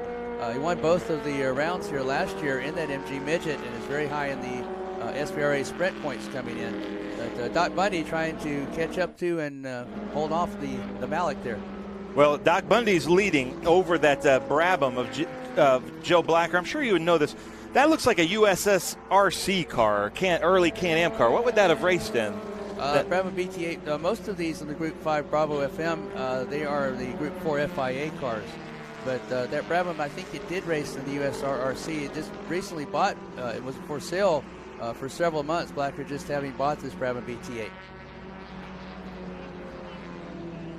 And that Daily, we covered it, but it has a Jaguar rear suspension in it and a Ford Traco 437 engine in it. There were only 5 of those made, 4 of them still are in existence, and that one called the Shrike Special. That Lotus that you were talking about, that's the Elva Mark 6 prototype you were talking about, that has an 1100cc Coventry Climax engine in it, and it was one of the first what you would call modern low type or low seating formula cars. Yeah, Bundy and Black are having a good race out there. Yeah, great race. Doc Bundy's had some of the best races we have. I wish Travis Ankin could be out here, but here's that beautiful Dailu, that number 41, Dennis Bigioni. I hope I'm saying your name right, that Group 4, 1962 Dailu MK2. Thank you so much for bringing that out. That is such a cool car. And speaking of that, of these, what did I say? There are 54 cars that took the start, right. 21 different manufacturers in this race. And I'm not talking like MGA, MGB, MG Midget counts as 3. That only counts as 1. I'm only counting MG or Triumph. So different manufacturers here, because we've got TVR, we've got Lynx, we've got Mazda Miatas, 21 different manufacturers and 54 cars. There isn't another series out there that can boast those kind of numbers. You were talking about the TVR Vixens. Again, it's very unusual to have one. We have 2 of them. One is the Vixen, one is the S2. The difference being the type of engine that was used in them, but those were hand-built cars. And the TVR, we always talk about the Morgan having the plywood. TVR, the very first original TVR did have a wooden frame as well. Then they switched to the steel frame, but they have the Ford engine in them. But they're hand-built, and that is very rare to have a hand-built car doing that well. But they were very, very fast for their day. Oh, yeah, and you've got to look at the Zappa's preparation, the Datsun, that TVR. They're like Concours-winning show cars that are out there racing. If you get a chance, and that's the beautiful thing about these Speed Tour events, you get the chance to get up close, personal. A lot of these drivers will let you sit in the cars, and most of the teams, almost all of the teams, will let you come in, ask them questions, look under their tents. This is all inclusive, and every driver here wants people to know more about their cars, and that's what makes these events so cool. That's why we have so many people out here camping at beautiful Watkins Glen International for this Hilliard U.S. Vintage Grand Prix. And thank you so much, Hilliard. I believe this is your 2nd year as coming on and the title sponsor of this, and what a great partnership it is with Hilliard. Now, what is this? This number 70, it was up front. I think that's the Elva. Let me look here.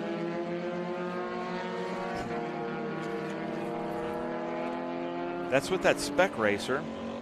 That's Joey Bajalad and that Elva MK6 prototype. Right. And there's that spec racer 4. We got some rubber down there between 10 and 11. That looked like a big chunk of rubber. I hope that's not an important part. And it looks like an important part. It's very, very rare that much rubber is not needed. And you can see when these gentlemen are hard on their brakes, the cars are moving from left to right, and that's kind of some of the characteristics of these older brakes on these cars. And this is one of the tracks that we visit. Road Atlanta, Road America are 2 as well. It has a lot of turns on it, but they are very flowing turns. This is a very fast track, so when you get to these braking zones, you really have to stand on those brakes. And these brakes are not the modern carbon fiber brakes that you're used to. Yep. You really have to stand on them. Some of them are disc brakes. They just are very, very difficult to get slowed down. And we see there the number 26 out of his car and on the side of the road at Big Machine Vodka Spike Coolers corner. I'm just trying to see who that is.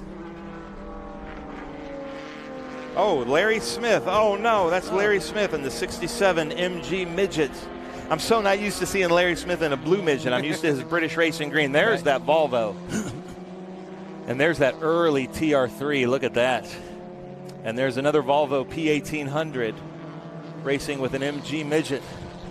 There was supposed to be a Marcos GT out here, and the Marcos GT had, when it first was done, had the Volvo P1800 engine in it. That Volvo there is a very, very, very good car to have. P1800.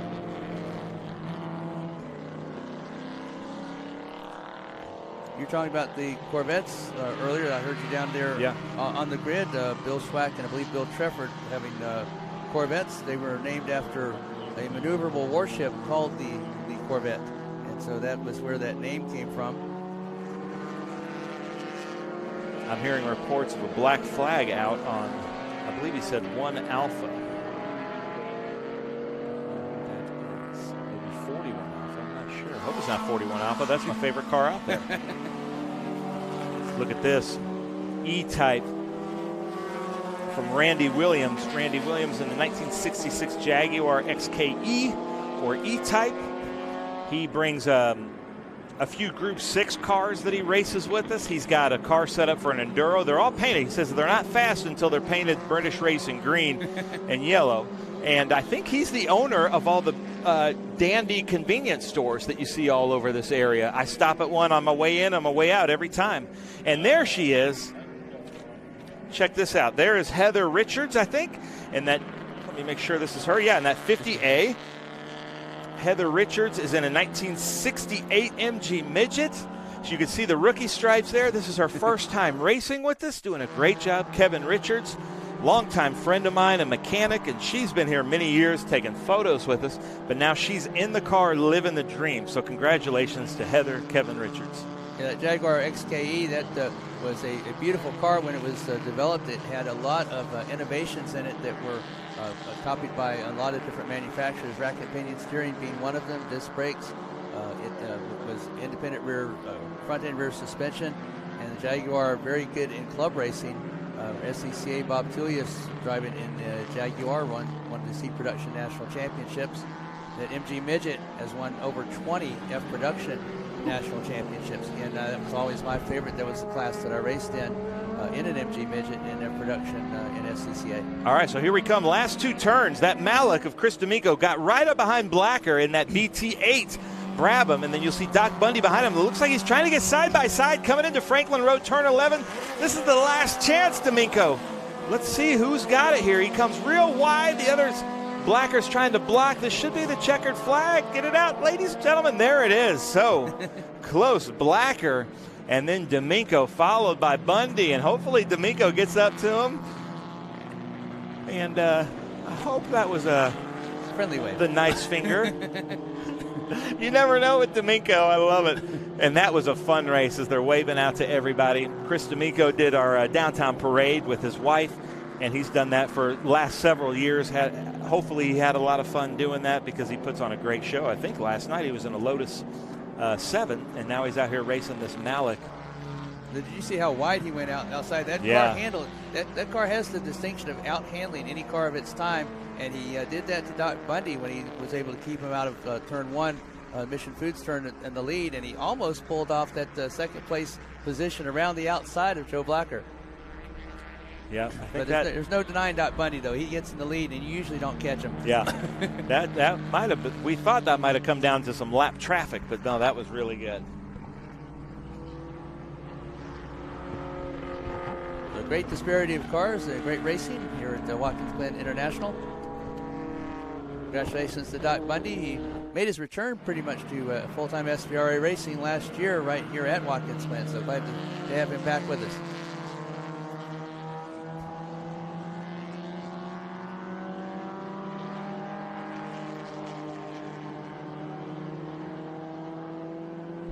beautiful views here high above Watkins Glen International.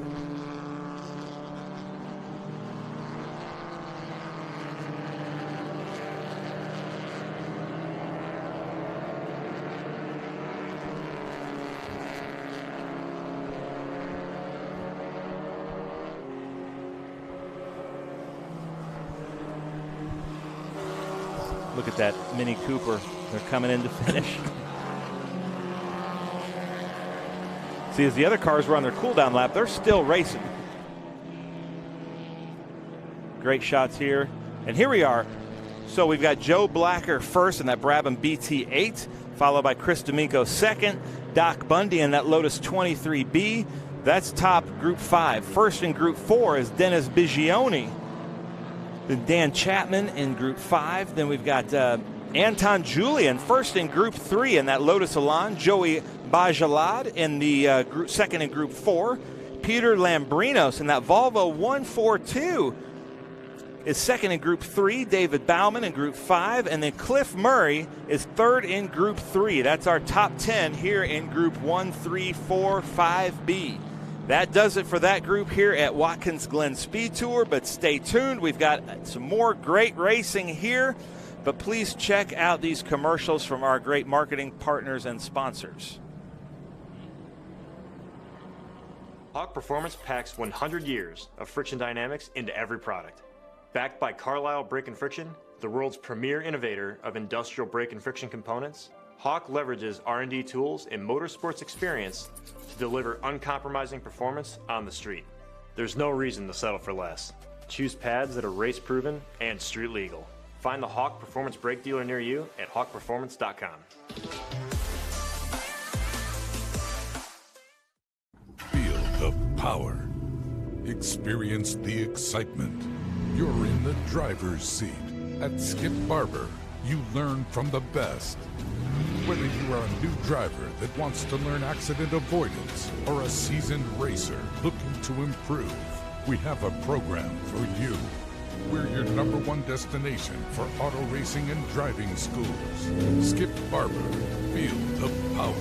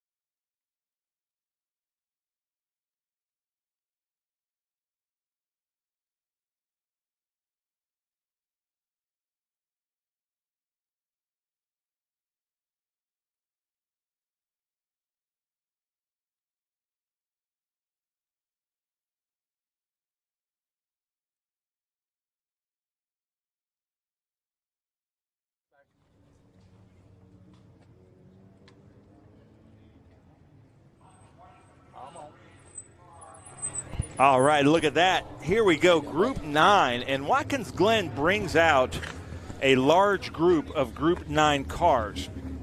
Group 9 is open wheel, wings and slicks, purposely built race cars, and there is that Judd-powered car right there. That is that's a 2007 Panos DP01. Now, Scott, you and I were talking, I can't remember which event it was, but where would that Panos, would that have raced in? Karts? Where would that have raced? Yeah, that's an IndyCar. We raced in kart. Originally, it had a Cosworth 2.3-liter turbocharged engine in it, but the guy that bought it was kind of scared of the power because it did 0 to 60 in 2.2 seconds. So when he bought it, took it to England, he put a Judd V10 engine in it, so that's what it has now. But yeah, I would definitely race in kart. So, ladies and gentlemen, we're hearing the camera audio right now. Anything can happen on the grid at an SVRA event. We're looking at Ben Sinnott's Klein Tools Cool racing car there, but I love his helmet. Ben Sinnott, watch for him to move up. He's in a 1997 Lola T9720. You know, there was. You got to put your headphones on, Jonathan, because you're hearing some great audio happening right now. Somebody's mic is on, and when there's a hot mic, you never know what's going to happen. This is true. That's Stuart Crowe here, Vault RT40. Yeah, Stuart Crowe has been with us a lot this year. If you can hear us over this, that's you said a 1994 RT41, but he was all the way out with us on the West Coast, Laguna Seca and Sonoma, and now he's out here with us there. Let me see, which car are we here? That looks like Mark Giroux's helmet. That's the direct way, and that is Mark Giroux, 1997 Lola T97. Then that's Scott Dick in a 2005 Dallara Infinity. Obviously, Dallara. Look, it's a Scott Dixon, or did that say Scott Dick? I can't tell. Both of them drive Dallara, so it doesn't really matter. 2005 Infinity. That's the number 96 of Ted Zorbas in a Swift 016A, red and white. There's Travis Engen pulling down his Red Bull visor in that 2001 Lola T9720. Oh, the cars are leaving, Tony. Watch out, Tony. They're going to run you over, buddy. Hope you can hear me, Tony, the cameraman. They're leaving on us. Mark Sherwood, a Ralt RT41, followed by Nathan Bird, who has raced every single weekend this year except for 2 weekends. You heard me right. Every weekend this year except for 2 weekends in a 2008 Elan Mazda Pro. Charles Parsons in 1976. This is where it gets interesting. We've got some Formula 5000s out there. Lola 332C. Andy Schalforberger in a Swift 016 from 2006. Paul Subject, 1998. Star Cars Formula Mazda. Matt Clark in a 2012 Elan DP06. Rick Work in a 2017 Swift 016. Jim Stengel in a 1973 McRae GM1. Gordon Medinica, thank you. 1975, the year I was born, March 75B. Paul Dudiak in a 1969 McKee Formula 5000. John Miro in a 2014 Elan DP08. Sebastian Coppola, I think he heads up that Formula 5000 group, in a 1970 Lola T192. It was also an International GT and a white Ferrari. Thomas Simpson in 1972 McKee MK18. David Zavetsky, 1968 Legrand MK7A. Mark Green in a 1988 Ralt RT5, and unfortunately Philip Lewis said he wasn't going to make it, but I think I see him back there in that orange car. So maybe Philip Lewis, he's not on my grid sheet, but my naked eye says that's Philip Lewis in that orange car in the back in that Formula 5000. So that rounds it out. Scott, Formula 5000, kind of like Can-Am, just a class that shouldn't have been but was. Explain to everybody what Formula 5000 was. Well, Formula 5000, as the name would suggest, 5-liter stock block engines, most of them Chevrolet, but it came about from Formula A and Formula B. Kind of combined that into the Formula 5000. They raced here in the United States. Brian Redmond, one of the champions, and usually one of the names that most recognized. In fact, one of his cars is in this field, the number 1, with Baraxo sponsorship on it, the Lola T332C, that he won one of the championships in. But they also raced in New Zealand and in well, you can see Brian Redmond's car. It's a huge snorkel out there as they come to take the start. But, yeah, we're going to hear more about this. Don't worry. So who's going to take turn 1? Is it going to be Lewis Cooper Jr. in that Judd-powered car or Ben Sinnott? That Judd-powered car should just take off. It sounds like a Formula One car. Ben Sinnott there on the outside in the green car. And it looks like Mark Giroux made a pass there as Travis Engen goes around. It looks like everybody's safely through Mission Foods turn 1. And yes, the graphic is correct. Ben Sissel and Scott Conway. Scott Conway knows a lot more about these open wheel cars. So continue on with the Formula 5000. Well, the Formula 5000, we have several of the original chassis out there. One of them is called Alita LT25. We also have a McRae out there. The McRae actually was the LT25 that was developed by the champion of that era, Graham McRae, who won the Formula 5000 series. He designed and developed and laid out the LT27, and LT25 designed by Lynn Terry. LT27, which became the McRae, was finished up by Lynn Terry. But that is now a McRae. But the lead LT25, that is the first chassis that is out there, chassis 001. Also have a McKee Mark 18 out there and a Mark 12. Those were Formula 5000s as well. Well, hold on, I got to interrupt because a lot has happened. Ben Sinnott, who's always one of our fastest drivers. Peter Krause, if you're watching, you should be really proud because your student, Ben Sinnott, has become the master and has passed Lewis Cooper Jr. And I think maybe something's going on with Lewis Cooper Jr. because that car should be heating up a little bit more. And then there's Mark Giroux, and he told me it's Giroux. It sounds like kangaroo, he says. Followed by Stuart Crow in that number 3. Now, Stuart Crow, he's had this car for quite a long time. He's raced it in a lot of different series, and he's still developing this car. That's one thing you should know about vintage racing. We don't ever stop developing our own cars. As Stuart Crow looks inside there, and there that should be that's Bruce Hamilton in that 2001 Swift. Look for Bruce to move up. Bruce is always one of our fastest drivers, races in all kinds of different series. Last time I saw Bruce, he was in LMP3.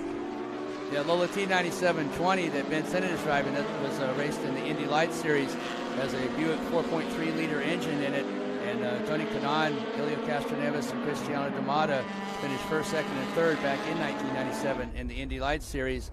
Stuart Crow, a Ralt America factory driver, that is the original tub chassis, and he is still developing that car, but he won the Formula 2000 National Championship in it, also finished third in the Formula Atlantic Series, winning at Mid-Ohio, that his only win. But he was a Ralt America factory driver, and he developed that car back in the day, and as he says, he still is developing it. Look at how Scott Dick is moving his head there in that number 2, moving it with the force of the car. A lot of G-forces, a lot of downforce on these open-wheel downforce wings and slicks cars, and you can see his head is taking a beating in there. Lots of G-forces. We go side by side into the toe of the boot. I think that's Giroux and Stuart Crow going side by side. And you don't see it really from this angle, beautiful angle from these drones, but that is a very cambered turn, but you're coming a lot more downhill than it's showing. So it's a very deceiving turn, and I can't tell if that's Giroux or Crow. It looks like Giroux getting up front in that direct way. That is Giroux in front of Crow, followed by Bruce Hamilton and Scott Dick. There's Travis Engen coming in his Indy Lights car. Travis Engen, I just really got to give it up for this man. One of my favorite people in the paddock. He has taught me so much about racing and vintage racing. He races in about 4 or 5 different classes a weekend, and just such a nice guy. Whenever I have questions about tracks or cars, I seem to always kind of go to Travis Engen because he always gives me a well-informed, honest answer. One of the Formula 5000 cars that's more interesting here is the Legrand. You don't necessarily hear Legrand mentioned in Formula 5000 much, but that was designed and developed by Red Legrand in the very early days, back when it was called Formula A, before it actually became known as Formula 5000. And Legrand was a very simple, straightforward design. It was easy to work on, and it was very fast until the competition became more sophisticated. And when it did, Legrand decided to switch to the small bore sports racing cars that bear his name, the Legrand. And then just behind Travis Engen, looks like somebody's trying to make a pass out here in what I'd call the DRS zone in this group. I'm waiting for those wings, and then that looks like that should be Nathan Bird. One of the coolest stories. Yes, it is. I spoke to him, and Dustin, his PR agent, texted me a lot during our broadcast that he started out the year trying to race every single weekend. I thought, there's no way you can't do that. There's not enough races. Turns out he's raced every single weekend but 2, and he wants to keep that as it's going because it just so happened there were no races 2 of those weekends. He would have still probably raced if he could have found somewhere to race. And just somebody trying to make it in professional motorsports. He won his International GT race this weekend. Always a great driver. Hasn't put a wheel wrong that I can remember this year. So if you're looking at some up-and-coming talent, look to Nathan Bird. Yeah, he was at Road Atlanta way back when we were in the early part of the SpeedTour season and won the F4 category at Road Atlanta. So a very talented driver, and he was the first winner in the International GT feature race. He came from quite a ways back, and through attrition and also through his good driving, managed to win that first race in the International GT feature.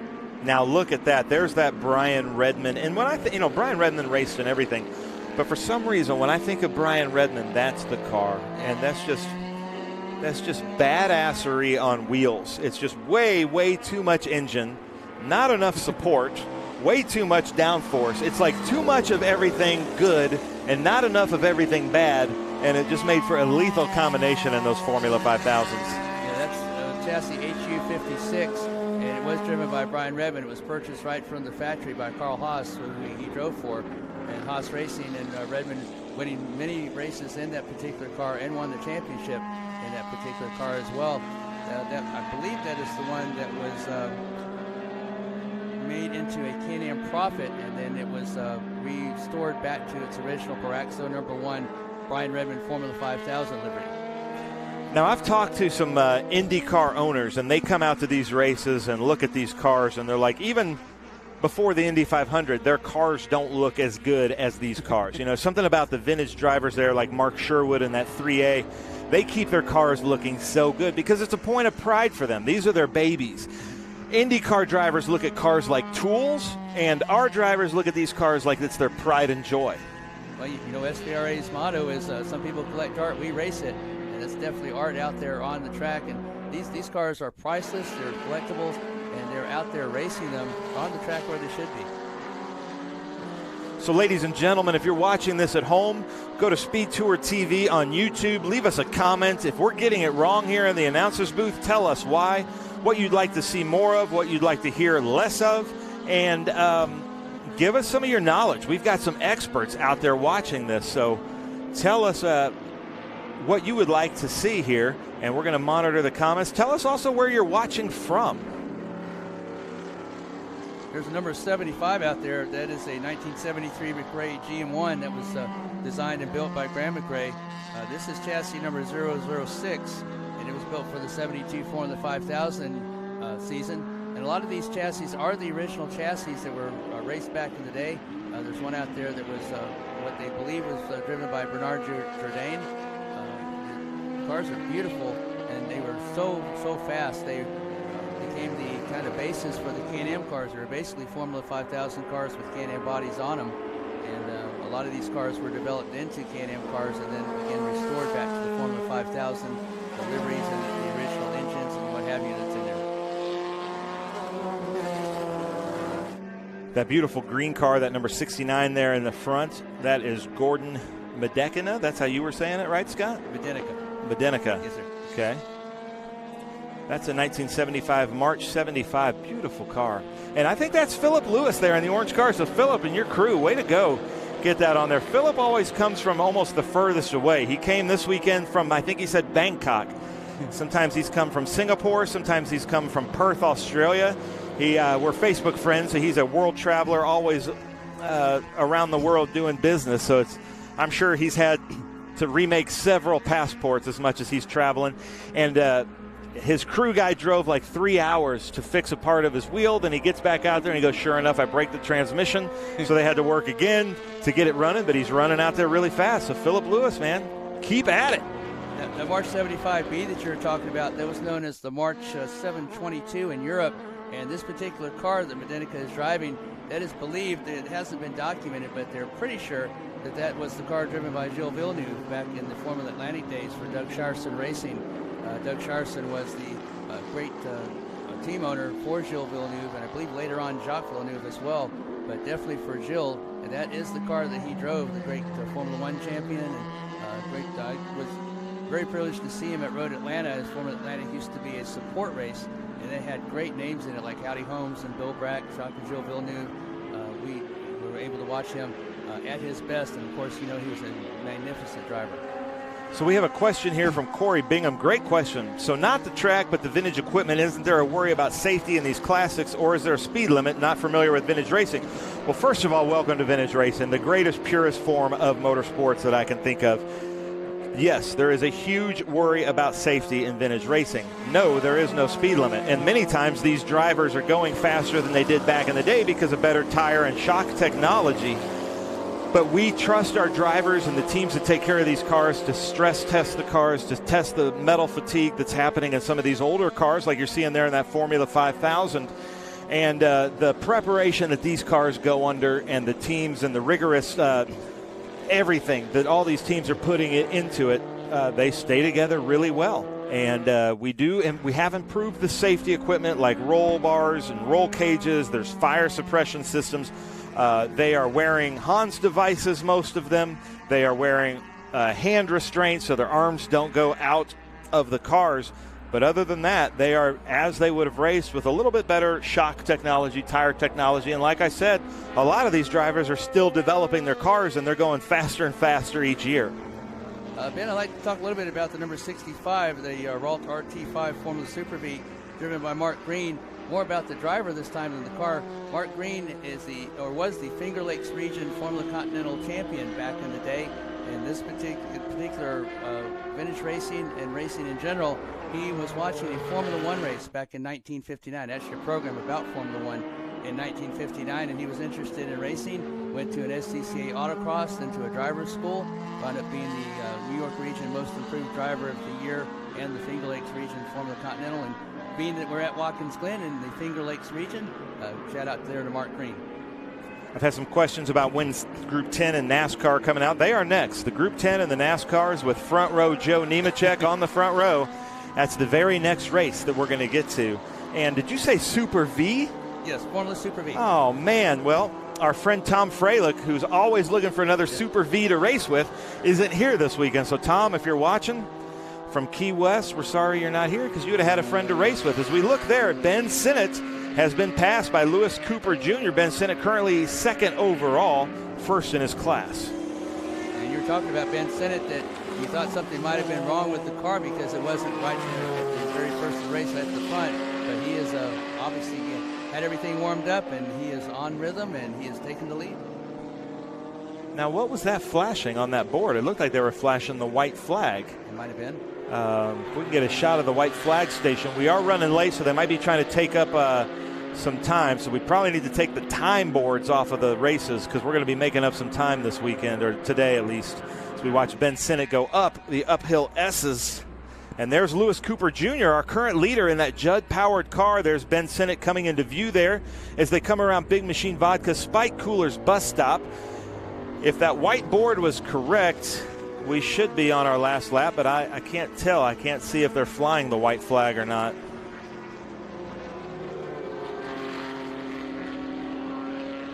You can tell these are purpose-built All right, I'm hearing cars. that's not the white flag. Sorry. You can tell these are purpose-built cars. The way you just barely touch the steering wheel, and that car just goes right through. Unlike the Trans Am cars that we had earlier in the day, where you kind of slid them to where you wanted to go and then go in. But now I'm seeing a graphic that is the final lap, so I'm not sure who to believe. Lewis Cooper Jr. taking it on the outside. Call the boot, because it's a boot shape here.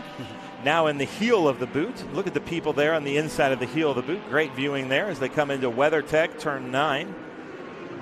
A very deceiving turn here as this turn 9. And then you come up so close to the banding on those tires. So we're not sure. He might be coming up to the checker flag here as he comes around Franklin Road Apparel, turn 10 and 11.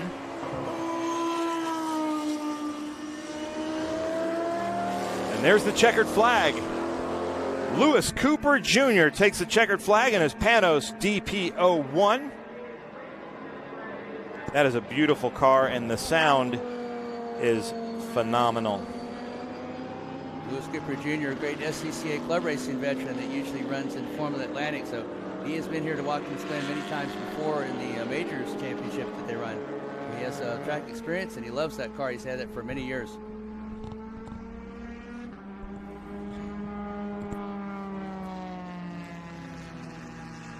Great views. I've got to give it up to the corner workers here at Watkins Glen. They're doing a great job of displaying the blue flags when they should. Always on point. Look at that thumbs up. If you've ever been interested in being a corner worker at these tracks and obviously having the best seat in the house like these gentlemen here do, going to the Big Machine Vodka Spike Coolers bus stop, you can sign up. Go to the SCCA. They're always looking for new corner workers. We're always needing corner workers, and good corner workers are becoming more and more harder to find. So if you want the best seat in the house in racing, volunteer at your local SCCA, become a corner worker, and you will have an absolute blast. Some great overhead shots here from our Green Flight drone with green light. There's the toe of the boot. If you're unfamiliar, this is the part of the track that NASCAR's scared to run. NASCAR just isn't man enough to run this part of the track, but we are. All right, well, ladies and gentlemen, that does it for Group 9. We will be back with Group 10 and our stock car group with Front Row Joe running up. And the vintage stock car NASCAR group, they do run the toe of the boot. So take that, NASCAR, and here's a word from our sponsors.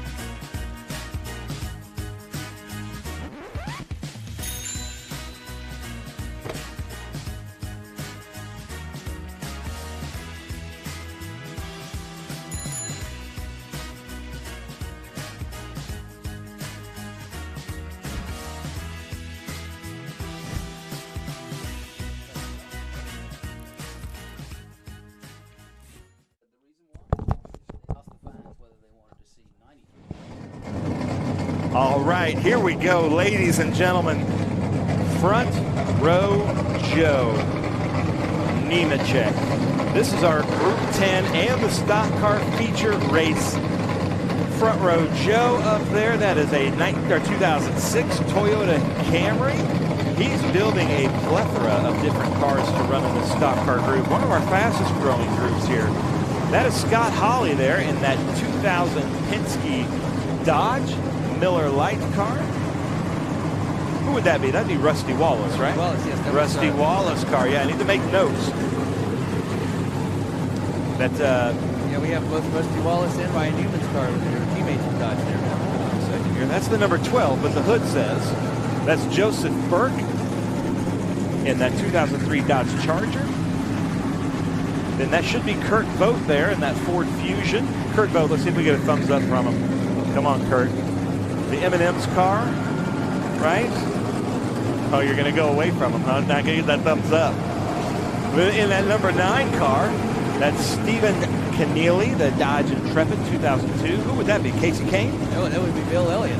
Oh, the Bill Elliott, $1 million Bill Elliott. That particular year, How Bill could Elliott. I not know that? Bill Number Elliott 9. and Jeremy Mayfield both were teammates for Ray Abraham for that year. I should immediately be fired. fired. I'm going to know that. I'm from Georgia, where Austin Bill's from. Yeah, Dawsonville. Dawsonville. Look at this Toyota Camry there. That's the 46 of Donnie Strickland, 2013 Toyota Camry. Here's my favorite car. Check this out. The A.J. Foyt Copenhagen Oldsmobile of Mike Slutz. That is like a Concours winning show car there that Mike Slutz brings out. And, paints it black. You're just asking for trouble. And his crew and Jim Barfield, they're constantly making that thing just look fantastic. So this is going to be really cool. It's NASCAR races here at Watkins Glen just a few weeks ago, right? Right. That whole Kyle Larson, Chase Elliott, that unbelievable race. One of my favorite races that I've seen in a while here. And here we have stock cars from all different eras racing together. And then we've got some stock car legends like front row Joe Nemechek racing out there. Then after the stock car group, we go into 10 GT4 with Dylan McIvern is going to be racing a car that his dad raced in Grand Am in the 1994 Ford Mustang. As you see some of these Group 9 cars coming down here, some great shots. Look at all those beautiful banners of our sponsors and marketing partners and those flags. Some great cars. And now I'm confused. What number was Casey Kane? Was he 8 before Dale Earnhardt? I thought he was in a red Dodge like that, or was he?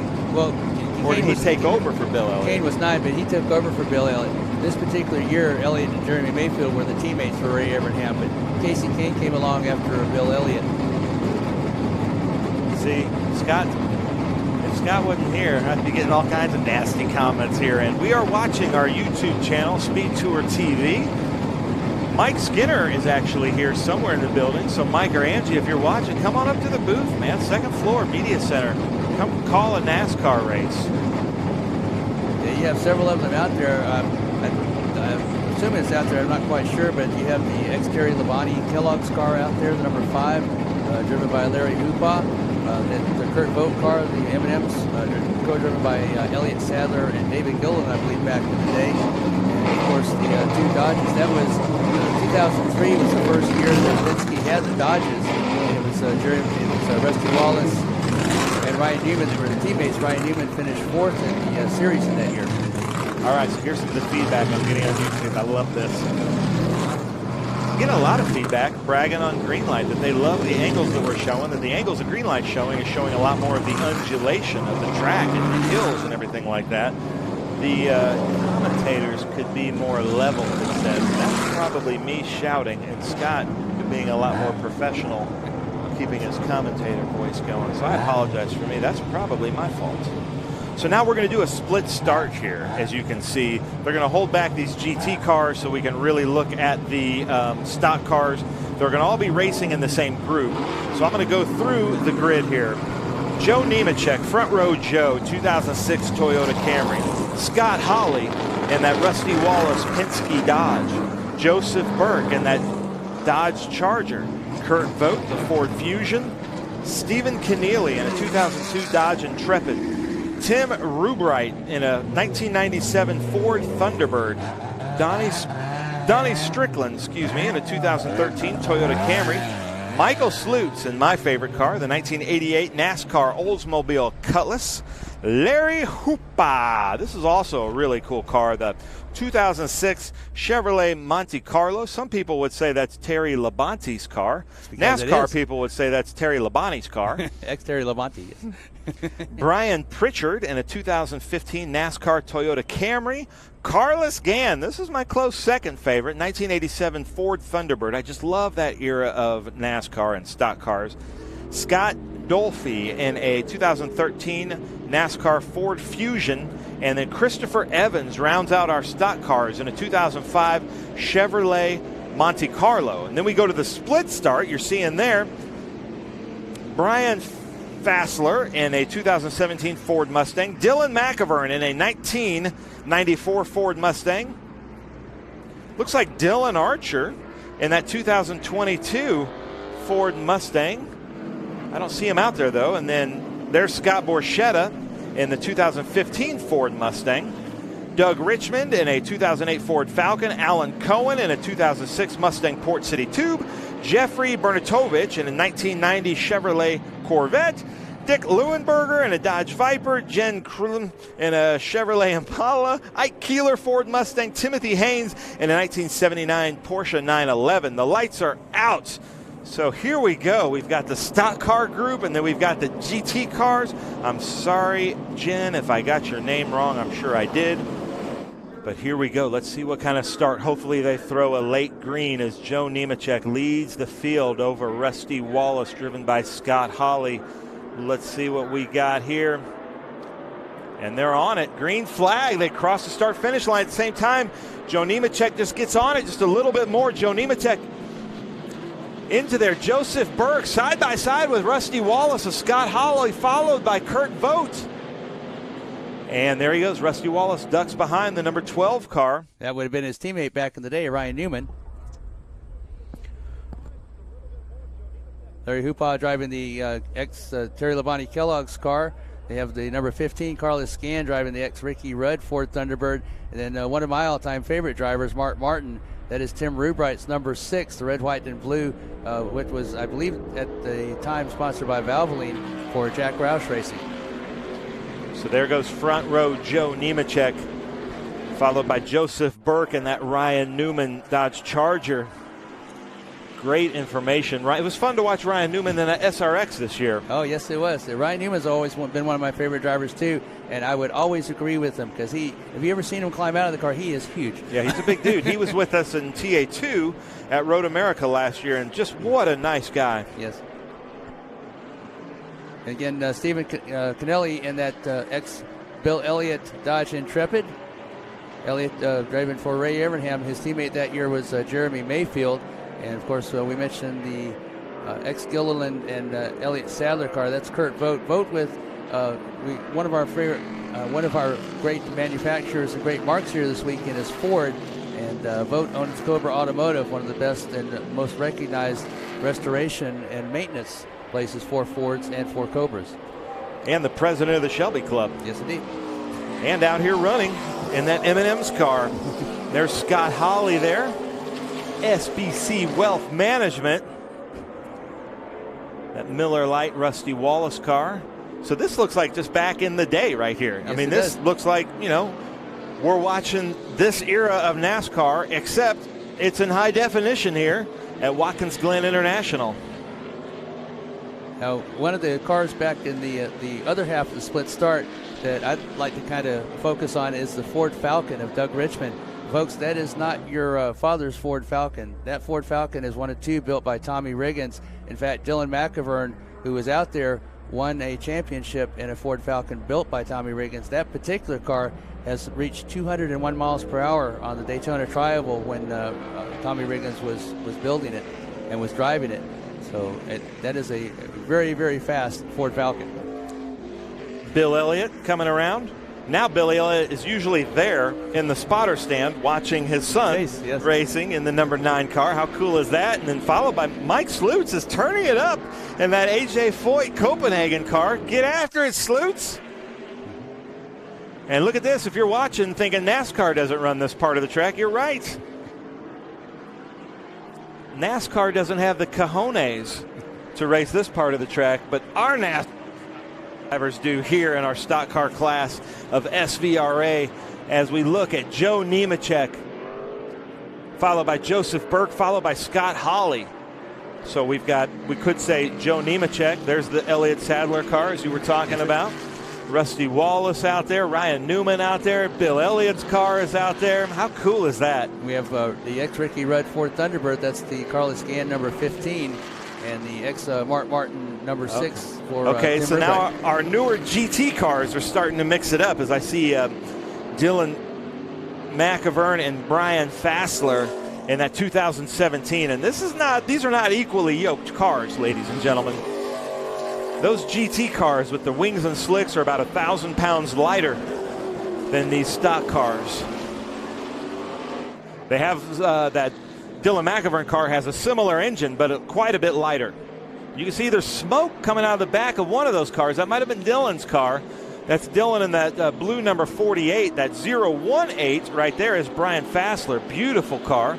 That will be in our all Mustang race too, and there's a lot of technology in that 2017 Ford Mustang.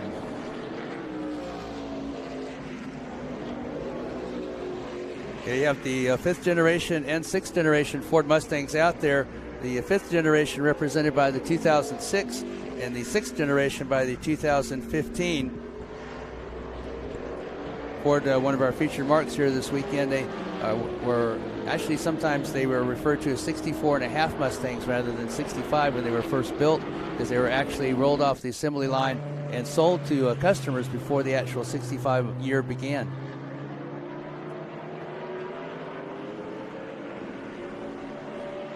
Some of these GT cars now coming into the toe of the boot. This is where they're going to have the huge advantage, just on braking. They're quite a bit lighter, a lot more nimble than these stock cars.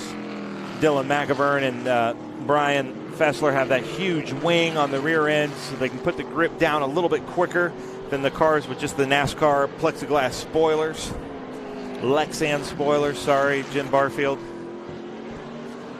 And there's Mike Slutz in that Copenhagen AJ Foyt car coming into the heel of the boot.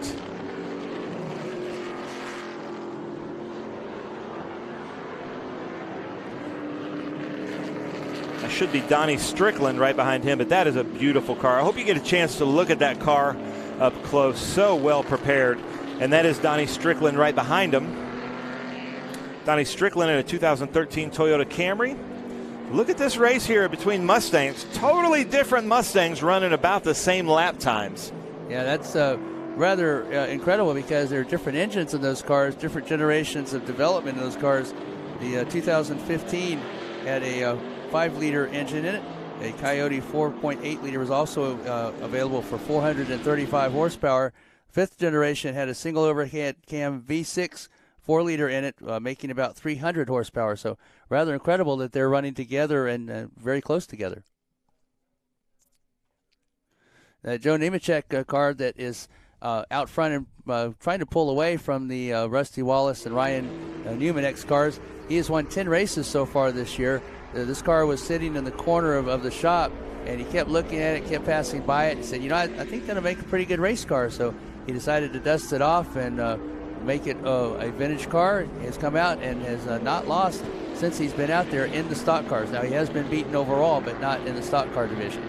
There is that Ford Falcon that you were talking about, one of the coolest cars out here. Yes, and it gets a lot of, it's pretty much a fan favorite because, number one, you don't see Ford Falcons that much, and Ford Falcons were not thought of basically as a race car, but the Ford Falcon subcompact was actually what the Ford Mustang came out of. It was based off of the Ford Falcon platform. And again, Tommy Riggins took, again, that's a Ford Falcon body, but underneath it is all business. It's a tube chassis, and Riggins, an excellent stock car builder, excellent builder of automobiles, and he has that car, that one, and the one that Dylan McIvern drove.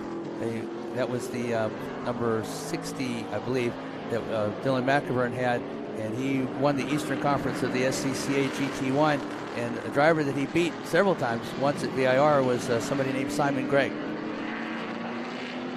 That's Alan Cohen in that 2006 Mustang Port City tube car there. And there's Scott Borchetta with his friend Mike Slutz. Mike Slutz is not going to like being passed by Borchetta. And then here comes that Falcon of Doug Richmond. GT1 car. We saw Thomas Merrill driving either that car or the other car at, what was it, Sonoma or Laguna Seca this year. I believe it was the other car Merrill was driving, yes. And then look at that, the front fender of the 46 is off there. What else would you expect from a stock car? Donnie Strickland, 2013. Toyota Camry, missing his front fender. Look at the driving talent difference between Joe Nemechek. Those are basically within a year or so of the same Toyota Camrys, but yet Nemechek is way out front. Yeah, at Indy, Scott Holly and I were talking. I was like, Joe, just for the show, can one time we do back row Joe Nemechek and just see if you can win the race from the back row? And you know what? Surprisingly, he looked at me and he said, I'm down for that. Yeah, let's do it. So we need to pick. What do you guys think? Leave some comments. Would you like to see, just for the fun of it, moving him to back row Joe and see if he can win? As Corey Bingham leaves a comment that Falcon looks insane. Yes, we are going to broadcast Group 11 tomorrow. And then Jenny is watching from Bangkok, looking for Philip Lewis, was in the last group. It's 3 a.m. over there as we look at Carlos Gann and that beautiful Ford. What was that, a Ford Falcon? No, I guess Thunderbird. Ford Thunderbird. Yeah, Ford Thunderbird. The ex-Ricky Rudd Ford Thunderbird back in the day. Carried Motorola sponsorship, and it is one of the great cars of the NASCAR stock car division. You know, even the NASCAR drivers from that day sounded like NASCAR drivers, like Ricky Rudd, Dick Trickle, Rusty Wallace. You always had to say their name like you had some dip in your mouth, you know? Some Copenhagen, as it were, for Mike Slutz. Yeah, that car, that Oldsmobile Cutlass NASCAR, it just looks like an A.J. Foyt car. It's big, it's brutish, and with that paint scheme on it, it's looking for trouble. And that pretty much sums up A.J. Foyt all the times that I've seen him drive. That should be Brian Pritchard there. Or is that Nemechek? That's not Nemechek, is it? Because I don't see an A on there.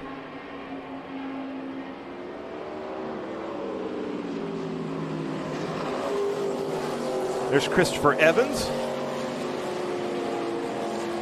Chris Evans, a SCCA driver that came from the V8 Road Racing Series, which uses some of the older stock cars. That's one of the classes. They call it GTA, if I remember correctly, in the V8 Road Racing Series. And Christopher Evans also has driven with us in the Trans Am. And there is Jen Kripata in a 1991 Chevrolet Impala. A little fun fact here about SVRA. Jesse, our registrar, and Josh, our website person, said that Chevrolet is misspelled more by our drivers than any other make. It has been spelled in registrations in the last 10 years. This is our 10-year anniversary. I think they said 46 different ways. So the drivers of our cars don't even know how to spell their own cars. That should be Ike Keeler in that TA2 Bud Moore-looking tribute car to that era of Parnelli, Jones, George Fulmer. For the just real brief time in Trans Am that they ran that instead of the school bus yellow Bud Moore cars in Trans Am. But a great tribute there. Great to have Ike Keeler out here with us with R&R. And he'll be out there later in the historic Trans Am in a Mercury Cougar.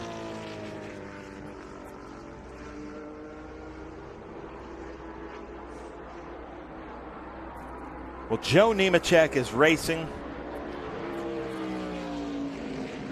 All right, so we've got Tom Drum saying, I don't know why NASCAR insists on not running it in the Infinity race. Maybe he means Xfinity race, I'm not sure. Xfinity, yes. But yeah, I'd like to see that once. You know, like just last year, NASCAR went back to the carousel section of Sonoma. And then I guess they didn't like it because they're going back to the old configuration now. Well, our Trans Am 2 cars are very close to the Xfinity in terms of weight and horsepower, and we seem to handle it very well. Yeah. Had a lot of fun with it. And a little faster lap times as well. Yes, indeed. To throw more shade, I guess you could say. This might be my last broadcast, ladies and gentlemen. It's been nice working with you, Ben. Yeah. Trying to find the number on that car there, that white Camaro.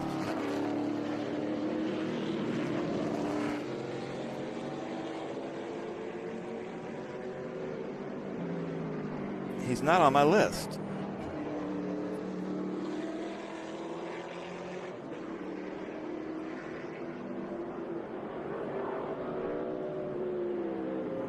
But that's that Protofab Wally Dallenbach Jr. Camaro out there. I'd like to know. And there's my favorite car right there. Why is 6 afraid of 7? Because 7, 8, 9. Timothy Haynes, 1979 Porsche 911 black. Look at the wing. He's got a wing for his wing on that car.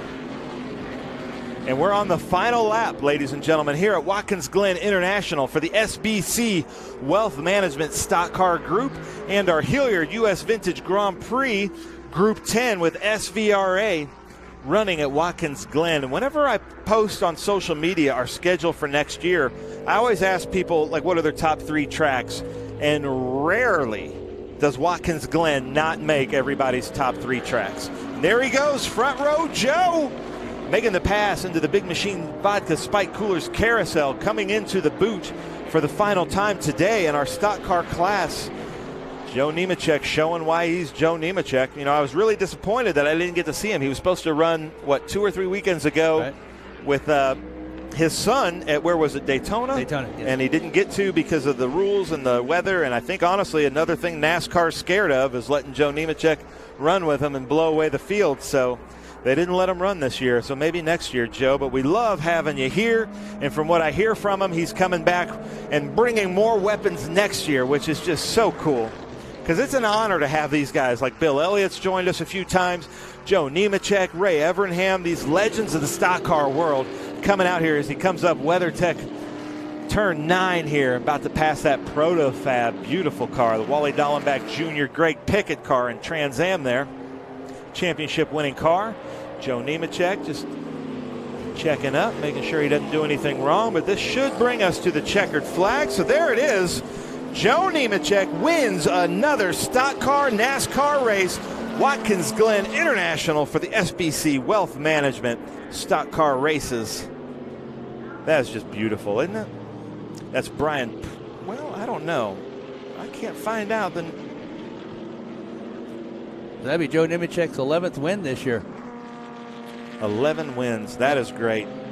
And I believe 10 of them have been overall. I know at Road Atlanta, he had damaged the car in a qualifying session, and that was the only reason that he didn't win overall. It was finished second, but he did win the stock car division.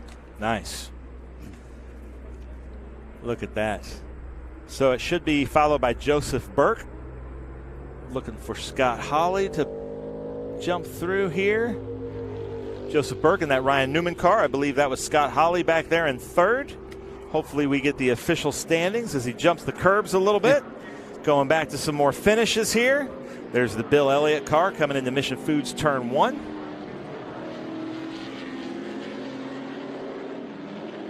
.45 of Alan Cohen, 2006 Ford Mustang.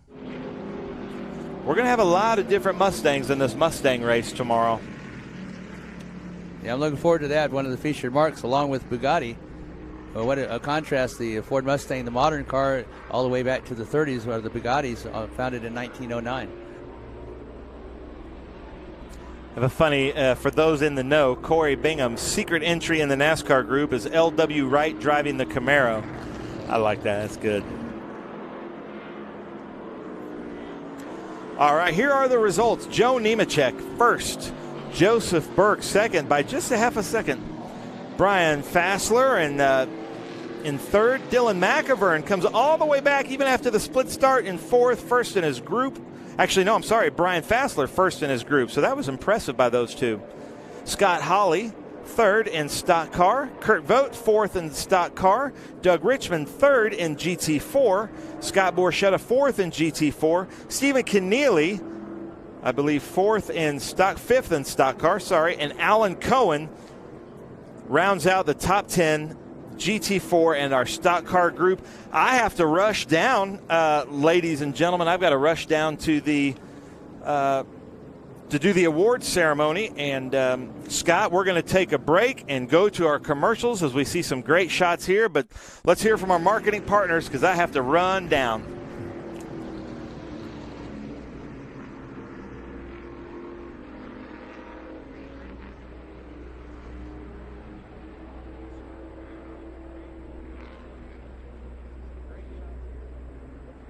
We're going to go to a commercial break here as we get some great drone footage high above SVRA Watkins Glen. action? Well, the best way to enjoy classic auto racing is with a delicious classic from Mission Foods.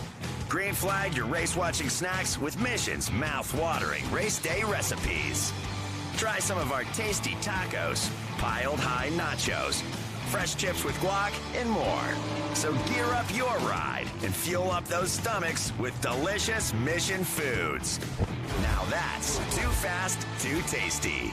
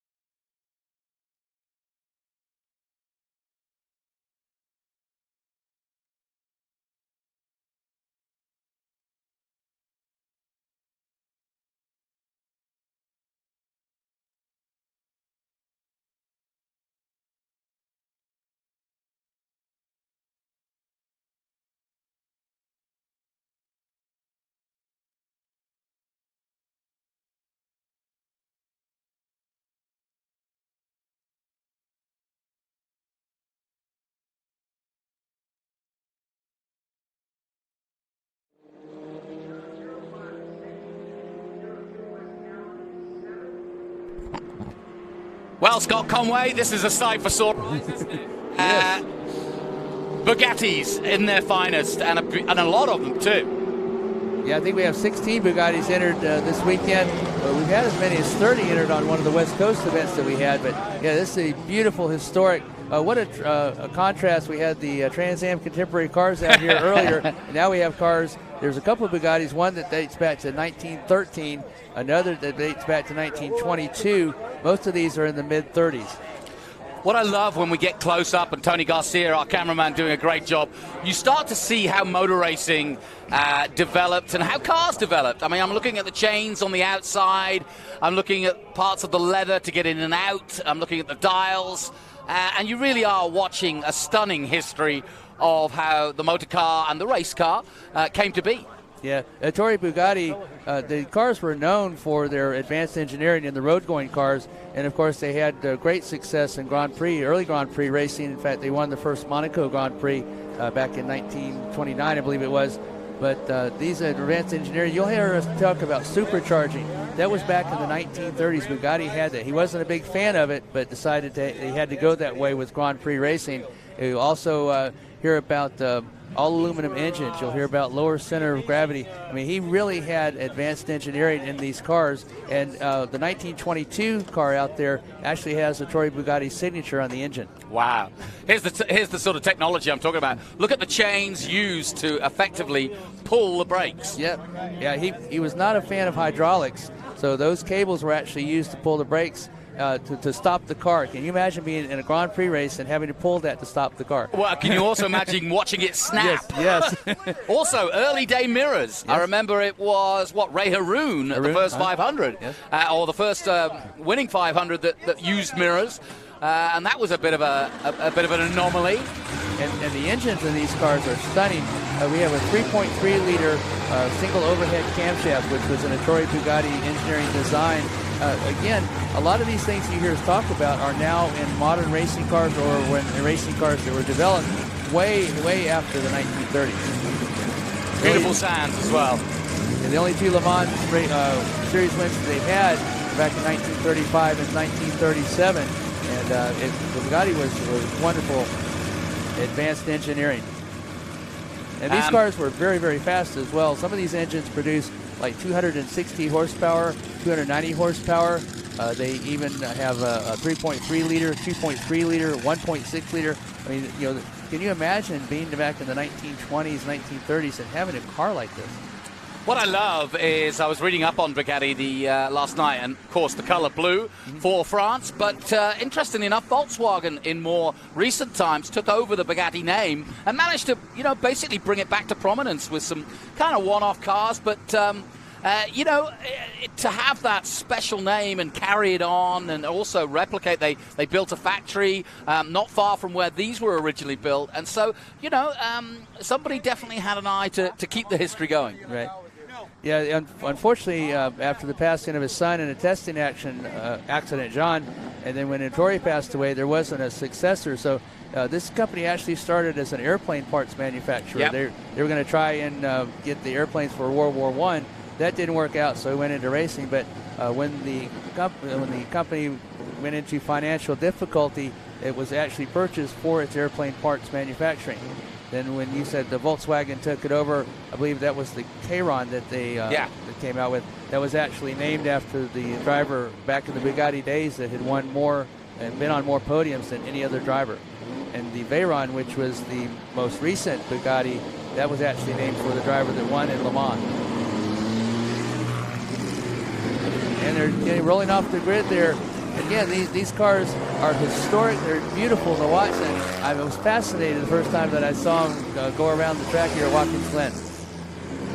Yeah, I went back to the paddock, and there's some 20-plus cars. There's just one, maybe two left in the paddock, and I was asking the two guys looking after them, what the problem was, and they said, well, we've got a few things. We're just saving them till tomorrow. They're going to get another on tomorrow, and we'll have all of them out there. That's an amazing feat when you, like you say, you consider that some of these cars go back to 2013. Excuse me, 1913. Yeah, I was going to say, looking here, I think that's a little more modern than I have down. Yeah, the 1930s were their heyday, so to speak. They actually were kind of the forerunners of the Grand Prix championship winners of the modern day. Yeah. But I'm just fascinated by the engineering prowess that Bugatti had. When they had a lighter engine, they have to make the car lighter. So what did they do? They drilled holes in the chassis just to be sure that the car would make weight, because they changed the regulations in Formula One at their time. But just to have the forethought to say, okay, we have a little bit lighter engine. If we put it a little bit lower in the chassis, that will lower the center of gravity. To me, it's just fascinating that, back in the day, that they would think of those things and be that far advanced to have that as part of their design.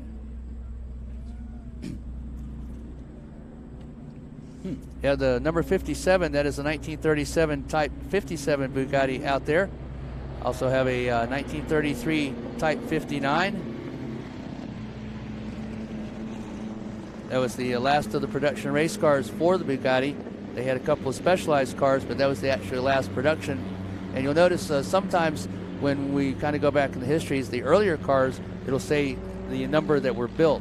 And then as they went on a little bit, the cars became such classics, and everybody wanted them, so you hear us saying produced. Also have a 1935 Type 35 out there, 1927 Type 37, 1925 Type 30. Have the Type 22 out there. That is the one that has the engine that was actually signed by Ettore Bugatti.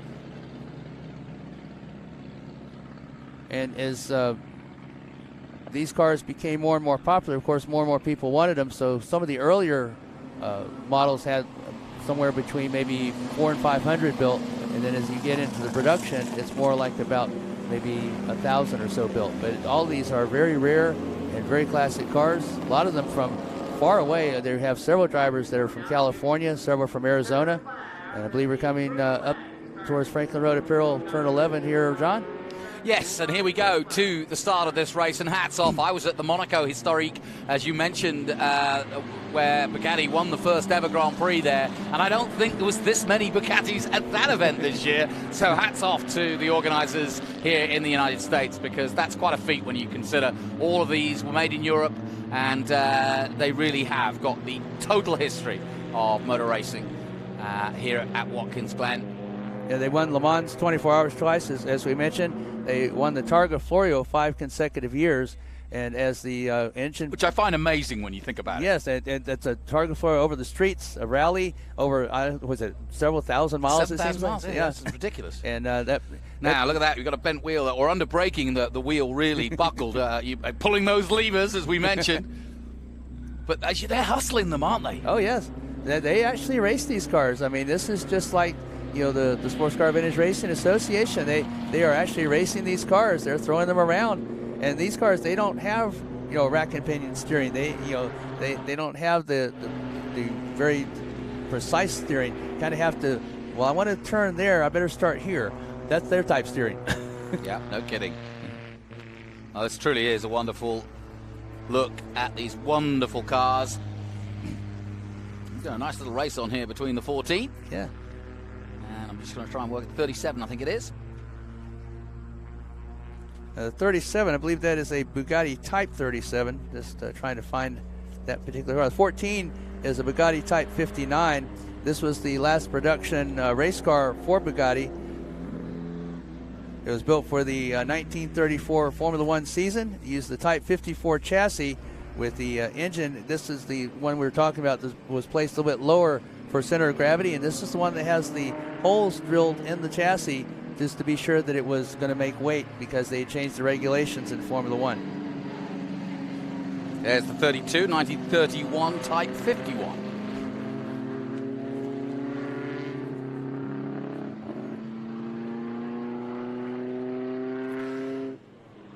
Charles Camille Jones at the wheel of that one.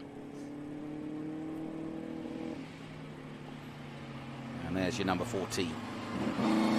That's a 1967. Excuse me, not 67. What was that? That's the wrong list. That's Charles McCabe, excuse me, in the 1932 T59.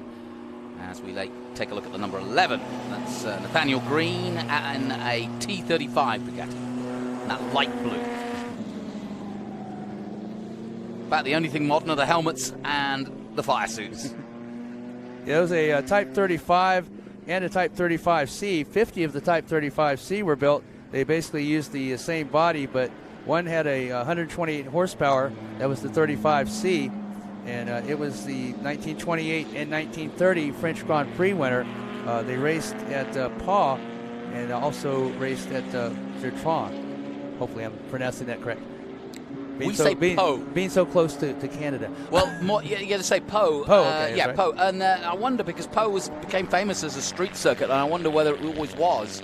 It became, it became a famous street circuit for Formula 3, but maybe back in the day they actually ran it on the roads back then. And I believe you mentioned the number 11. That is a Type 35.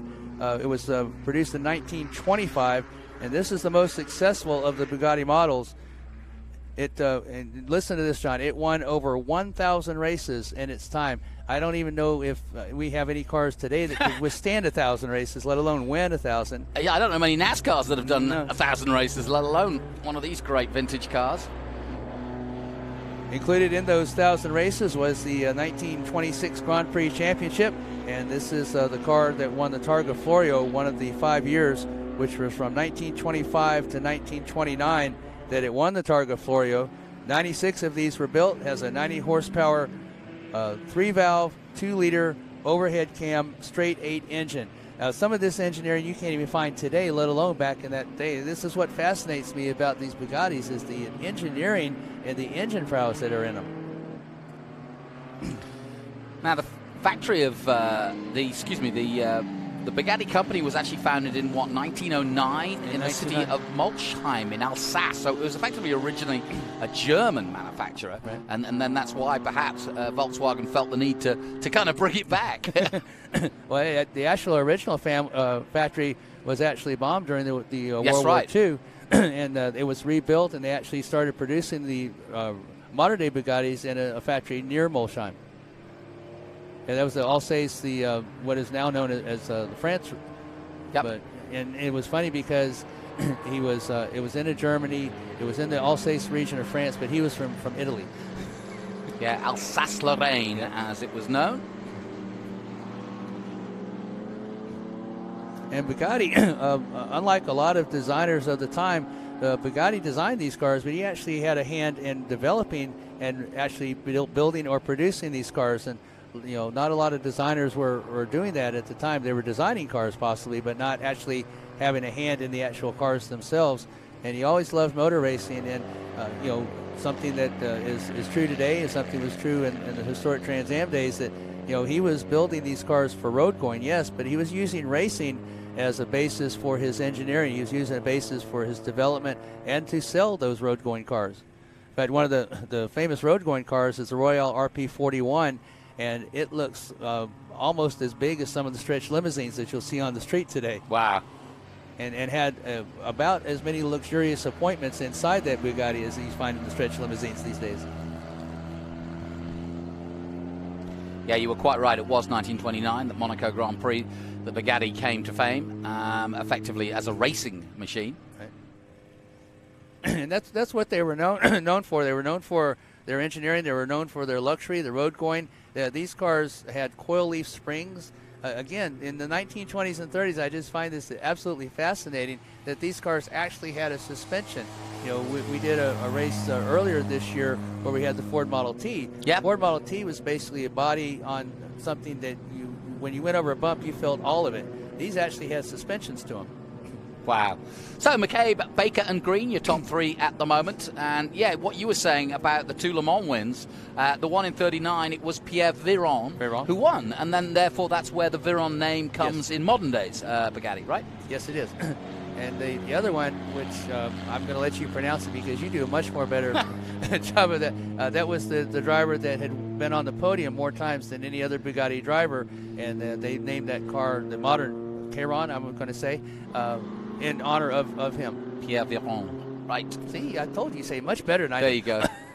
Well, when you're born in in England, and that's so close to France. You've got to get these things right, you see. And as you well know, as earlier in the day Ben alluded to, we could almost say that it's a bit of a celebration of Queen Elizabeth's era. Yes.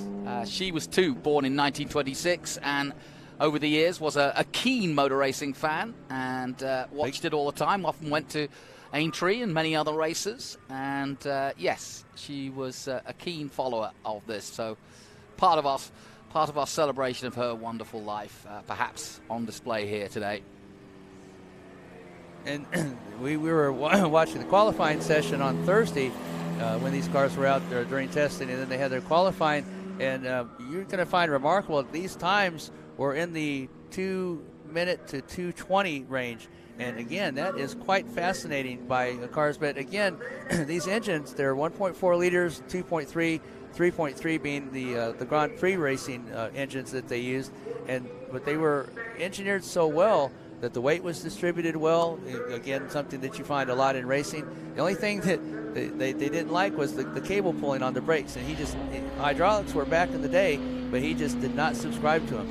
Well, back in the 30s, Ettore Bugatti also got involved in the creation of racer aeroplanes. Yes. And so these bigger engines that you're talking about were obviously made steady and fast and also reliable from use of airplane engines. And, of course, in the early days of motor racing, manufacturing and technology from engines often came from the airplane. The Number 3, that is the 1913. I think that is the oldest car that we have out there on track at the moment. That is the Type 22. It was introduced in 1910 with 435 of them built. It was the first Evolution and first Bugatti to have a 4-cylinder valve head engine in it. Again, can you imagine, this is 1913, and you already have 4-cylinder valves, and he went from there to single overhead valves, and of course he was the person that came up with the overhead camshaft. Yeah, and you talk about their attention to detail and design. They were hand scraped to ensure that the surfaces were flat and that the gaskets were not required for sealing. It's pretty impressive. Number 33 was just being shown on screen there, Jonathan. That's the 1927 Type 37. Only 290 of these were produced, and you notice now that we've gone from built, where they were actually hand-built, to produced because they've become so popular. That has a 1.5 liter engine. That was the normal engine that was in it, or a supercharged. That was the Type 37A, which was the racing model, and the Type 35 had a chassis relying on its lightweight development. And again, for racing, you look for where you can save weight savings wherever you can, because that less weight equals more speed. And the ways that he did this is rather remarkable too. Again, the engineering that are in these cars is just magnificent, and you need to come over here and take a look at these cars, fans, if you've not already seen them.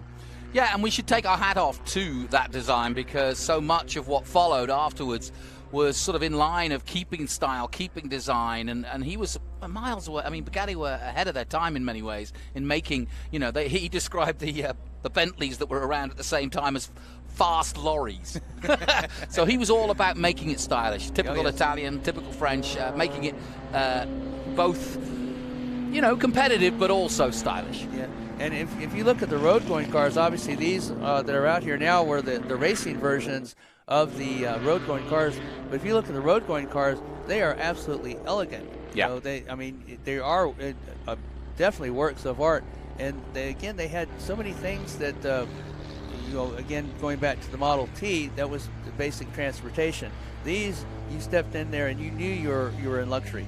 And that's what he wanted people to feel, was get in that car, feel like it's just not, you're driving to wherever. It's an experience to drive there, and you'll be happy to get there because you are just in such a well-made and well-built and well-engineered car. Well, we're on the final lap here, coming up to the loop and the boot, as they call it, and it's still Baker McCabe and green as it has been throughout this race, and it looks like the number 32 of Baker will take the checkered flag. They'll be out again tomorrow. So if you enjoyed this, let your friends know on on our chat, and speedtour.tv. Tune in again, because they'll put on a show once again and put on a great race. Look at them sliding through there. Beautiful. Another thing, just when you were talking about them coming through the loop, these had mesh gearboxes, not synchro mesh, but mesh gearboxes. Again, fascinating engineering, fascinating racing development in these cars. Well, we've got a close finish, that's for sure. McCabe caught him up. Gap of 1 second. It's less than that now as they come out of the last corner to finish this wonderful Bugatti race. All Bugattis involved. And look at this finish. Yeah, it's a pretty darn close finish. There you go. But it is Baker that takes it. Just barely. Yeah, just barely. And McCabe kept him honest those last couple of turns there. Coming out of WeatherTech turn 9, he suddenly caught him, and he almost was able to get by him, but not quite. So who would make the tires for these cars, I wonder? Good question, isn't it? Yeah, it's a good question. I know Bugatti like to keep everything in-house, so but obviously the tires would have to be imported from somewhere, but I'm not sure where. Mm-hmm. Well, what a joy. Motor racing started here in 1948, but these cars even ellipse that, and that's pretty impressive. Well, he's got his spare. And that's what that leather is you see there. Most of them don't carry the spare, obviously.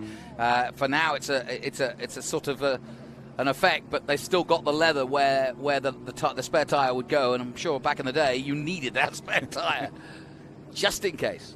Yeah, it wasn't like you could call somebody to come get you and fix that tire, huh? No.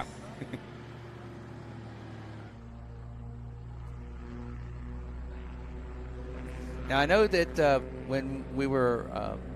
Where was it that we were doing the Ford Model Ts and what have you? Was that out in California? Yes, probably. Yeah, yes. And yes, I think so. And I believe that for some reason, I have no idea how you did this, but somebody actually let you on one of those cars where you were a spotter or yes, whatever. Exactly. So yeah. Maybe you could get a ride in one of those Bugattis there. I would happily take one. I tell you, I love the Ragtime boys that did that in California, and that's a great.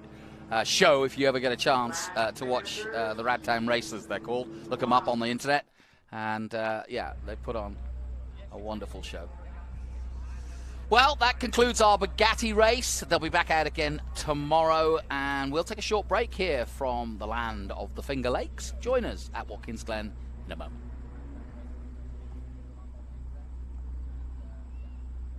Performance is a dirty fuel system. It can cause decreased fuel economy and actually do harm to your engine over time. By adding Lucas fuel treatment to your vehicle, it cleans and lubricates the entire fuel system. Pump, carburetors, fuel injectors, and valves as you drive. It also improves your vehicle's performance. It's a non-solvent product designed to protect both gasoline and diesel engines. Lucas fuel treatment. It works.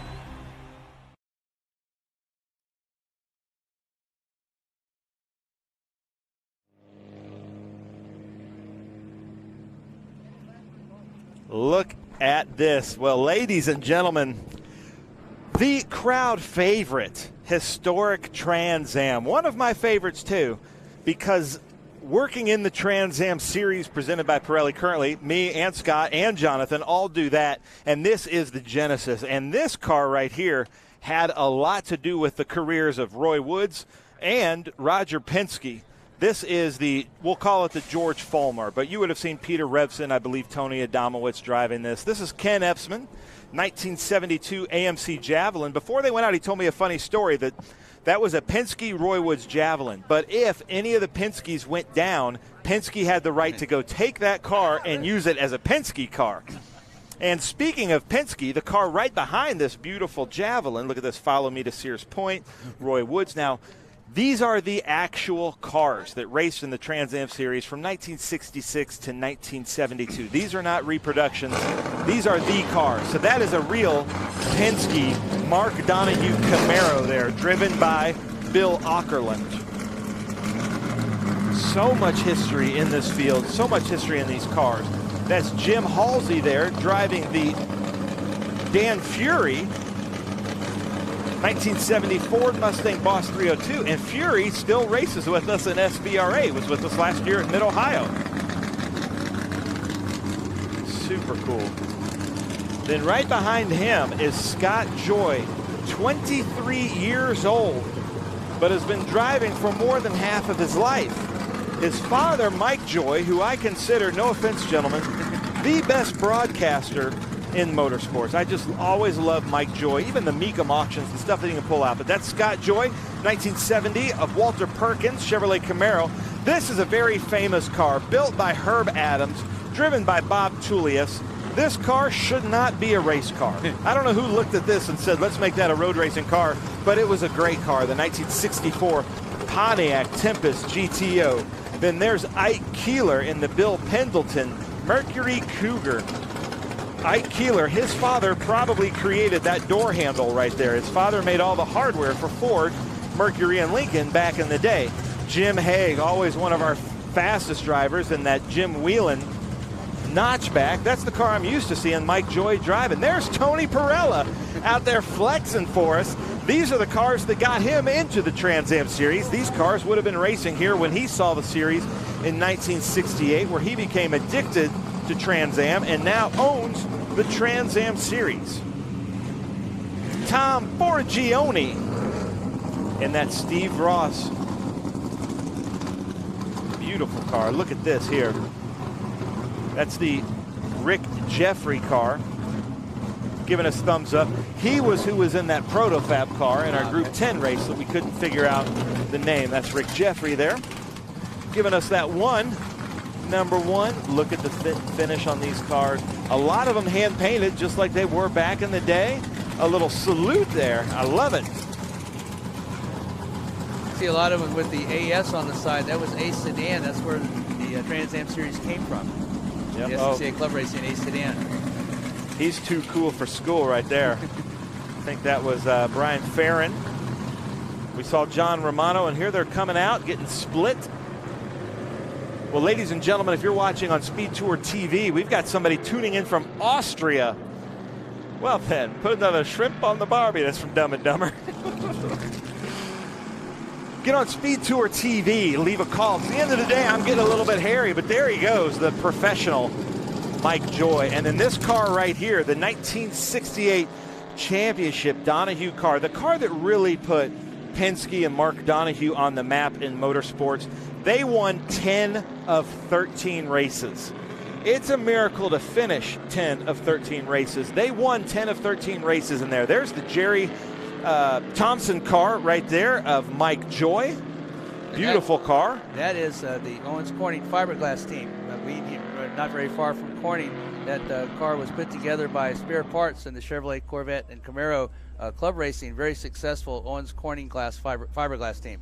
Yeah, I always think of the Owens Corning cars as the Corvettes, but I guess predating that was the Mike Joy car here at Jerry Thompson. Well, actually, it was the other way around. The Corvettes is the way that they got into Trans Am racing. They had the Club Racing Corvettes before they had this. Okay. But the car was delivered late. It was a body in white, and they just took parts whatever they could find from the Camaros and Corvettes that they had in their shop. But being that we're not very far from Corning, New York, just had to bring that up.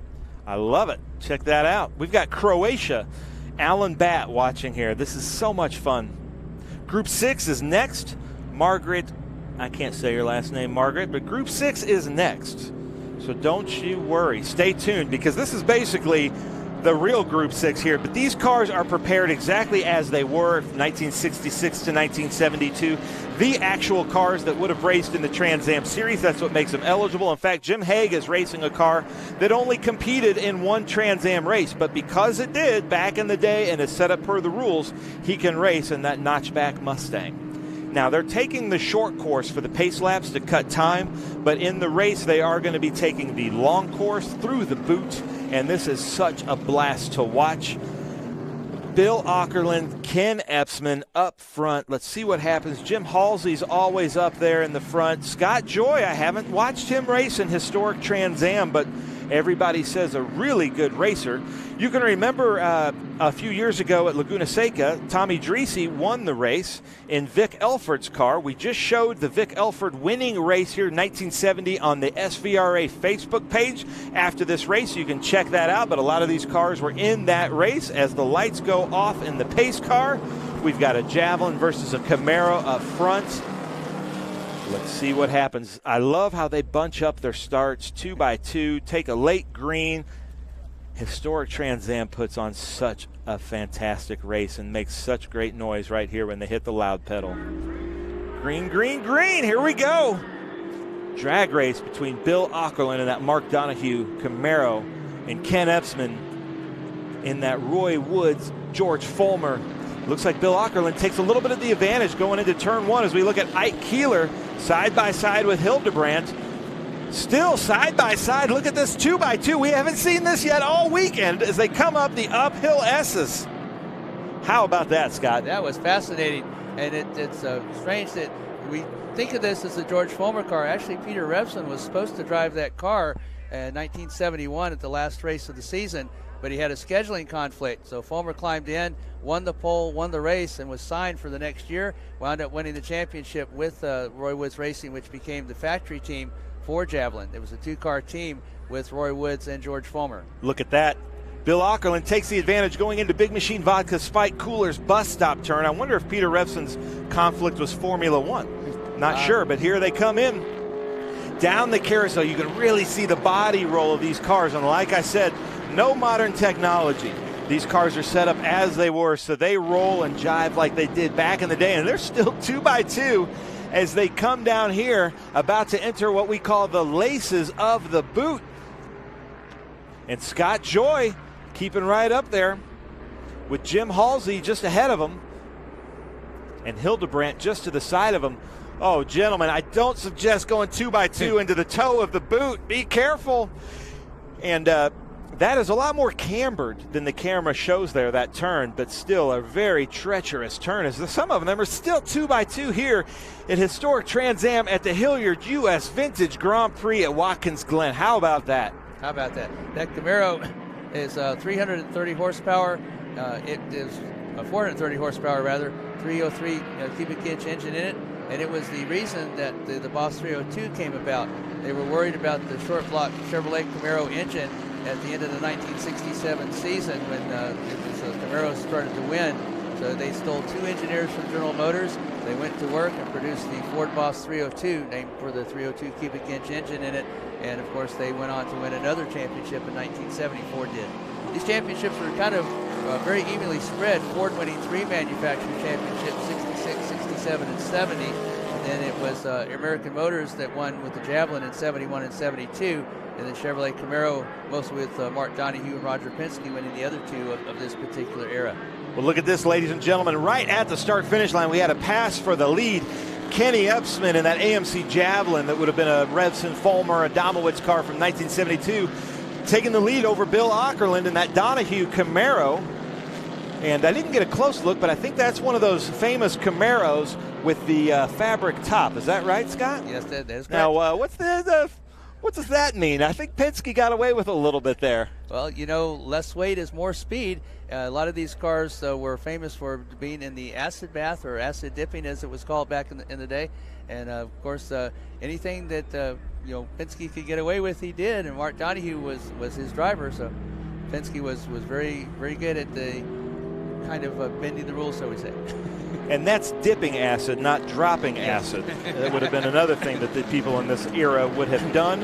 As we look at Scott Joy, man, keeping at it. But that Hildebrandt car, that Pontiac Tempest GTO of Herb Adams and Bob Tulia, seriously, that looks like a mob car where they could put like 6 bodies in the trunk. Making that a race car, and then fast as it was, is just absolutely crazy to me. Yeah, a daily driver made into a race car. Because that's for getting groceries. Yes. The Ike Keeler Ford Lincoln Mercury Cougar. Lincoln Mercury, the only time that it had factory backing was in the 67 season, and it lost the manufacturer's championship by 2 points. But this particular car was cut off the showroom floor, the manager was convinced by his engineer and salesman that they should take the car and make it a race car. So they did. What they didn't know was that the salesman had Carcraft Engineering as part of his background. Oh, wow. And he had worked on the Carcraft engines along with Lee Dykstra. So they took this car. When Lincoln Mercury was getting towards the end of the season, they were worried about maybe losing the championship. So what they did was they secretly shipped the body and chassis over to the Lincoln Mercury dealership, which became a semi-factory effort for Lincoln Mercury. That car was used to hopefully help Lincoln Mercury win the championship, which unfortunately lost by only 2 points. Wow. And was that the Dan Gurney, Parnelli Jones era of the Cougars? Yeah, well, Budmore Engineering had the 3 factory Cougars, and that was what they were normally winning their points with, but they were concerned about the third car. It's taking the lead, too. Ike Keeler in that Cougar, now taking the lead over Jim Haig. We've had a lot of changes happening here, followed by Dan Fury, Bill Ockerland, Hildebrandt. There's Ken Epsman there. A lot of changes here. That's what I love about historic Trans Am, staying so close together. But don't count out Ken Epsman. Ken Epsman seems to kind of fall back sometimes, waits for the car to come to him or maybe the tires, and then takes off like a rocket ship. There's the number 37 there of John Romano. Yeah, 2 of the cars that I don't see out here, my favorite is the Dodge Challenger, and you could be able to see that, this lime green with a black hood, the ex-Zamposi factory Dodge. And the other car that's not out here, that at least that I didn't see go by, was the number 1. And I bring that up because in 1966 was the first Trans-American Sedan Championship race, which is what it was known as back then. That number 1 Ford Mustang, which is here, was the first car ever entered in the first ever Trans Am race. That's why it has the number 1. It was issued that to signify that. Well, that's the 1A. That's not it, right? You're talking about the silver one? Yes. And then also Ken Adams, the Reventlow Mustang, isn't entered in. So we're missing Richard Goldsmith and Ken Adams. The Dan Gurney Cougar is here on display, but not out there racing right now. But we got to get back to this race because it has really heated up. The scoreboard on your left can't even keep up with all of the changes that are happening. It looks like I'm calling him Dan Fury, but Jim Halsey in the Dan Fury car maybe taking the lead as Ken Epsman moves up on Scott Joy. I can't even keep up, but these campers here to your right are having just a blast watching this. That orange Camaro there, I believe that's the Warren Agor car of Dennis Singleton. Agar, I believe, I'm not sure. Agor. Beautiful car up front. What's the pronunciation? Warren Agor. That's one of the Ace Sedan cars that Warren Agor actually won the Ace Sedan National Championship with. See, I love having all this knowledge right here, sitting right next to me. It's beautiful. Some great images. There's Mike Joy there in that Jerry Thompson Camaro. Look at these cars. Listen to that sound. There's the Warren Agar car. He did the downtown parade with us at Watkins Glen. You can see their hands moving. I just absolutely love how much they're having to fight each and every turn with these cars. Way too much power with very little handling and almost no brakes. Yeah, what could go wrong? Yeah, no, what could go wrong? We were talking about on the PA over here at Watkins Glen. If you look inside these cars, these steering wheels are the size of some of today's tires. They're not the pristine and precise steering mechanisms. And you slide these cars to where you want them to turn. You don't actually turn them. And the gearboxes, you don't just generally paddle shift. You slam these gears in because that's what you had to do at the time. Yep. And we had great shots there of the Mike Joy car. And it's so cool to have Mike Joy here joining us.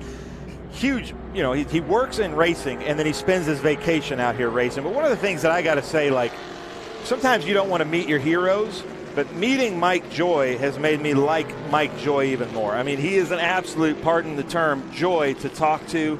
And we were talking earlier, in the trunk, he's got this one vent that comes out of the fuel cell, but then it comes out when 2 hoses. And I was asking him what that is, and he's like, you know what? I don't know what that is. And it's very tough to stump Mike Joy. It is. Some of the historic years in Trans Am was 1968. That was the only year that the 12 Hours of Sebring and the 24 Hours of Daytona were included in the Trans Am Championship. Ben, can you imagine trying to wrestle these cars around for either 12 or 24 hours? had to be absolutely exhausted after that. Yeah, if we went to our current Trans Am drivers now and said we're joining it, they would maybe revolt. throw things at you. I mean, they would burn us down. Look at this Ike Keeler going into the heel of the boot, followed by Hildebrandt, followed by Halsey, followed by Ken Epsman, then Bill Aukerland coming up right beside Ken Epsman. Two of the most historic cars out there right now. I love that Tom McIntyre is out there also in that 68 championship winning car. And then there's Jim Haig. So watch for Jim Haig and Bill Aukerland and Kenny Epsman. If they work together, they might be able to catch these top 2 or 3 here. And again, we can't overemphasize enough. These are the original cars with the original parts in them. The only thing that is not necessarily original are the tires. The only reason that they have a spec tire is to kind of level the playing field because you have such a disparity in the years and the development of the cars. But other than that, these are the original cars. These are not replicas. These are not cars that have remanufactured parts. These are the original cars. I really appreciate that Hildebrandt is wearing white gloves so we can see what his hands are doing as we see what I think is maybe the 6th lead change of this race. That's right, ladies and gentlemen. Just like Trans Am back in the day, we have another lead change here at Watkins Glen International. And those lead changes were very important back in the day. This was the original win on Sunday, sell on Monday concept. And if you want to race on Sunday, the showroom would have a picture of that race win up in the showroom display floor. And of course, if you won the Manufacturers Championship, you could tout that all year long. And that's why these manufacturers were so adamant and they recruited such great drivers, was because this was all about selling cars. This was all about using racing as a way to sell cars. Just heard from our producers that up front, John Hildebrandt in the biggest car in the field is a second a lap faster than the rest of the field. How incredible is that? So Herb Adams must know something that I don't. And again, that is a daily driver that was used to go and get groceries back and forth. And he looked at it and said, you know, I really want to go Trans Am racing, but I don't want to do any factory thing. I can't really afford a big car. And how about this car? And so, lo and behold, they developed it into a Trans Am car. And as you can see, it's very competitive. In fact, it won. Oh, but they're catching them. Look at this. They're going almost three wide into the heel of the boot. I believe that's Bill Aukerland there. Yes. No, Bill's back there. Is that Haig? No, it's Ike Keeler. Ike Keeler again. Ike Keeler takes the lead. Then Halsey, then Aukerland, then Hildebrandt, Jim Haig, Ken Epsman side by side. Look at this. Another lead change here as we look at Bill Aukerland in that vinyl-topped Camaro, because I know that the tech guys leaned on it at one point and it just dipped in. The stories and the cheating that happened back in Trans Am in those days are absolutely legendary. Yeah, that was on the Sam Posey Dodge Challenger that they had actually been able to get it through tech, and the tech official leaned on the top of the roof, and it caved in, almost caved in. It dimpled so badly that they didn't pass it. They had to go down to a downtown Dodge dealership, cut off a roof on one of the show models and put it on that car to get it to pass. Side by side, Mustang and Cougar. Ooh, Ike Keeler kind of cutting off Halsey there.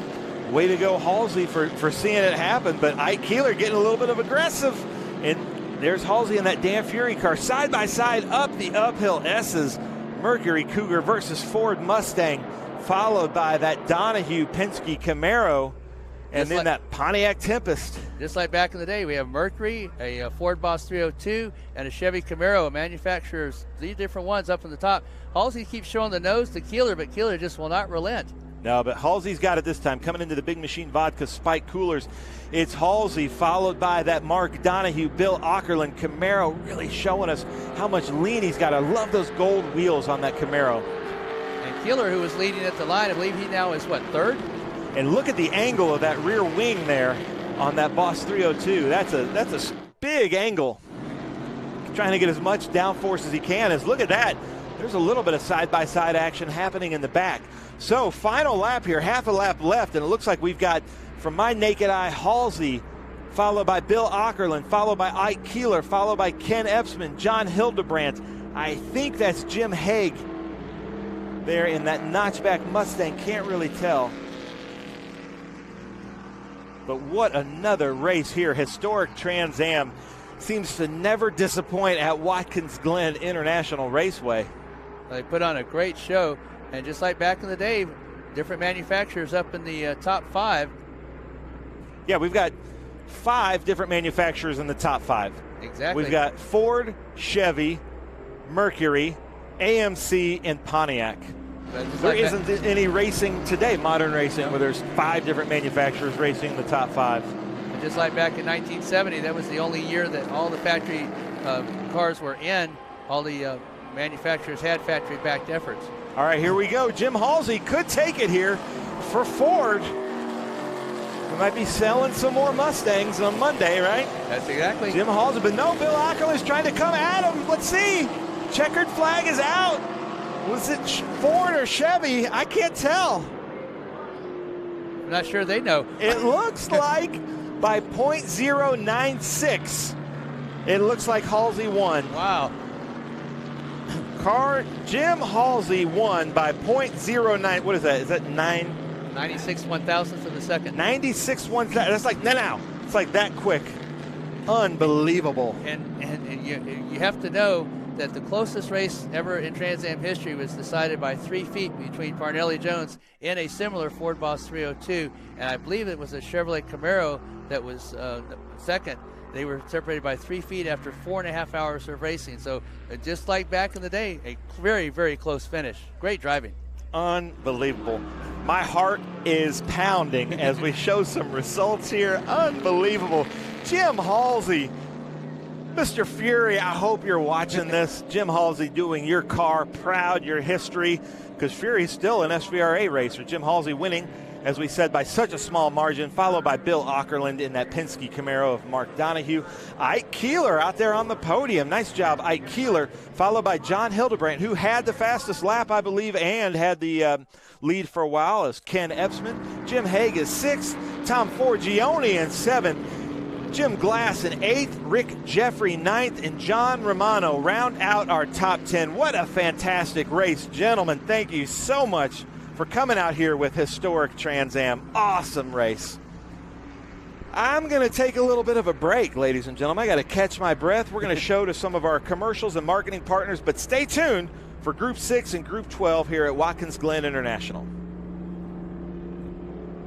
There is less than 1/100th of an inch of motor oil protecting your car's engine. Friction and heat causes engine oil to experience thermal breakdown, weakening its ability to protect the engine and its parts. Lucas Heavy Duty Oil Stabilizer is specially formulated to resist thermal breakdown, protect vital engine parts, and extend the life of your engine. It also stops smoking, knocking, and oil consumption in worn engines. Lucas Heavy Duty Oil Stabilizer. Keep that engine alive.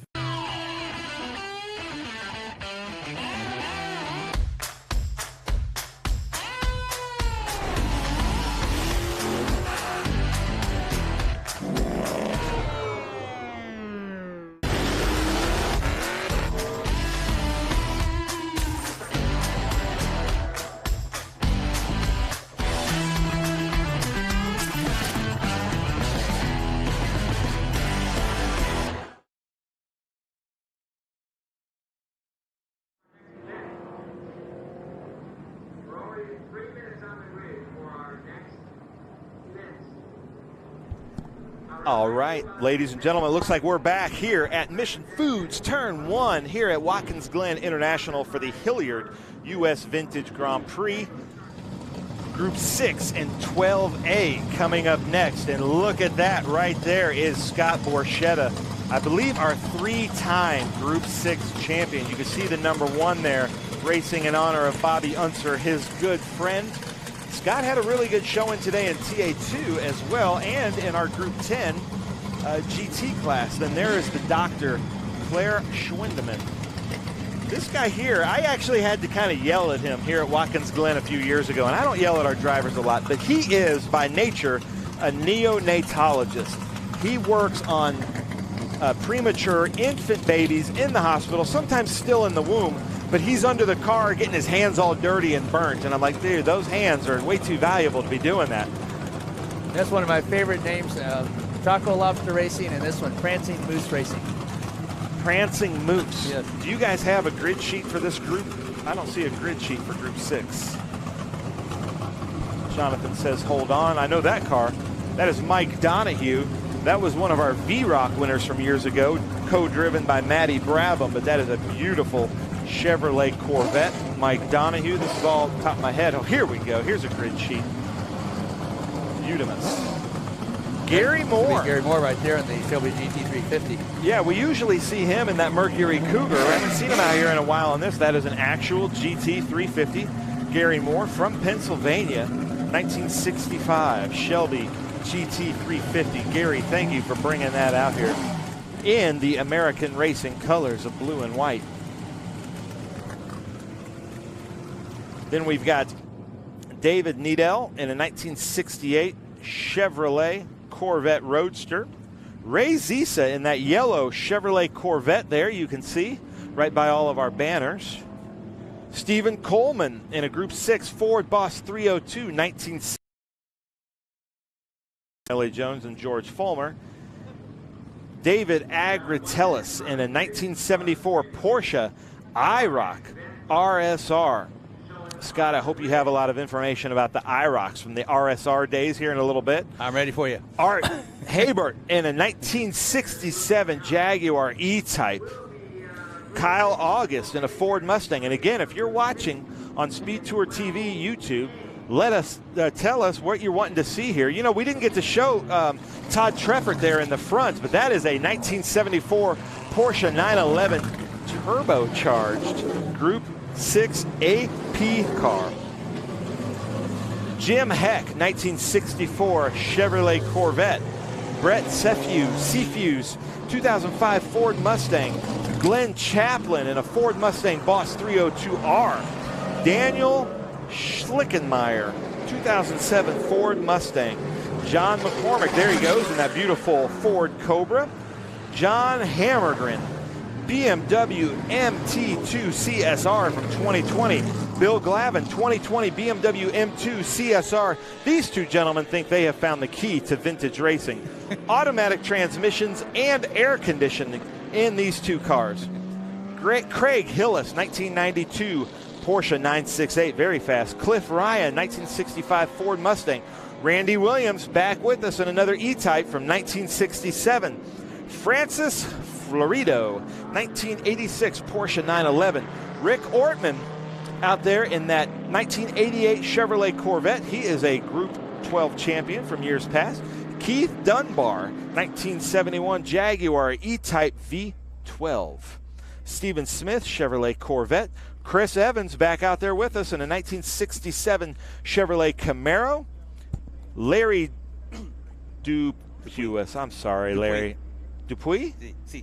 Okay, Larry Dupuis should be in a French Bugatti. 1970 Ford Mustang Boss. Thomas Lane in a 1995 Ford Mustang. Colby Hillman, 69 Chevrolet Corvette. Brian Watson in a 1986 Porsche 944. Richard Payne, Chevrolet Corvette Roadster. There's a joke in there somewhere, Richard. James Aquilano in a Shelby Cobra. Ronald Lombardo in a Ford Mustang. And then I flipped the page over. Emmanuel Morier in a 1965 Ford Mustang. Corey Barrick in a Ford Mustang. And Paul Fasella in a Ferrari 355 Challenge car. That rounds out the field. This should be interesting. The battle, but most likely between Scott Borchetta, who has multiple wins here, as we have documented several times, had a 32-win race streak broken in Indianapolis later this year. But between the horsepower of the Corvettes and the handling of the Porsche 911, Todd Treffert, a very established driver, and that Porsche 911 Turbo, obviously the handling of the brakes will go the way of the Porsche. Horsepower going the way of the Chevrolet Corvettes, as I believe we're getting ready for the green flag here, Ben. All right, look what happens here. Todd Treffert, Scott Borchetta. Todd Treffert is setting up this car to try to beat Scott Borchetta. Let's see if he can get that turbo spooled up to take the green flag. We're flashing yellow. It's going to be a late green. Watch the flag stand on the left. And he throws the flag out. Let's see what happens here. Lots of cars pulling out. Side by side is Scott Borchetta and Todd Treffert, followed by Claire Schwendeman and Mike Donahue. Treffert side by side into one. Treffert has the line, though. He does. Oh, and the Jaguar goes side by side with that Porsche. Jim Heck in that 64 Corvette. But let's see what's happening at the lead as we show green there. And the flag's not sure what's going to happen. See if Scott Borchetta can take the lead into Big Machine Vodka Spiked Coolers bus stop. What's happening up front? Oh, Todd Treffert's going to have them coming into Big Machine Vodka Spike Coolers. That Porsche should be able to outhandle the Corvette, but the Corvette's going to have them on the long bits. Look at him just throwing it over there. Scott Borchetta not used to being in second place in Group 6 with SVRA. Let's see what they've got as they come around the last part of this Big Machine Vodka Spike Cooler carousel. It's Todd Treffert in that 1974 Porsche 911. Porsche kind of came in to sports car racing as that American muscle car killer. And let's see what happens here as they come down to the toe of the boot. This should be Chevrolet Corvette's territory on the long straightaways. Again, the horsepower of the Corvette, Borchetta, and his very accomplished driver. Todd Treffert is too. He has a lot of experience in Porsches of varying types and productions. But this long straightaway should play into Corvette's hand. But again, you're going to get towards the turn 10 and 11, the handling part. That's going to play into the hands of the Porsche. But look at that. I was expecting Todd Treffert to really outbreak Scott Borchetta there, but it didn't really happen. Scott stayed right with him. It's really fun to watch from these drone shots because you can see where the Corvette's going to have the advantage and where the Porsches are going to have the advantage. But, man, here's two really good drivers and very different equipment running up front. And there's Claire Schwindeman right there in third, hanging on, Dr. Claire. Now, it's interesting. Schwindeman usually by this time has dropped quite a ways back behind Borchetta, but here he's hanging right with him. And there's Cord. I'm not going to be able to say his last name. I'm sorry, Cord. 2002 Chevrolet Z06. Now, this is Group 6 and Group 12. The more modern cars are Group 12, and the vintage cars, 1972 basically, or older, are the vintage cars, the Group 6 cars. But they're so equally matched and yoked, that's why they're on track together as we watch a modern Mustang. And look at that E-Type coming in here. Those Donovan E-Type Jaguars are just works of art. They're beautiful. I was going to say the Jaguar might have the handling on them because that was one of the distinguishing features of the Jaguar E-Type, as it was known in England, or XKE here in the U.S. But it has a V12 engine in it, and you might see him actually challenge that more modern Mustang. Look at this race between Borchetta, the GT champion, Bell Helmet champion, and GT point leader. But he is not used to following a Porsche of all things. And we saw Craig Hillis really moving up in that Porsche 968. Yeah, that was the development of the Porsche 944, as the 924 developed into the 944, and then the 968 was the next evolution of that. And the 968 kind of resembles the 928 to me in the front end. But look at this. Scott Borchetta somehow making it up in kind of the braking and turning areas, which shouldn't be happening in a Corvette. Now, this is, watch for him to kind of try to outbrake here with Treffert. But now when Treffert, you can see when he gets that turbo spooled up, he really gets after it. And once that turbo spooled up, they're probably pretty equally powered. Yeah, but it takes a little bit of while for that Porsche to spool up that turbo. And all the time, Borchetta has his foot planted firmly on the floor in that big 350 cubic inch Chevrolet Corvette. Looks like one of the older Chevrolet Corvettes there as a number 30. So Todd Treffert's best time is a 2:02.751. Scott Borchetta's is a 2:03.976. But that's not right yet. They haven't crossed the line yet, so it hasn't regrouped. No, it's a 2:01.804. So Scott Borchetta now is a faster car than that Porsche of Todd Treffert. As we look there, Gary Moore versus Mike Donahue. These two have been racing against each other for quite a while. Yeah, Gary Moore is in one of the Shelby GT350s that rolled off the assembly line at San Jose, California, and was shipped immediately to the Shelby factory, where they installed the factory racing equipment. It became a GT350R. It was designed specifically to win the SCCA B Production National Championship, and it did that. It won for 3 years in a row. David Agratellis there in that 901 shop.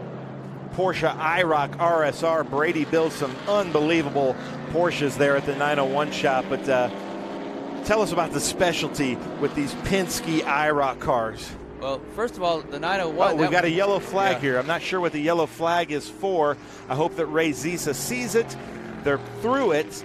So I'm not sure what they're showing that yellow for, but I'm not sure if we just saw a pass under yellow or if they were through it and it was back to green flag racing there. I'm not hearing anything coming through the radio.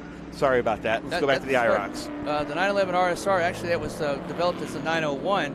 but Peugeot claimed rights to any 3-digit number that had a 0 in the middle. So Porsche used the next number up, which was a 1, became the 911. This RSR, the IROC series, was developed by Lynn Terry, Mike Phelps, and Roger Penske, and he contracted with Porsche for 15 identical 3-liter Porsche Carreras. When they came to the shop, they were painted in very bright colors because they wanted maximum TV exposure.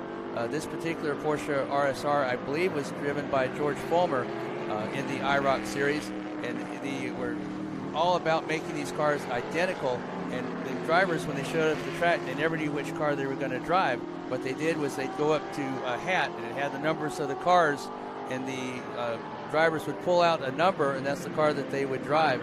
But the Porsche was the IROC car to have in the first 2 years, and then they switched to Chevrolet Camaros, only because they felt that the TV audience in America would identify more with an American car, which was the Camaro. This Porsche RSR Carrera makes a lot of horsepower, and it is a very fast car in the hands of David Akratelis.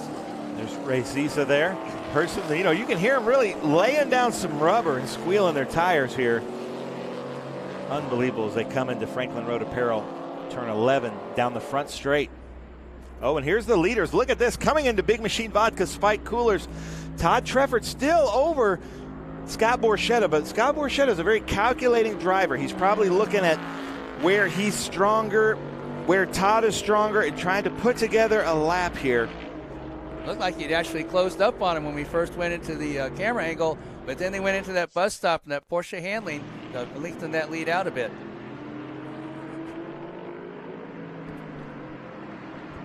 And Claire Schwindeman is hanging tough right there in 3rd overall. Both Borchetta and Schwindeman are in the same 6 GT class. Borchetta with a huge lead due to all of his wins this year. But Claire Schwindeman in 6 GT is hanging right with him in those 2 identical 69 Chevrolet Corvettes. The base engine was a 327, but they changed it in that 1969 year to a 350. Also, an all-aluminum ZL1 engine was available that produced 430 horsepower.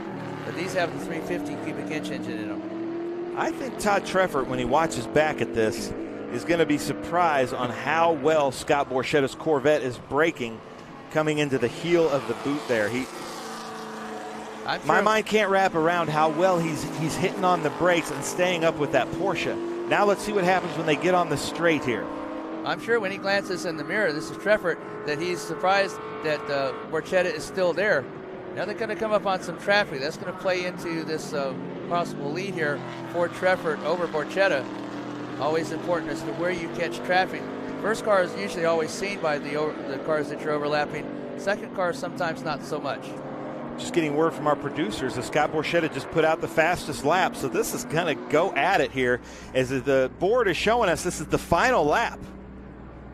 And it's been a horsepower versus handling, just as we previewed, Ben. The handling of the Porsche, along with their legendary brakes, against Borchetta. Look at Borchetta zeroing in on Treffert. I think I just saw his blow-off valve release something out underneath the car there as he came into the braking zone. A little big spark maybe out of the valve and the turbo there. So they're both winding these things down, and Scott Borchetta does not like to come in second place. He's a little bit too far behind to possibly make a move at the next turn. But we've got lap traffic. Yep. It may be the worst spots. Oh, gentlemen, be careful.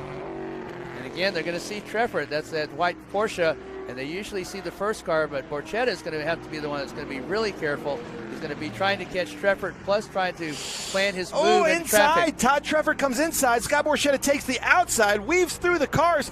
They're in their own race. They were in their own race, looking at each other, had no idea these cars were coming up. Both gentlemen take a big risk. Scott Borchetta's getting the advantage on Treffert. Treffert had to go into the grass on the inside at the toe of the boot. Not recommended as they come into WeatherTech.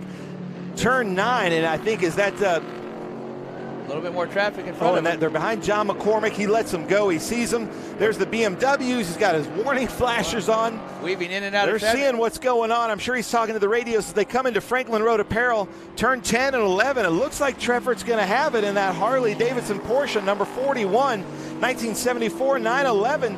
Coming up to the checkered flag, and ladies and gentlemen, waving the Sunoco flag to Todd Treffert. Congratulations, Todd Treffert. Scott Borchetta, second place. That's the first time I think we've seen that this year, right? No, it's the first time we've seen him finish in second place. Yeah, wow.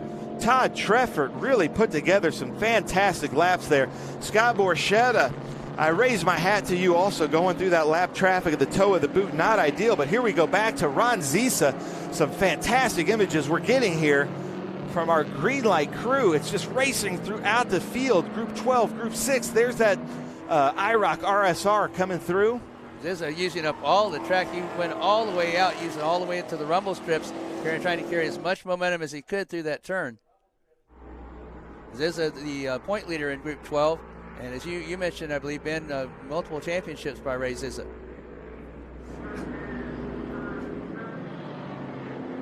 And Porsche 911 IROC RSR coming through. There comes Ray Zisa in the number 4 Chevrolet Corvette. And trying to get by a Porsche, just like back in the days in Watkins Glen, Corvette versus Porsche. We had a fantastic race between Scott Borchetta and Todd Treffert. Treffert is an amazing driver. He sometimes does not get the recognition of some of the other drivers here in the vintage classes, but Treffert, who has a lot of different Porsches and races them in many series across the country, and he showed you why he is such a good driver. He had to drive the wheels off of that Porsche to keep Scott Borchetta right behind him. Well, Ben's gone down to deal with the podium, and there's your check on the results for Group 6 and Group 12A. Treffert with a great win over, a rare win over Scott Borchetta. Schwendemann in 3rd place, Kerstadt Moore, Donahue, Cephus, Coleman, Agretilis, I think that's right. Agretilis. Thank you. And Zisa. But what about the day itself? Your thoughts, Scott, just summing up what has been a long day of great racing? Oh, well, you know, Historic Trans Am is my favorite. It's got to be, just because I grew up watching these cars. I grew up watching the original drivers, and to see these cars back in their original liveries and driven as hard as they could be. I mean, that was one of the best races that we have seen, I believe, all weekend so far. Well, Scott Conway, thank you so much. My thanks also to Ben Sissel and to the entire Greenlight team. Well done to all our cameramen. You're doing a great job all day long, bringing you the action around the world of the Franklin Road Apparel Classic. We'll be back tomorrow from the Glen once again as we bring you more action from both Trans Am and the Speed Tour of SVRA. There'll also be the Bugattis in action as well. But the feature race, here's the TA, XGT, SGT and GT race. That's coming up local time at, let's see,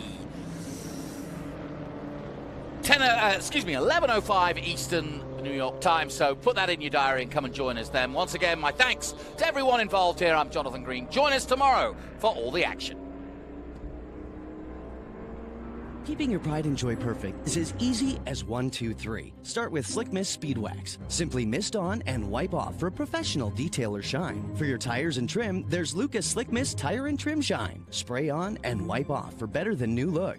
Then finish her with Lucas Slick Mist Interior Detailer. Just spray and wipe. Easy. Use Lucas Slick Mist Car Care products and she'll never look better. Fast, easy, and professional. Really, it's sort of like having an extra set of hands.